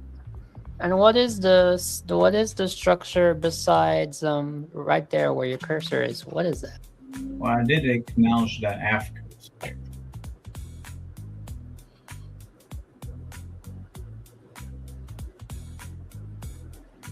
Do we think for this model at this time, China was not yet decided because we were before about that, Taiwan. the model before that had Taiwan and was it the Philippines? No, Philippines was no. It was South, Taiwan and Korea, South Korea. yeah. South Korea and Taiwan were the countries that were pitched before Japan and China. So in this map, in this concept art here, we see Japan. So that means Japan has already agreed. So maybe like I said, this can be like maybe the reason there's no China is because they have not yet said, okay, yes. I mean, I could tell you just by looking at this, they're about to break ground in a few months by this concept art. But this is not the final concept actually, because you can see these spires, the space pavilion, whatever it is, they didn't make it. Oh yeah, there might be the space pavilion. And you can see that Communicore is completely kind of different. And you can see the Fountain of Nations is not in the spot that they went with at the end. So this was we know that this is not. But it's very close. They got the World Showcase figured out, except for 2 places. But don't you think they made they built an actual model? So when they built the actual model, was that at the same time that they started building, or was the model while they were building? I don't know. The actual model, because the actual model was not this for sure. This was, I think, a final concept art before they retooled it for the final model. But this is pretty much this is 100% the closest concept to the reality, because as you can see, this concept art removed the American adventure. Oh crap! I just noticed something else too. They have a boat in front of the Scandinavian pavilion too.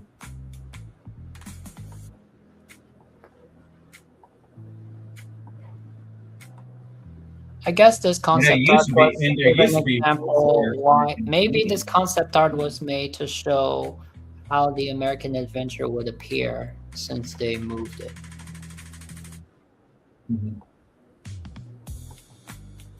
Yeah. Now I don't know. I can't. I was just gonna say, like I always say, I think the biggest thing that usually surprises people is what we don't know about, right? Because I'm sure that the Imagineers have went to concept art and been like, okay, we have the technology. Can we try this now? And it's like, no, it still doesn't work. It's like, okay, how do we know that? Are you just saying that because I picked it up? You know what I mean? So.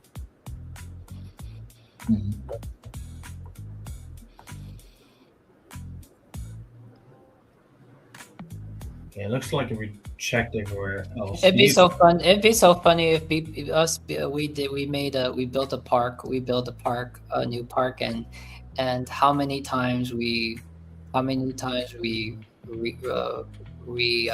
modified it because Phil wants this area this way, and I want this area this way, and Brian says no, we should change it this way, and then it'd be funny when we have a whole series of different concept arts, just like here, and then you can sit back and says, oh, in the beginning it was going to be like this, but then over time it became like that. Yeah, no, that's how I usually goes down. You know what I mean? Like I said, the thing I appreciate about our group is that we are uninhibited in being exploratory in what matters to us. And, it's like what Walt Disney said, if we have it right, awesome. But if we get it wrong, it's not the end of the world.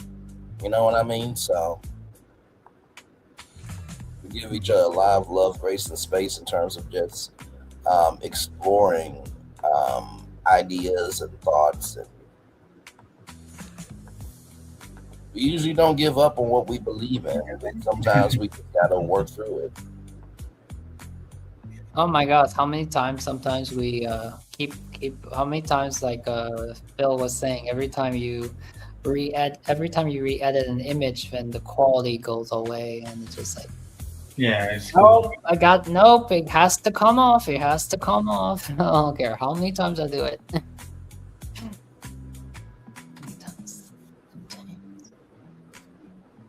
So I did a little thing like you, Braylon. I pulled up an article. Yes. Yeah. This came off of the Disney company website. And they were talking about Kraft Heinz. Talking about the landmark alliance, uniting iconic companies across food, media, and experiences. Highlight experiences. Mm-hmm. Yeah, press releases I always utilize in all that I do, because that gives me the foundation of everything, right? So if I now, you don't have to use a press release every time, but a press release is a great jump off point, right? Like I always say for the Honest Collab, it's a jump off point, but not the main point. And like I said, I thought that this was very interesting because food, of course, we expect that. Media, but experiences, I think that was the wrinkle of like, okay. But yeah, I think out of all of the live streams that I've ever, my camera is off. Hang on, y'all. I'll be right back. Give me a moment.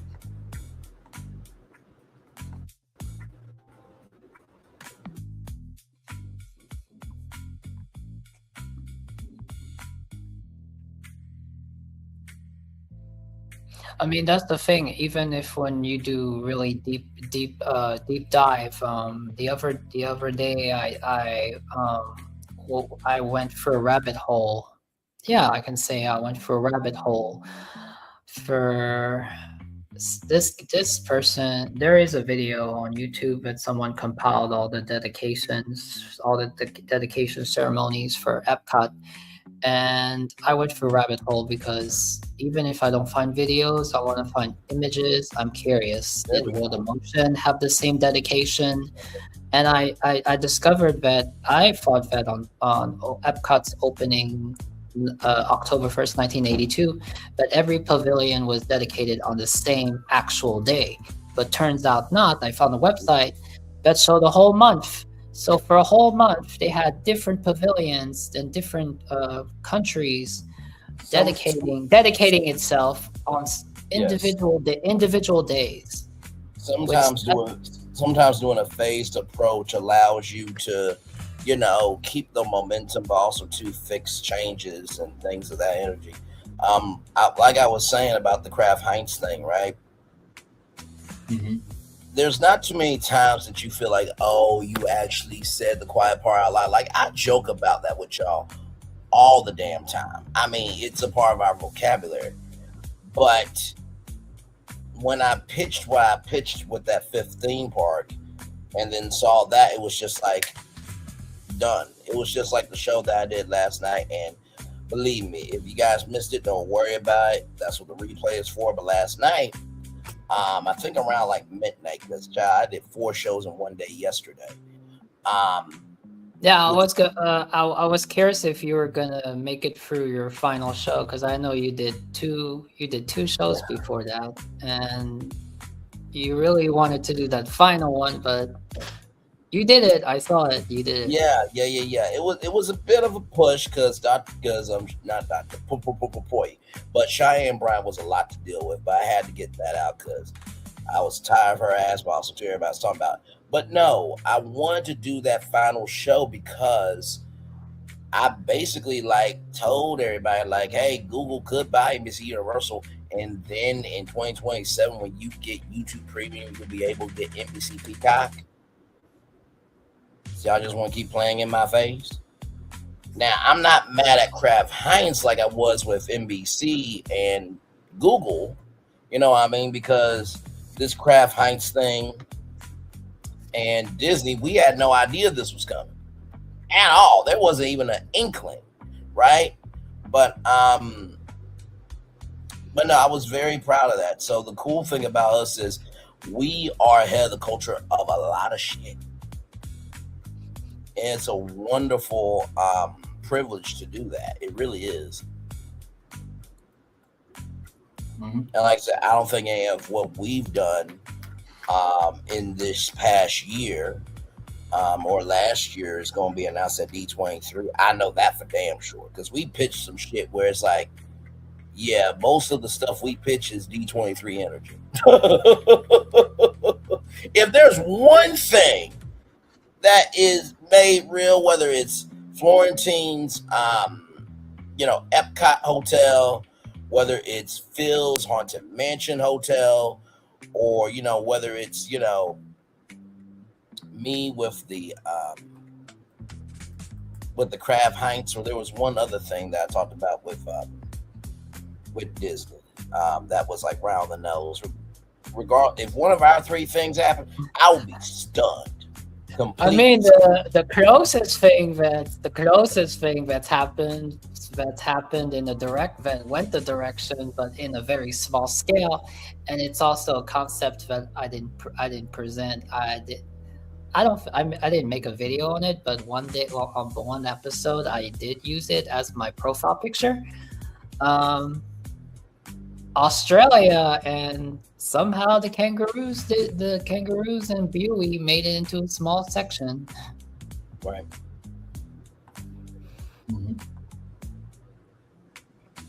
Did you want a pre-closer to your daily motivator? If you want to, sure, because I'm about to get me some sleep here in a little bit, because I am getting a little bit tired. I did what I could tonight, but yeah, I'm kind of ready to. And that's not because I don't love y'all. It's just I'm. Well, hold on. I have one image for you to pull up. It's just that's gonna be a tease of what will be featured this Saturday.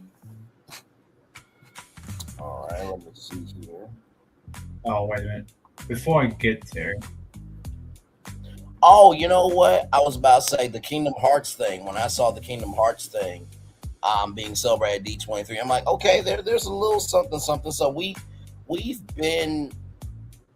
had our moments of being on it. You know what I mean? And like I said, if any of the things that we've pitched gets pitched at D23, I want our cut for real, because we actually put some real work in our creativity. So. I think it's possible I think it's possible you both might have spoken about Kingdom Hearts, maybe during the Ice Age Happy Feet show. It's possible. Yeah. But we all think that if Kingdom Hearts were to appear, it would first appear in Tokyo. Out of due respect, not to say that, but of course, the Disney Tokyo is a separate company. So, right. So what is this? The video you sent me? Let me see here. That's the thumbnail. One of the thumbnails.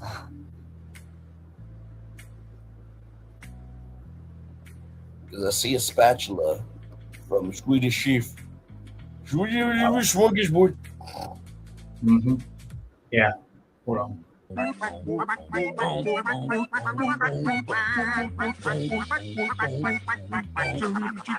Okay, so it was kind of funny watching this edit. We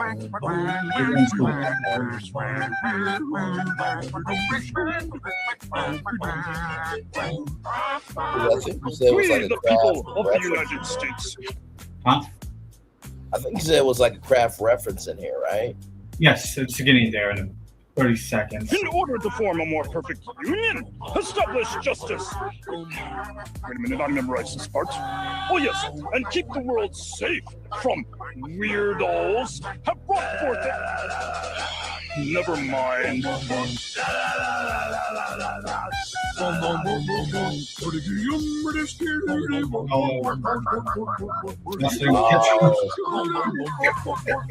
There it is. Predictive programming. Yes, pre-predictive programming for sure. No, great job, good sir. Fullerton, you had one more thing for us before we head out? Yeah, just an image right here. Okay, hang on, let me take this down real quick here. Ooh. It's so amazing how, I always say, if you understand the moves that are happening around you, you'll understand what you're seeing in front of you. It never ceases to amaze me. Tune in on Saturday at 6 p.m. So if Brian is if Brian were to be, if Brian has his time off on the weekend, then you can catch it anytime. Yes, I decided to watch myself a documentary on the Mirage. I know nothing about the Mirage, and after I enjoyed it, I asked Phil if he knows anything about the Mirage, and he doesn't know anything. I think, Brian, you are familiar with the Mirage, or maybe you're not as familiar with the Mirage. No, very familiar with the Mirage. I covered the fact that I think it was sold for over $1 billion on the show, and a lot of people, wanted the volcano to stay around. It had Sigmund Freud, Freud. It had dolphin, habitat, the only dolphin habitat in Las Vegas, and I think Steve Wynn was inspired by Walt Disney as well. So there's a little something there. I won't spoil the hard work that Fortune did, because I do want to watch it and give commentary on it. And this is a watch, and this is the we're watching the documentary from, I think it's Expedition. I will make sure I will. Is it? Wait, don't tell me. Is it Expedition Theme Park? Yes. Yeah, that is such a great content creator. If we can get them on, oh my god, I would lose it. I feel like we do what they do, except it's more refined with them, and us is just live and frolicking. For real. I feel like we're a combination of Expedition Theme Park and Defunctland in so many ways. I got a question for you, sir, because Fulton was asking me, and I don't know. I mean, yes, Brendan would know. Why did Steve Wynn sell the Mirage in 2000? Well, now don't quote me, but I believe he sold the Mirage because he wanted to build the Wynn. The Wynn was his creme de la creme. There's actually, hang on, let me see if I can pull it up real quick. Because that's the missing piece out of the whole video we did on that day. Yeah, they didn't answer that. He didn't answer the question. He just at least I believe that's what it is. Now, this was a real commercial, and he actually did this. I can't see. I'm gonna say this with all due respect. Black people, white people, we are two completely different people. Us black people, we like being on the ground. White people, for some odd reason, including Nick and Linda, they will tightrope in the middle of Times Square. The commercial you are about to see, under any circumstances, do not do this fucking shit. Okay, I just had to just bring that up because it's a very dangerous thing that I'm about to show you all. So let me remove that real quick and show you all this. And this is real. This is no joke. Now, of course, Steve Wynn was good and everything. The crew had him, but I just watch, because this was bigger than the Mirage, and I believe that was the reason why he sold off the Mirage, so that way he could use that money to build this. So here we go.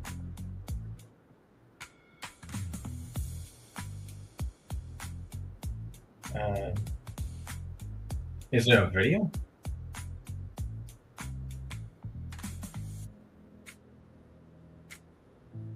Is it a video? Yeah, he actually did that. Yeah. What do I watching? Yeah, he actually did that. And then if I'll show you here, he did again.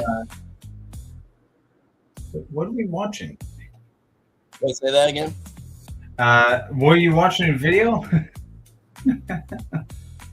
Wait, did y'all not see it? No. Oh, okay. Hang on. My bad. Y'all said he did what? Hang on. What you, is know how, you know how straight. What he do? StreamYard, you're StreamYarding. StreamYard, you're StreamYarding. You gonna keep me bringing up charade moments. What you gonna do? Okay. Can y'all see it now? There you go. Yes. Okay. So let's watch this. Okay. Now let's watch this, hopefully. Okay, here we go.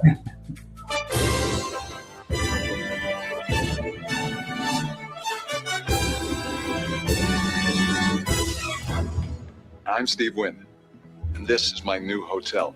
The only one I've ever signed my name to. He actually did that. Yeah. No, he actually did that. Can I get down now? So that was his first one. Yeah. Can you now? If you've never seen the Wynn in real life, it's a very tall hotel in Las Vegas. So I believe he sold the Wynn to be able to put money into that. I don't know if that was covered in that documentary. I think it was another Steve Wynn documentary I was watching on one of the Las Vegas channels. But then he sold the Mirage. You said he sold the Wynn. Just one. No, I mean he sold the Mirage to invest in the because it was a plot hole doing the whole show we were doing. Yeah, everything. I believe he sold the Mirage to invest in the Wynn, if I'm not mistaken. And then he did again with the second hotel.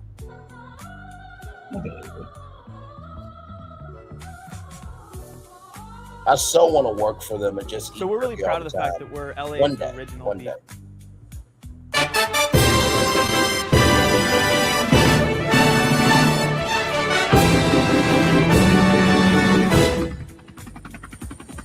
Hello, I'm over here. 3 years ago, I stood over there introducing you to Wynn Las Vegas. Now I'm following it up the best way I know how. This is Encore. Yeah, he actually sat on that. Yeah. Help me. Oh. Next time, we do this in the lobby. Okay. That's why it's called encore, because encore is the French word for again. Yes. Mm-hmm. By the way, do not do that. We're not building one. We're building two. There it is. Very well done, good sir. Good old Bob strikes again. But sincerely, to everybody watches, please don't do what Steve Wynn did. He had a whole stunt team help him stand on top of that thing and sit down on that. That was actually him. That was not stunt double. That was actually him. Do not do that. Yeah. Okay. So my question was, if Brian, if you open up the Brian E Resort, are you gonna be able? Are you gonna do that? Are you gonna sit up there? No. No, I'm not.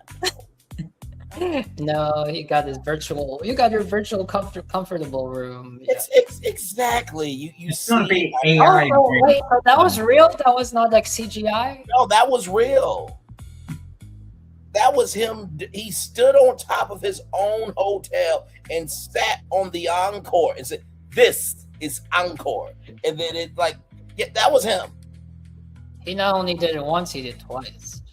Yes. Like Phil said, not me. I'm good. I'm going to be like what he says. I don't know anything about. About this resort, but does it match? I don't think it matches up to the Mirage, because otherwise people would have mentioned it. The Mirage was its own thing. I mean, there was a whole Mirage commercial with Whoopi Goldberg, and seeing something, tropical. But every resort, he's the one that created the Bellagio with the fountains. He's the one that created Treasure Island with the pirates. Wait, thing. Did you say fountains by chance? Hang on, let me see if I can. There we go. Oh, you mean those fountains? Wait, he's the one that created the Bellagio, right? Yeah, right here. Right. All right. So what does the Wynn and the Encore have because each hotel has like an attraction? I don't know what. So for like the Wynn Hotel, he has like these gardens and stuff. Actually, let me see something real quick. Give me one moment. Hang on. Everyone talks about the Bellagio. Everyone talks about the Mirage. Everyone talks about other places. No one only talks about the Wynn or Encore. So I just got right now. Give me a moment. So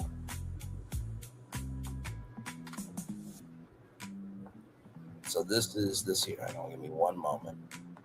Nope. Okay. And here we go. Like I said, y'all will be surprised by my watch history. Here we go.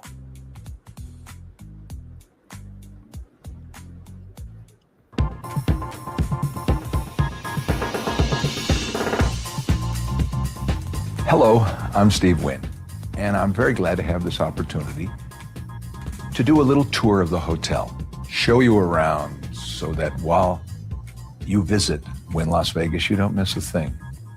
And while we're doing it, I'm hopeful that maybe we'll fill you in on some of the ideas that shaped its design.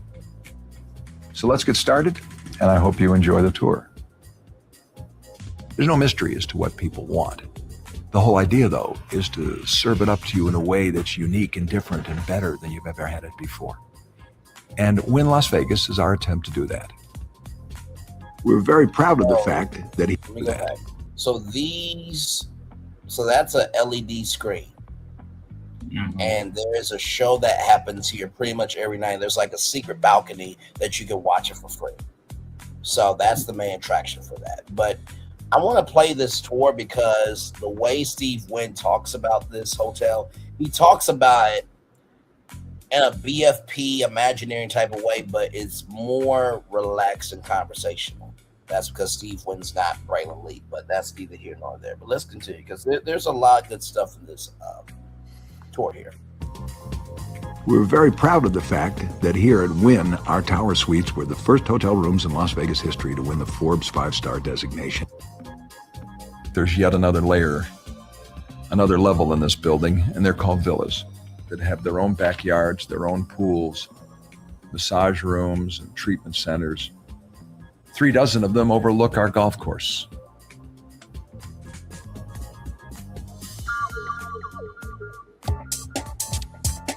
It's one thing to have a famous chef's name on a menu.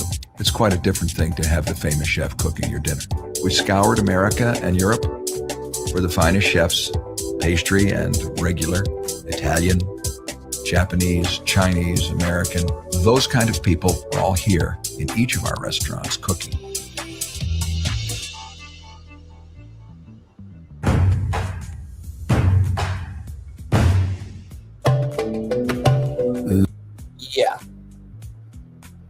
Yeah. I want to use that image for something of mine.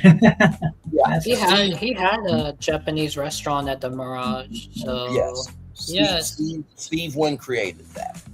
Yeah. Let's continue. That's beautiful. It really is beautiful. And that's in Vegas. That's crazy.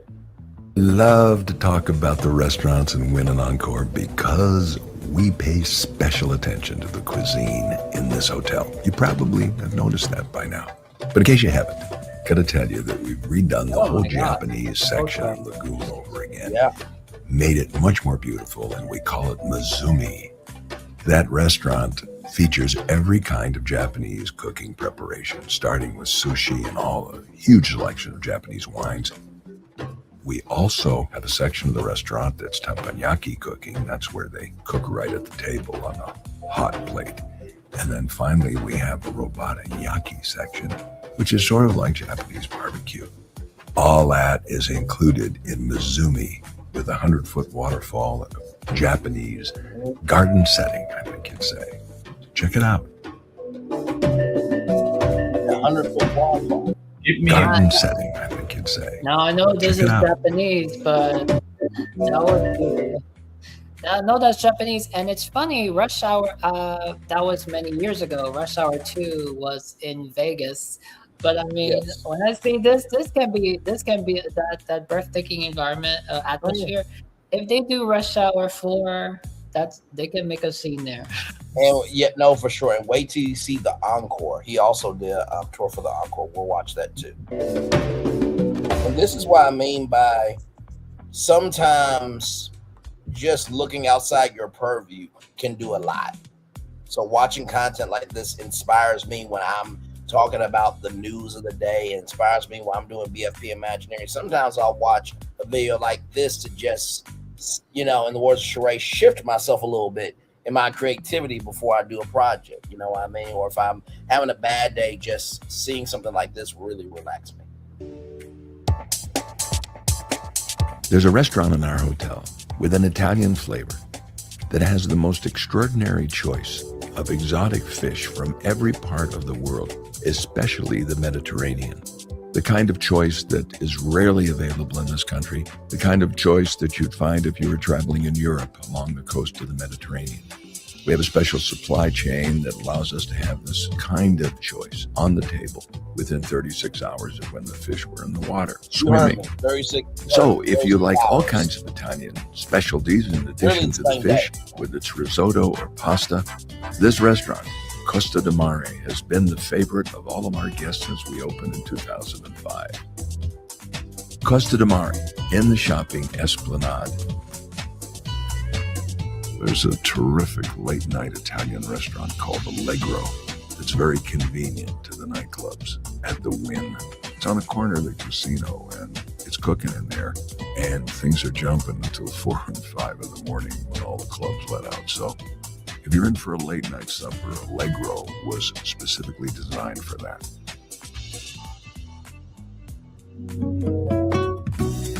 A million people a year go to the buffet at the Wynn. Yeah.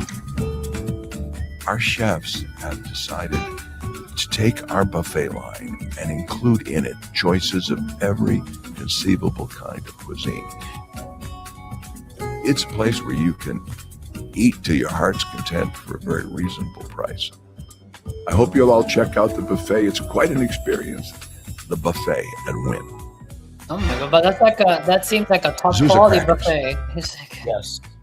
It was inspired by a man that was part of our company named Charlie Meyerson, who loved delicatessen food. By the way, did you see that sandwich? Let me go back. Zuza crackers. And it was inspired by a man that was part of our company named Charlie Meyerson. That's the sandwich, ladies and gentlemen. That's the burger, ladies and gentlemen. Oh my god. Meyerson, who loved delicatessen food. Charlie isn't with us anymore, but the deli food at Zuza Crackers is with us, along with a picture of Charlie. And you can also watch the sports or the races in our big racing sports book, or play poker. All of that is handy on that north side of the casino. Earlier I mentioned that this hotel was a lot about discovery, about you going and finding places that would allow you to experience a whole different environment, a whole change of energy and mood. I don't think anything captures that more than the country club. Now, you're probably saying to yourself, Braylon, is that a waterfall with a golf course in the middle of Vegas? Yes. Yes, it is. Why is there no Dinner waterfall in that place with the waterfall all lit up? It's like being in North Carolina. It's totally transportive, completely different than any other mood. Oh, is that or a real vibe waterfall? in the whole building. Yes. Yes. As you walk back from the country club, you walk with the waterfall. Captures that. Right there. I know, yeah, but from the vantage point from the interior, I mean, It doesn't look real, but it is, yeah. More than the country club. Dinner in that place with the waterfall all lit up. It's like being in North Carolina. It's totally transportive, completely different than any other mood or vibe in the whole building. As you walk back from the country club, you walk between two restaurants that look out over our pool. One of them is the Terrace Point And Terrace Point is all glass, and it looks out on the pools and the gardens. You can sit there and enjoy that environment. Just a fun tip about the pool. He's right. There are two pools. One is a regular pool. The other one is a topless pool. Choose your own pleasure. Moving on. In the South Suite Tower is a restaurant called Tableau. The chef is a fabulous young man, and he does things with all kinds of American food and seafood that are strictly his own style. Wing Lei is our Chinese restaurant. In Chinese, that means forever prosperous, forever fruitful. The chef is a wonderfully accomplished man. It has a garden outside. One end of the restaurant's all glass onto a garden, and there are 4 pomegranate trees, each of them 100 years old. From parasol up, through the beautiful umbrellas that are rotating in our 2-story space, through the curved escalators that go down to the lower level on the Lake of Dreams, there are 2 restaurants. One on the left, SW. We couldn't think of a better name, so we used my initials. SW is a steakhouse, probably one of the most popular restaurants in Las Vegas. Very difficult to get in because it is beautiful, because the food is extraordinary, and because the terrace and patios look out onto the Lake of Dreams, where every night, every 30 minutes or so, that entire environment morphs and changes. Lots of fun. Very Las Vegas visual. Our lakeside restaurant, which sits on the side and enjoys a terrace on the Lake of Dreams, is a special selection How many of restaurants? wide-ranging seafood and non-seafood dishes. A huge assortment of salads by our chef, David Walsall. Our hotel has a guest. It's none other than Popeye the Sailor Man. This remarkable figure is here because Jeff Coombs, the renowned sculptor, has created him in stainless steel, coated with saturated colors of red and blue and yellow. He stands 6.5 feet tall. And so, when Popeye says, "I'm strong to the finish because I eat some spinach," we're hoping that that will inspire all of you to eat healthy and take advantage of our vegan menus in all of our restaurants. And most importantly, don't miss Popeye while you eat.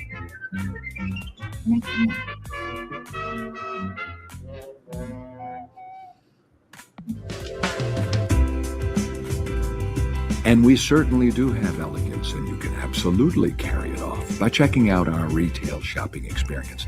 Everything from Louis Vuitton, Chanel, Christian Dior, Cartier, the remarkable British designer Alexander McQueen, fanciful cellular telephones handcrafted in England by Vertu. If you're into watches and jewelry, Wynn & Company offers everything from Patek Philippe to Panerai and everything in between. And while we're on the subject of watches, we are proud to host the only branded Rolex store in the United States. Every complete model of Rolex watches available for you if you're walking down the Esplanade. Our home store is one of my favorites because it offers all the wonderful things that you see in the hotel, including if you've enjoyed your mattress and your linens. We can send them to you at home. Our mattress was specially made for us after a lot of research, and our pillow top. And all of that is available in the home store, along with our linens and other beautiful things that our staff have prepared, including flowers.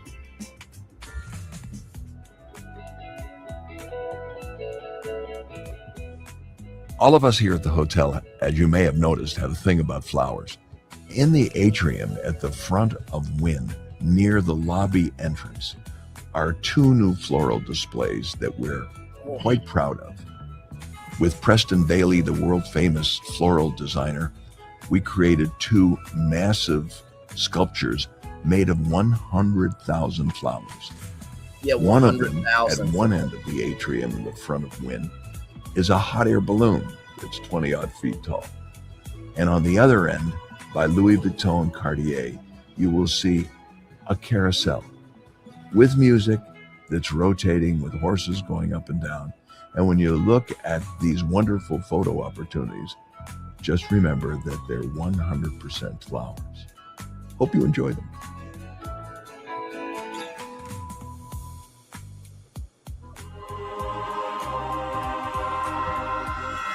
Las Vegas always has been and always will be about entertainment. And our hotel, of course, is no exception.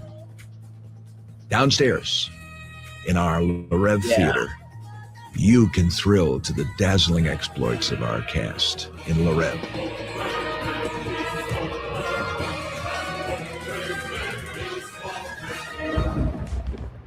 Amazing. If you're the kind of person that's loved musicals in the movies or in a Broadway theater, boy, have we got good news for you. We've got a brand new show in the Encore Theater called Showstoppers. It's all those great numbers in the history of the musical theater, performed by 36 of the most beautiful dancers and singers ever collected in one room, and backed up by 30 live musicians in a terrific orchestra, all together, jamming this into a drop-dead kind of show. So if you're that kind of person, we got you covered.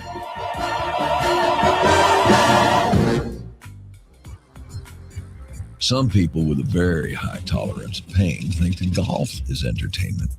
Well, we sure didn't want to ignore those poor souls, so we've fixed up a golf course right outside the back door next to the country club. It was designed by Tom Fazio, who is a wonderful, gifted man. And I think the best thing to do is let Tom tell you about it himself. Steve had asked me a question that no one in golf, no reporter or interview person ever asked me. A very simple, basic question. It was, what makes a golf course great, in my opinion? So I started talking about some of the great old golf courses, that some of them like a Pebble Beach on the ocean front, and with the crashing water on the rocks and the seals out on the waterways and the great big cypress trees and pine trees, obviously a great environment for golf. And when you go to places like Pinehurst, that are in the rolly sand country of North Carolina with its big tall sentinel pines and rolling terrain, that creates great environment for golf. And whether it's the Pine Barrens of New Jersey, where Pine Valley, that's ranked as #1 course in the world by every poll that's ever been taken. So I gave him an answer like, Steve, I think it's some kind of environment is what makes a golf course great. There's no any one individual idea. And he looked at me and stared and thought for about 3 seconds and said, why don't we build an environment and put a golf course in it? Fortunately, I was sitting down, because if I wasn't sitting down, I probably would have fell down. And I thought, what did you say? He said, let's build an environment. Let's think about creating an environment, and we'll put a golf course in it. Can you imagine having a spectacular, great golf course in the Strip of Las Vegas? I mean, right here, walk out the door of your room, and there is a golf course as good as any place in the world. I mean, that's shocking. Yeah. And that's that in itself is pretty unique. After shopping and in between dining experiences, one of the main things people like to enjoy in this hotel is the spa and the beauty shop. From hair coloring and nails to facials and perms and other do's, the salon is available with our wonderful hair cutters and stylists at your disposal. All you have to do is call for an appointment. We've taken the notion of a swimming pool and that environment, I think, to something of another level here. You can curl up at one of our 5 pools, swim laps that are hundreds of feet long. Talk to people as you stroll in the water and cool off. Meet at our European pool, where we have a bar and gaming and a disc jockey. The pool is a place to explore at Wynn Las Vegas, to find its many parts. And throughout all of these parts are scattered cabanas that offer you additional privacy and very personalized service by our cabana food and beverage service personnel.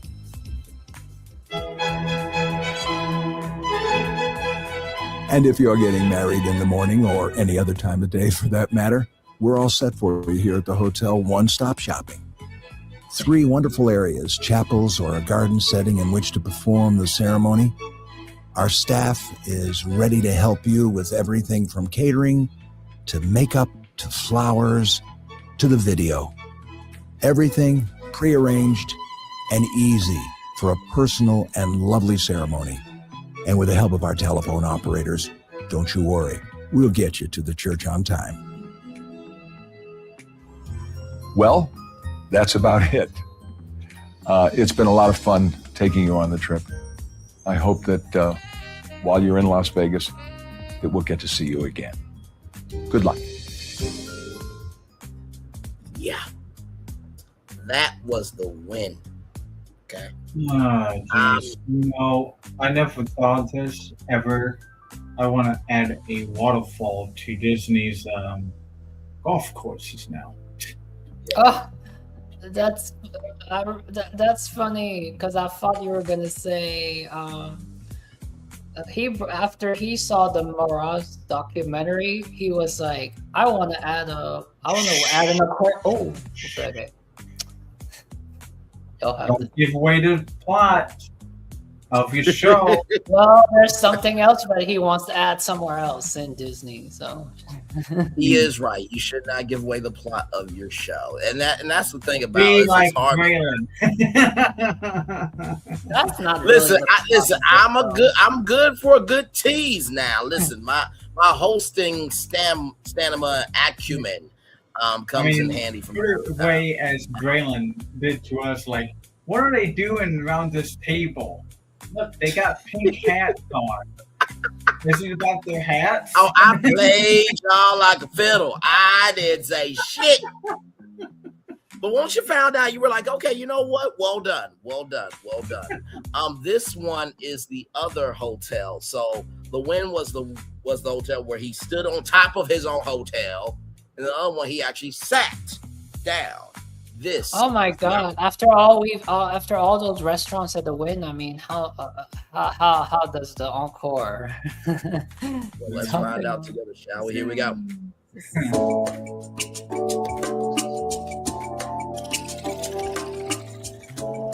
Hi, I'm Steve Wynn, and welcome to Encore. And this is a chance, while I've got you to myself, so to speak, that we take a look at the hotel, its restaurants, its attractions, and all the things that make up Encore, and sort of tip you off to where everything is and what we have to offer, so that while you're here, you won't miss a thing. So, together, let's take a walk around the building and see what's what. We have Sinatra. That restaurant is a very, very happy personal experience for me because it allowed me to meet with the Sinatra family, with whom I've been friendly for many years, and sort of bring back and relive all the great moments associated with Frank Sinatra's life and his music mainly. The newest restaurant in the hotel is called Andrea's, and it's a special kind of offering. We wanted to have Asian fusion food. We highlighted the restaurant with a very fanciful Warhol treatment of a beautiful woman's eyes behind the bar. The name of the restaurant is Andrea's, and she's near and dear to me because it's my wife, and the eyes are actually hers. You go down the other side of the casino, you come to a restaurant with a 20-foot dragon on the wall called Wazuzu. And Wazuzu is a place where we go Asian for a bit. In the design of this hotel and the arrangement of its parts, we try to combine the advantages of a sunny southern Nevada sky with pretty views of gardens and water. It makes eating and dining much more pleasurable. And that's exactly what we've done in our restaurant Jardin, a fancy way of saying garden, which is located in the Esplanade at Encore.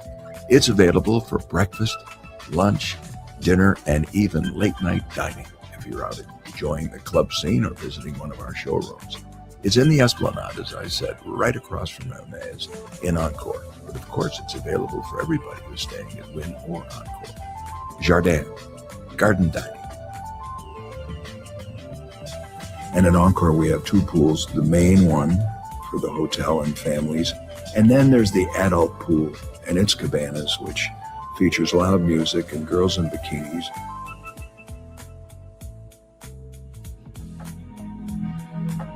Let's make an intermediate stop at the spa level, where some interesting things are. First of all, there is the spa itself. There's a ladies' side and a gentleman's side. Personally speaking, I am extremely proud of the mood, the feeling, the decor, and the design that our gang was able to achieve in this spa. We've done several hotels here in Las Vegas over the years, but the spa at Encore is something that represents a design achievement that's a little better than anything we've ever done before. Next to the spa, once you get off the elevator, is a very lovely salon where you can get your nails and your hair done, get a pedicure, makeup too, if that's on your schedule. Surrounding Excess is the Esplanade or the shopping arcade of Encore. Hermes is there, Chanel is there, watch stores, clothing stores. So I think that all in all, the choices are terrific. Next is Excess, the nightclub that was built at Encore that Condé Nast Travel Magazine said was the hottest nightclub in the world last year. And based upon the 5,000 or 6,000 people that go there on the nights that it's open on weekends, it surely is. If you've got the appetite for unbelievable energy, pulsing music, you got to check out Excess. It is a remarkable experience. Next to Sinatra is our new nightclub, Surrender, that opens on to the Encore Beach Club. The Encore Beach Club is a place we built for people who wanted to be part of the Encore and Win experience who weren't staying with us.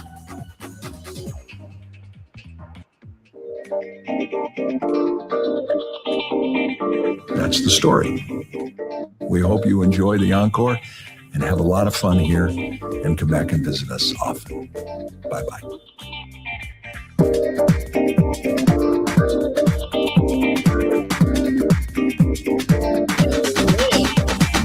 Not done yet because apparently they are planning for a brand new 47-story hotel tower for the Las Vegas Strip.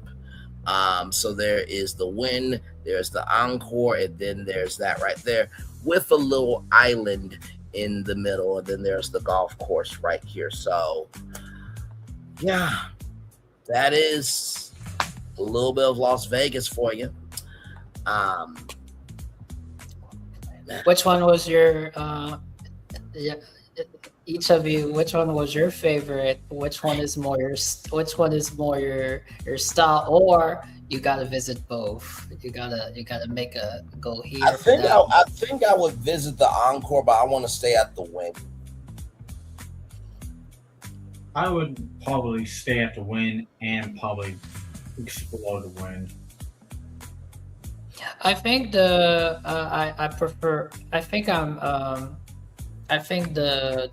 restaurants are more incredible in the Wynn. Yeah. Not to say the Encore doesn't have a fantastic restaurants, but I think the Encore, the restaurants they're more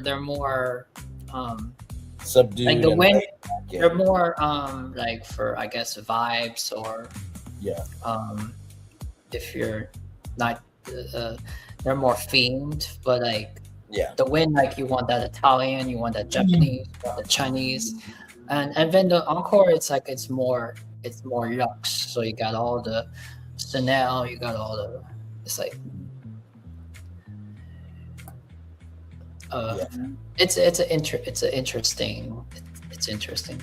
Well, like I said, text me the link and I'll try to roll through on Saturday because I definitely want to be there to get my 2 cents on the Mirage. But yeah, the Mirage is definitely a part of Las Vegas history, and of course, Steve Wynn, they call him the Walt Disney of Vegas because he built these hotels that were like Disneyland and in theme and everything else. And you can even say I took a little bit of Steve Wynn's energy and made it do what it do for when I took Las Vegas by storm and rebranded every hotel. Very imaginative. Each one had its own vibe. I mean, let's not forget Ray-Ban New York, the Jumanji Luxor, the JBL Strat. I mean, Bellagio ringing the bell of curiosity. I mean, just it's amazing what you can do when you just allow your mind to be free. It truly is. And tune in after, because after the documentary, we got some live BFP Imagineering. Okay, sounds good. That's all I will say. So, like a live episode after the documentary watch. Right after the documentary, we were fabricating concepts on air. Okay. So sounds good. Sounds good. So just some inspirations and what ifs. Yeah. Yes. No, for sure. So please tune in for this show. It's going to be a great time. You said Saturday, right? Yes, Saturday at 6 p.m. and it's premiering on the BFP Visions channel. Okay. You know, send me that so I can post it on my community wall. There, and of course, as you guys can see here, this is the Bellagio hotel. That vibe is happening right now live in Vegas. I just happen to be able to find a good enough video and make it a virtual background. So that is stunning. It really is. I mean, to be real with you, like, I remember when, COVID happened and everything, and everybody's like, what are we going to do with Hollywood and all these shows and stuff? And I was like, I worked so hard to, be on the sound stage and stuff like that. And, to see Braylon Lee, on the sound stage 21 and, the fame and all that. But I've come to recognize that fame is a spectrum, and it really just depends on how you view it. Like, we are virtually broadcasting live right now, and the Bellagio is our background, right? So we ain't gotta spend all this money to be in front of the Bellagio doing our show live. But hey, the Bellagio, it all fits in, because especially if we're doing BFP Imagineering, it's all about the potential. And there we go, the Bellagio right there was the Steve Wynn potential. Yes. That's the potential of Vegas. Absolutely. Like I said, we have the fireworks going off behind us. Like we're broadcasting virtually live from Disney. So I've looked at Brainley's virtual tour as a huge blessing of I'm able to broadcast live virtually from anywhere in the world. All I gotta do is just this. That's it. That's literally all I gotta do. I can be anywhere in the world. So you gotta you gave us a tour of the Wynn and the Encore. That was my very first tour of the Wynn and the Encore. And you got it from Steve Wynn himself. Steve Wynn went through a bit of a scandal, and he got banished from Vegas and everything else. It was the SA scandal. But also, too, in the same token, that doesn't take away from the genius of how he was able to put all that into a hotel. I mean, my God, you think what we do is something, and it is, but I mean, it was just one thing after another.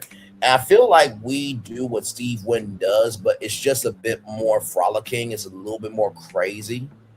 I will say, but it's a huge responsibility what he does, because I mean, having the best people to give the best experience is one thing, but like, how do you monitor that? Yeah, and like I said, teamwork makes the dream work. And like I was saying before, our concepts, they are great, they're big, they are bold, but they work for the platforms that we talk about. To do all of what we do inside the Wynn, it can't work, because the environment is more of a buffet of exploration. And so you have your highs and you have your lows. So it's not all highs, it's not all lows. So you have to be able to fine tune yourself to what each space needs, right? So it definitely carries a different weight, but I appreciate that because for all that the win is, you need Disney to have that Vegas engine. I mean, hell, it's to the point where Mickey Mouse took all of this and did Fantasmic in front of it. So, like, you know, just. And it's crazy because before that, just before that happened to you, I think it was on your Vegas, one of your Vegas episodes. Weren't we discussing that? We're discussing about the what if Disney incorporates itself in Vegas somehow? We did talk about that. That was a rumor, but I don't think Disney will ever do that. I think the Dave and Buster's Resort would probably happen before that. I really do. Phil, how are you feeling, good sir? I feel like between the Disney World of Color Boardwalk in and that wind tour, you're just like completely blowing. Like, oh, yeah. What the fuck? Yeah, the Wind Hotel is exactly how I want to do concepts of the resorts. You know, it's interesting after seeing, especially when I was seeing the Mirage with its volcano and the Bellagio here with its fountains. Now when you see the boardwalk with the World of Color in front of it. Yeah, as Thornton had said, check out that channel when it's presented because, yes, that one. Because I am like so astonished and amazed by simply its lobby, and I keep on asking myself, I still do not have the answer if I can do it or not, because I want it so bad at a existing resort right now. By the way, is that what you meant, Brian? Steve Wynn doesn't. Steve Wynn, he presents it, but not like BFP because not in the energy fill here. Correct. But you know what though? I think here's the thing: the win could only be presented in that fashion. Oh yeah. Sure. There was no way you could put BFP Imagineering energy in presenting that hotel. It would just throw off the balance of it. Even the I don't know. Well, no, I don't know. Maybe in Florentine Vision of Wonder, Magical Voice. You think you can give some spice to the win? Well, what do you mean? You mean like how he presented it with his? The way he presented it, it was almost like you were listening to an album. Track 1, the lobby. Track 2, he did. He did. 3, 5. And I think it takes understanding how to understand the magnitude of what space is in order to understand how to work a space. So you're saying because that's his product, that's him. So he, of all people, he's the one that will present it. But you're saying that he presented it in such a style. What if he didn't have that gift to present it this way? Would it matter?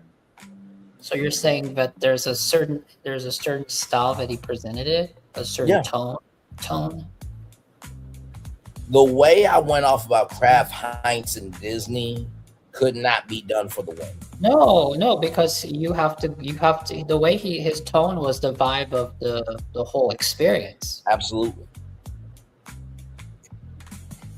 I'm laughing over here because I clicked on ask I said I wanted to ask the Sunset Room here video. You know, I think this may be a crazy. I don't think it's crazy. I think this will be very. It will be very funny. It will be. I mean, what if one day we pitch our own resort? Yeah, that could be potentially fun. Yeah. I mean, You can decide. You can decide everything. You can decide what kind of. You can decide what kind of. You can decide. I mean, he used his last name Win, so I don't know how like the Lee. I don't know how that as a hotel. I don't know if staying at the Braylon or staying at the Lee would make the most sense. You can stay at the Bray. The Bray. That could be something. This is still the most beautiful image I ever seen on YouTube. Yeah, that woman in the green dress can get it. She absolutely could. Actually, I don't know why I keep on not using the logo in the corner now. I mean, anyways, can you read on the on this side of the screen over here, the right side of the screen? Yeah, the team frames the experience through the lens of the Twilight Zone, where the restaurant remains in a pristine, frozen state, unlike the weathered, dusty lobby of the attraction. It is described as a place that never sees a sunrise or a sunset. That's what you said. Yeah. Just like, oh my god, just right. Listen, consider this for your approval. The Wynn Hotel in Vegas is something spectacular. Oh, isn't it There's ironic? only one Rod Sterling, ladies and gentlemen. Isn't it crazy? I always see images of Vegas, and I see images even with the Wynn and the Encore, but nowhere in these images do I see those all that greenery, all that golf course. My gosh, it's almost like it's just like in its in its own. Like he said, that the Wynn is a place for discovery. You don't showcase the greatness out in front. Yeah, I'm not saying it's in the front where the strip is, but I mean, even in aerial shots, it's like it's really tucked. Yeah.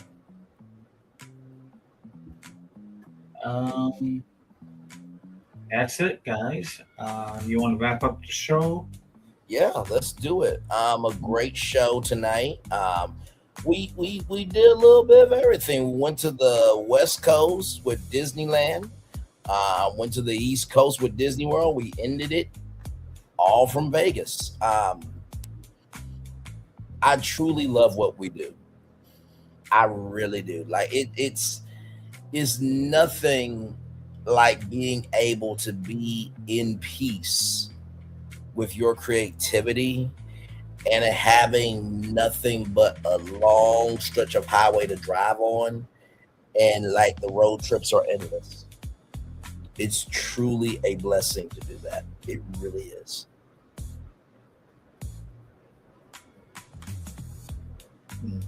And I really think that somehow we've already done that. We've already created. That's why that's why those Universal Legacy resorts. Yeah. One of them is really on the level of Vegas. They're so iconic. I think that Kaleidoscope Hotel is this. That Kaleidoscope Hotel was I can't imagine. My God.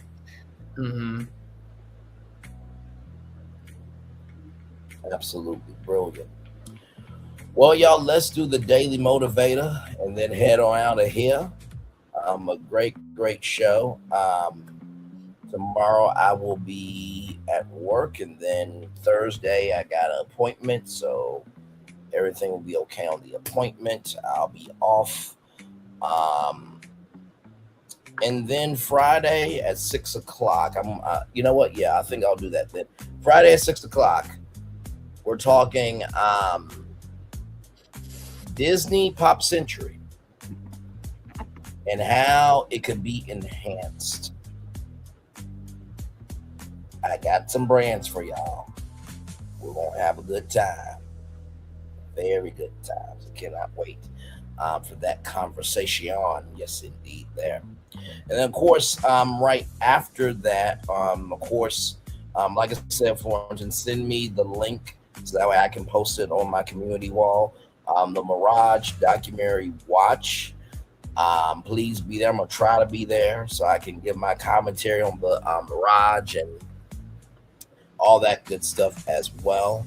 And then, as you guys know, Housewives, I deal with them heifers on Monday. Don't ask me on Sunday. I deal with Harlem Houston on Sunday. But nothing but a full weekend. And then, of course, let me see here. Actually, so Saturday, so Friday is the new show, Hood Ring on Cheat Hab. That airs on Friday. So Saturday will be the Mirage. So it's at 6:00. So I may have to watch the show early in the morning. Then I may do my Cheat Hab show later on that evening. But we'll get all done. Basically, you got a weekend of content to look forward to. Okay. But all good things. Yeah, but we would. If you were asking, you would have loved to been part of the Mirage documentary. We can always do one day of follow-up video on. I think it's a follow-up video on. Well, it's basically talking about the new Hard Rock resort and whether. And that, and it's asking it whether it's. I mean, here's the thing, right? My genuine take on that is I think that Hard Rock should have kept the Mirage for brand capital purposes. I know that Hard Rock is known by everybody, but that was a very historical Las Vegas landmark that made way for all the super resorts in Las Vegas and really in America as well and around the world. And not to mention too, the Mirage, it was like a fantasy of like, wait, is that a Mirage? Is that a tropical hotel in the middle of a desert? No, you're just seeing things. I think they could have played on that with rock and roll. Oh oh my gosh. And mystery of, anything and everything that, You know how in the it mentions in the.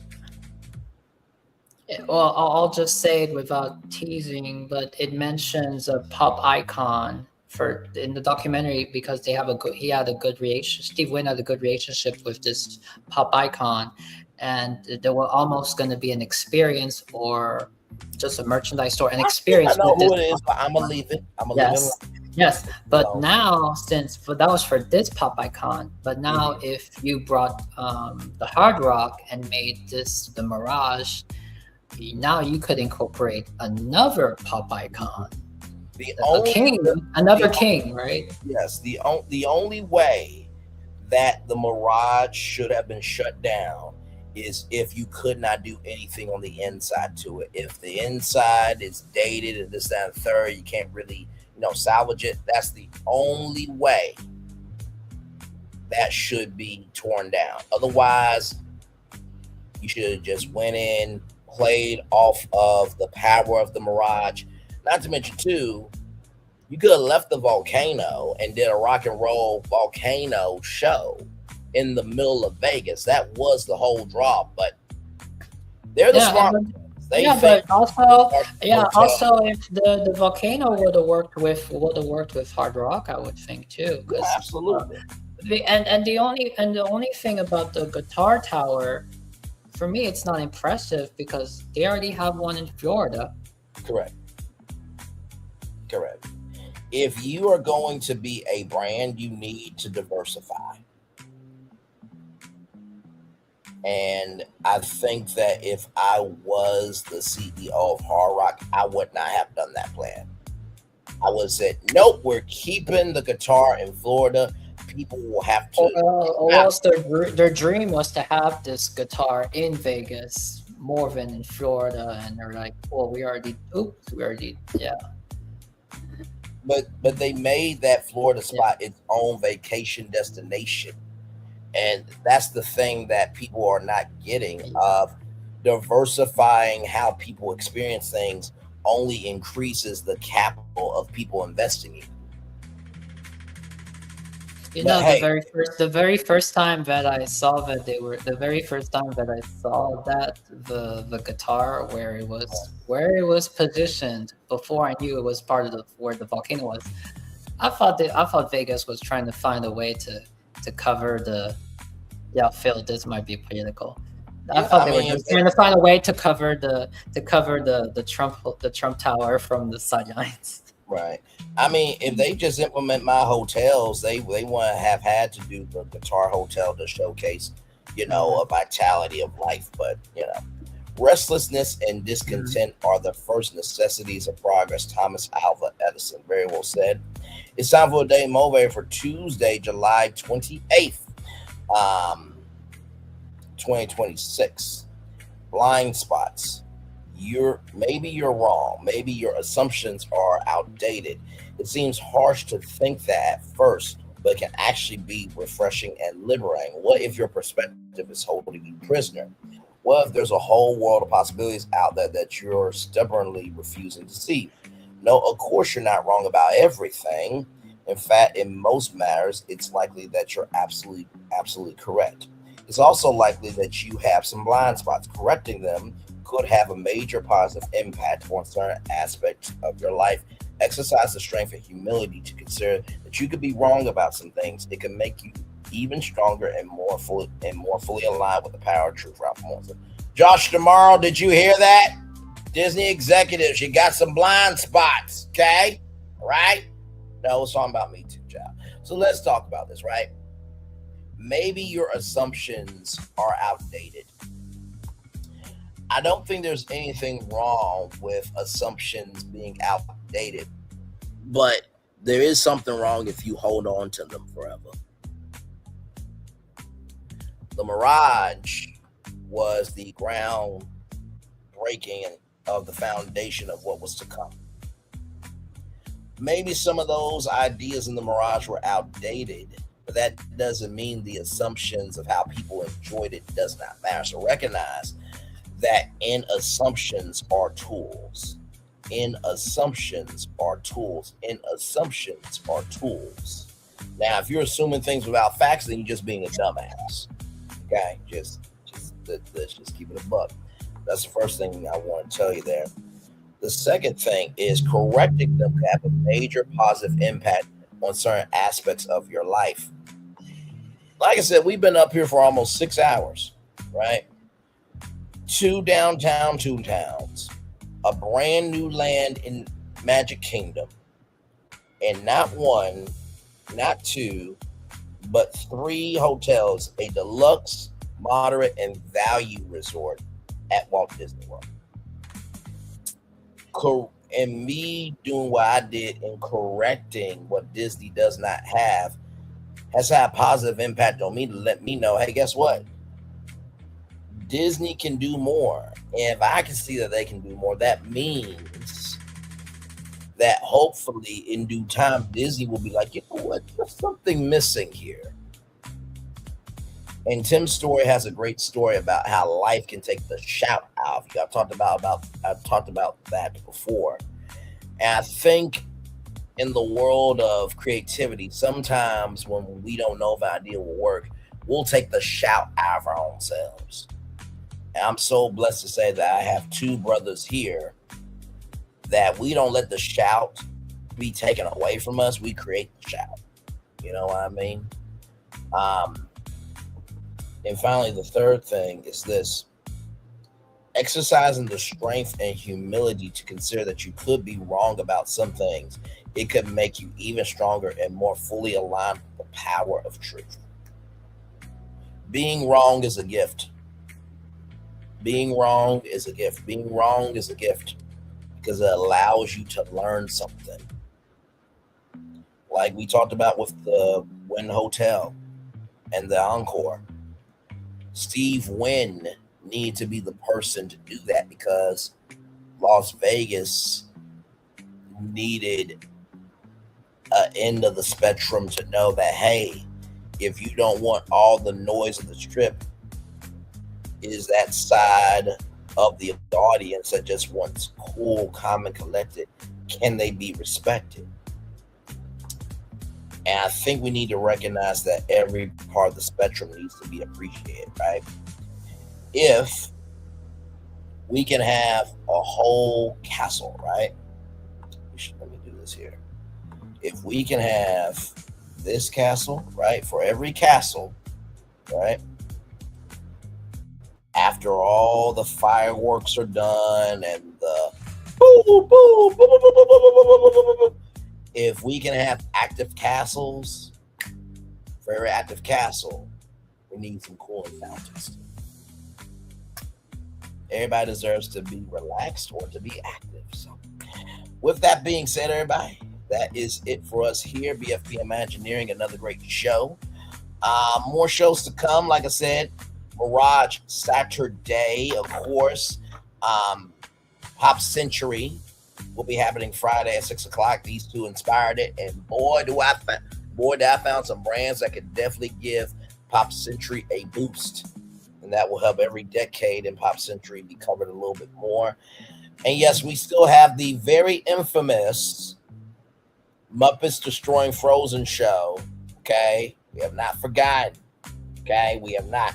I want to see how Elsa and Anna struggle to survive by Swedish Chef. I am looking forward to that. Florentine, not so much, but the rest of us are looking forward to it. Yeah, each of the characters of the Muppets have their own way of interrupting what you know about Frozen, or add their own little quirks to the presentation play of Frozen. Yes. Because it is a play. And by the way, y'all, I do not advocate for violence, okay? So y'all know what Swedish Chef does. He cooks people. We're not advocating for him, but let their energy with Disney characters, okay? Yeah, you just saw Swedish Chef like an hour ago on this stream, like trying to like whoop, whoop, whoop, whoop, whoop, whoop, whoop, whoop, whoop, trying to cook some chicken during the Sousa song. So yeah. But you know, maybe it might be, you know, Swedish Chef might pour seasoning that doesn't smell so good onto Anna and Elsa more than actually getting the clubber and trying to cook them. So we're not advocating for that. That's a little too far. Okay, I do have standards and requirements. Okay, so, but yes, we have not forgotten about that show. I'm looking forward to that. It's just it's one thing after another. All right. So while you guys cook that show, I will premiere that Spice Recon that birthed and introduced that. So then after, so then that premieres, and then on to the main course. Yes, and then of course, no, go ahead, Phil. You just gave me an idea about Swedish Chef and cooking and eating. I don't think I recall having Swedish Chef cooking Sven. I wonder how reindeer tastes like now. Oh hell, man! We ain't gotta do the moose like that. Oh god. Reindeer, not the moose. No. Okay, gotcha. Understood. We will have that show coming up soon. I'm sure Phil is going to go back to the lab and try to see what he can do for sure. Yeah, y'all torturing Kristoff for sure. How with that? Listen, I advocated for Anna and Elsa to stay alive, okay? I'm not going to be that mean to them. Maybe some season I don't get on them, but, you know. They are okay. They just, like, laugh it off the whole show. But with all that, ladies and gentlemen, we are also, just to count down, we are 1, 2, 3, 4, 5, 6, 7, 8, 9, 10, 11, 12, 13, 14, 15, 16, 17 days away from D23. BFP Imagineering will be here to break down all the announcements from the movies and TV shows to the theme parks and everything in between. We will do it in the best way we know how. Phil will be the map and determine if there is space. Florton being the visionaire wonder with vision and wonder. The alternative extra perspective sometimes. Correct. And me just, well, y'all should know me by now. It's going to be either divorce day for some or renewal day for others. So I will be renewal day. Braylon's going to put a loop-de-loop and make it look cool for you. So. Or just destroy the whole fucking thing. One of the two things will happen. Either I'll make a loop-de-loop and make it look cool, or, you know, in the words of Martin Short, but courtesy of Lucy. Okay, chill. I invented chill. But if you know me, is that your tone during the Frozen Free whatever teaser? You'll have to sit through with me. You know, Florentine, let's just cross that bridge when we get there, okay? Let's cross that bridge when we get there. Okay, let's hey, we're sitting for all of it, right? So yeah, we are. We're gonna break down every announcement, including the Frozen announcement. I'm going to try to be gracious. I'm going to try to be fair. But as you all know, like Martin Short said, I invented chill. I did not invent chill. I am the heat miser. Yeah, he's no Steve. He's Mr. White Christmas. He's Mr. Snow.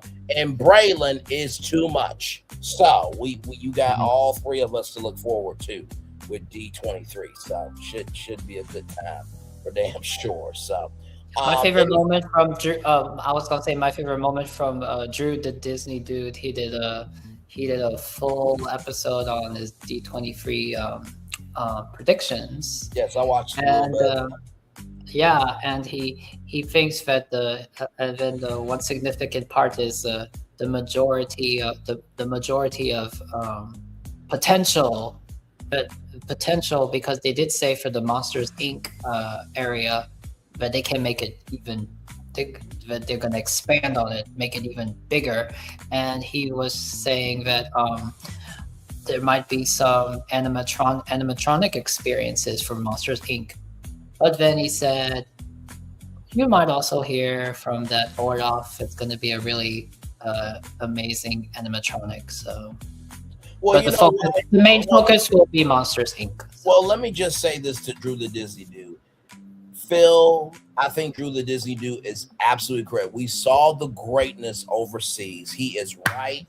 He is right. He is absolutely right. The greatness of that animatronic is going to be seen, even though it was already seen overseas when he fell on his ass and died in front of children. Yeah. Somebody still says that if you listen closely, did he die? So yes, he did die. Braylon, there's children here. Well, they asked a question. What was? Okay, fine, Fortune. Go console the child that I just told the damn truth to. The snowman just died. Go do your child. The child asked a question. What was I supposed to do? Hell.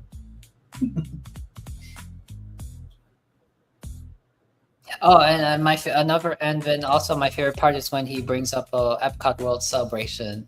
Yeah, it needs help. It does. Yes, it definitely does, and a lot of other things too. But yes, of course, like I said, Braylon will be too much in the words of the heat miser.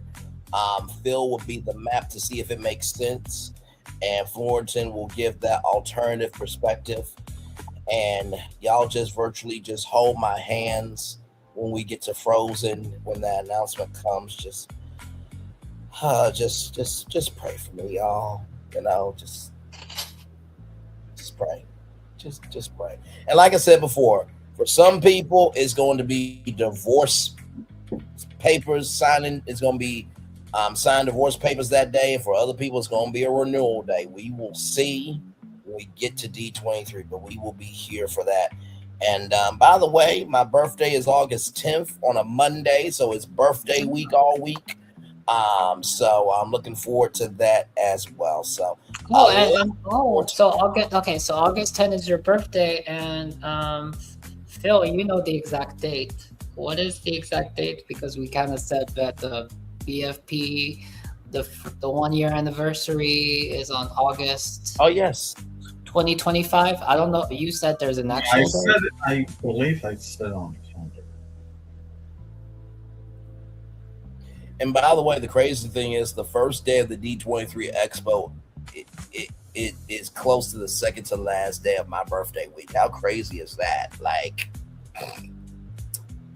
D23 14 through 16 weekend. Your birthday is on the 10th, which is a Monday. Yes. And the 25th is what I called, was the day when I showed up. For the anniversary of BFP Imagineering. Yes. Yeah, because even though I think before, even though maybe during that time it was BF, the BFP actually wasn't that when you first presented something too? Yeah. Kind of ironically, you could say that because it falls on Tuesday, and it was just only two of you until I showed up. So, but anyways, whatever day, I think August 2025 is a celebration in itself. And I asked him the question, but now I'll ask Brian the question. Are you amazed how much we have, especially how much shows? Are you amazed how much we've done with Imagineering in 1 year? I feel like we've done like 2 series of BFP Imagineering. Like we've done season 1 and season 2. Like we oh my God. Phil has a different answer because he has so many projects that I agree with you, Brian. It's like it's incredible. I got probably like 80 or 70 different projects. Yeah, I think I'm all probably like done, I guess, or 35 of them except done. Even though 20 and 30 more I want to do too that I have not prompted yet. And my question to you concur what Braylon just said about like, oh, we did many. I say to you, from me, myself, that I have not done enough. So right. Well, here's the thing too, right? I think in the same token, the way we work is we work when it's complete, right? We put out the episode when we're ready to put it out. So that way we can let the creativity breathe. The only reason why I say I feel like we've done season 1 and season 2 is because, just the volume of what we have done and what we are doing, what we continue to do with our creativity, it's just bar none. Like it's almost like we're the metal pinball in a pinball machine, and it's like we're hitting certain things in the pinball machine of like being, ahead of culture on things. And it's a frolicking good time. Mm-hmm. And even sometimes if I'm sure we have a lot of projects that we have not, just like for example that Teletubbies there, that was just a thing on the side, and now we presented it, and it became more it went from a goofy, funny, maybe embarrassing, just a jokey concept to when I think it's a very balanced it's a very balanced concept for another portal that just brings all ages together. And even though some of the projects that we've done maybe was not presented in the show yet, I think what's fascinating is every time we came on Brian's virtual tour and we did a discussion, I'm amazed the path that our discussions went. just like now you're going on your path to Pop Century next. So yeah, because you guys said something of like, oh my God, the Pop Century lobby is this, that, and the third. And I'm like, okay, well, mate, listen, I happen to be decent at, theme parks. I'm be decent at. Well, I'll say I'm outstanding at theme parks. Let me not diminish myself, damn it. But no, I think I'm outstanding at theme parks. I think I'm outstanding at hotel design. Like I said, that Vegas Live, I literally revived the whole city with my hotel plans. So listen, I have a knack for it. So why not? So you guys are saying the lobby is not where it needs to be for Pop Century. Let me see if I can bring that brainly magic to it.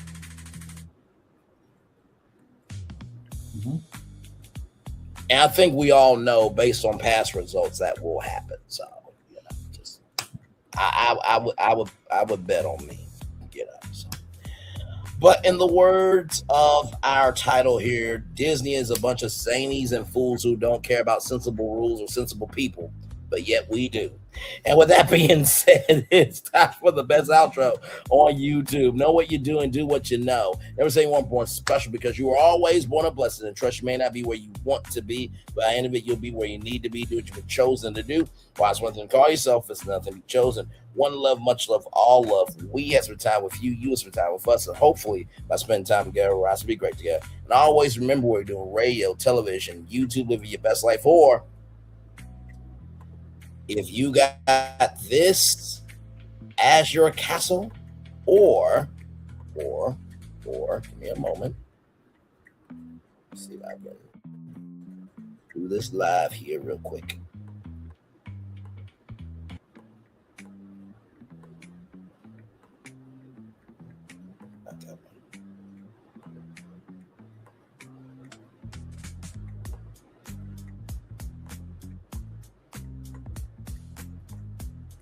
I think what's amazing is not how much we were able to showcase on shows.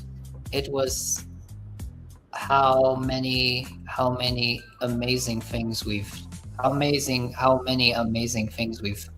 mastered. And sometimes some of those creativity ideas that we've done wouldn't have happened without the kind of discussions that we have. Amen to that. Mm-hmm. No, I fully agree with that. Absolutely. Whether you have the Bellagio as your castle, or you have this boardwalk as your castle, always make sure that you know that you have a home somewhere. Make sure the replay is not just ready for you to watch it, not just ready for you to listen to it, but for you want to experience it again. We love you. We value. We embrace you all. Always remember, or receive love you got given, or receive love you got given, or receive love you got given, wherever obstacles you overcome, wherever success you have achieved upon this particular day. We are extremely proud of you. Well, no one else is proud of you, proud of your damn self. At Disney, if you do any of this shit, $20 million a year, another $20 million a year, then another $20 million a year after that. So that's that's $600 million for the three of us. But hey, listen, if we could bring this, imagine what else we can do if you actually trusted us, okay? I mean, we have literally brought a Disney virtually that's more exciting than what you guys are not bringing in reality. Hopefully you'll bring something to D23, because y'all said it was the biggest one yet. The pressure is on y'all, not BFP. Okay, just want to get that out of the way. Commercial break and fireworks are coming your way for the day that was, for the day that's to come, and for the blessings on the way for you, me, all of us, as a society, as a people, as a culture. We feel the love, and we're sitting right back to you. Good night, everybody. Love y'all. Bye-bye. Great show, brothers. Love y'all. See y'all soon. Bye-bye. Good night. I thought I should tell you, they've been talking about you. Yeah, they've been talking about you. They've been talking about the fact that they've done everything they could to stop you, and everything they could to block you, but you still win. They've been talking about the fact that they have undermined your success, and they have tried to sabotage your seasons, but you keep winning. They've been talking about the fact that even though they don't like each other, they get together to try to kill you, but you keep winning. They've been talking about the fact that you were voted least likely to succeed, but like cream, you keep rising to the top. They've been talking about how they tried to burn your world down, but like the phoenix, you rose from the ashes. They've been talking about you. And you know what they say? Oh, she's just lucky. He's just lucky. But no, you ain't lucky. You're anointed. You got something on you. You got favor on you. You got power on you. You were born to win. Now they can call it luck, but it's grace. They can call it luck, but it's favor. But whatever they call it, it doesn't matter, because you know what God calls you? Do you know what God calls you? A winner. I thought I should tell you they've been talking about you. Yeah, they've been talking about you. They've been talking about the fact that they've done everything they could to stop you and everything they could to block you, but you still win. They've been talking about the fact that they have undermined your success and they have tried to sabotage your seasons, but you keep winning. They've been talking about the fact that even though they don't like each other, they get together to try to kill you, but you keep winning. They've been talking about the fact that you were voted least likely to succeed, but like cream, you keep rising to the top. They've been talking about how they tried to burn your world down, but like the phoenix, you rose from the ashes. They've been talking about you. And you know what they say? Oh, she's just lucky. He's just lucky. But no, you ain't lucky. You're anointed. You got something on you. You got favor on you. You got power on you. You were born to win. Now they can call it luck, but it's grace. They can call it luck, but it's favor. But whatever they call it, it doesn't matter, because you know what God calls you? Do you know what God calls you? A winner. I thought I should tell you they've been talking about you. Yeah, they've been talking about you. They've been talking about the fact that they've done everything they could to stop you and everything they could to block you, but you still win. They've been talking about the fact that they have undermined your success and they have tried to sabotage your seasons, but you keep winning. They've been talking about the fact that even though they don't like each other, they get together to try to kill you, but you keep winning. They've been talking about the fact that you were voted least likely to succeed, but like cream, you keep rising to the top. They've been talking about how they tried to burn your world down, but like the phoenix, you rose from the ashes. They've been talking about you. And you know what they say? Oh, she's just lucky. He's just lucky. But no, you ain't lucky. You're anointed. You got something on you. You got favor on you. You got power on you. You were born to win. Now they can call it luck, but it's grace. They can call it luck, but it's favor. But whatever they call it, it doesn't matter, because you know what God calls you? Do you know what God calls you? A winner.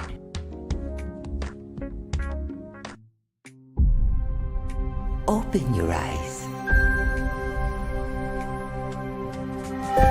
Think of the one place you've always wanted to see.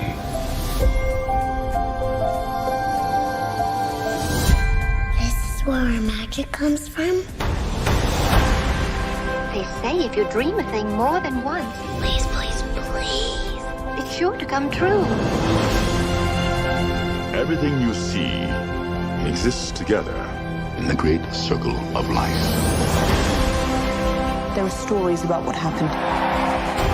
It's true. All of it. In every job that must be done, there is an element of fun. I told you she was tricky. Life is full of possibilities. What do you want to be remembered for? The world is in our hands, and we gotta do something with it. I just want to say a word of thanks to all the artists, the workers, and all of you. The young and the young in heart. You helped make this dream come true.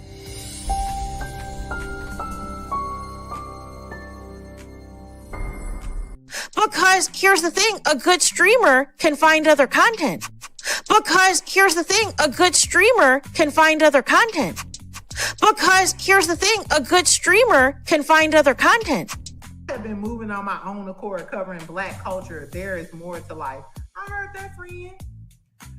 Braylon, shout out to Braylon. Make sure y'all go follow Braylon in case y'all haven't. I love your content. I've been moving on my own accord, covering Black culture. There is more to life. I heard that, friend. Braylon, shout out to Braylon. Make sure y'all go follow Braylon in case y'all haven't. I love your content. I've been moving on my own accord, covering Black culture. There is more to life. I heard that, friend. Braylon, shout out to Braylon. Make sure y'all go follow Braylon in case y'all haven't. I love your content. Child, Braylon been over there doing his thing, minding his GD business, staying out of trouble, trying to get the folks some positive stuff to talk about. Besides lying all the damn time. Child, Braylon been over there doing his thing, minding his GD business, staying out of trouble, trying to get the folks some positive stuff to talk about. Besides lying all the damn time. Child, Braylon been over there doing his thing, minding his GD business, staying out of trouble, trying to get the folks some positive stuff to talk about. Besides lying all the damn time. Child, Braylon been over there doing his thing, minding his GD business, staying out of trouble, trying to get the folks some positive stuff to talk about. Besides lying all the damn time. Child, Braylon been over there doing his thing, minding his GD business, staying out of trouble, trying to get the folks some positive stuff to talk about. Besides lying all the damn time. Child, Braylon been over there doing his thing, minding his GD business, staying out of trouble, trying to get the folks some positive stuff to talk about. Besides lying all the damn time.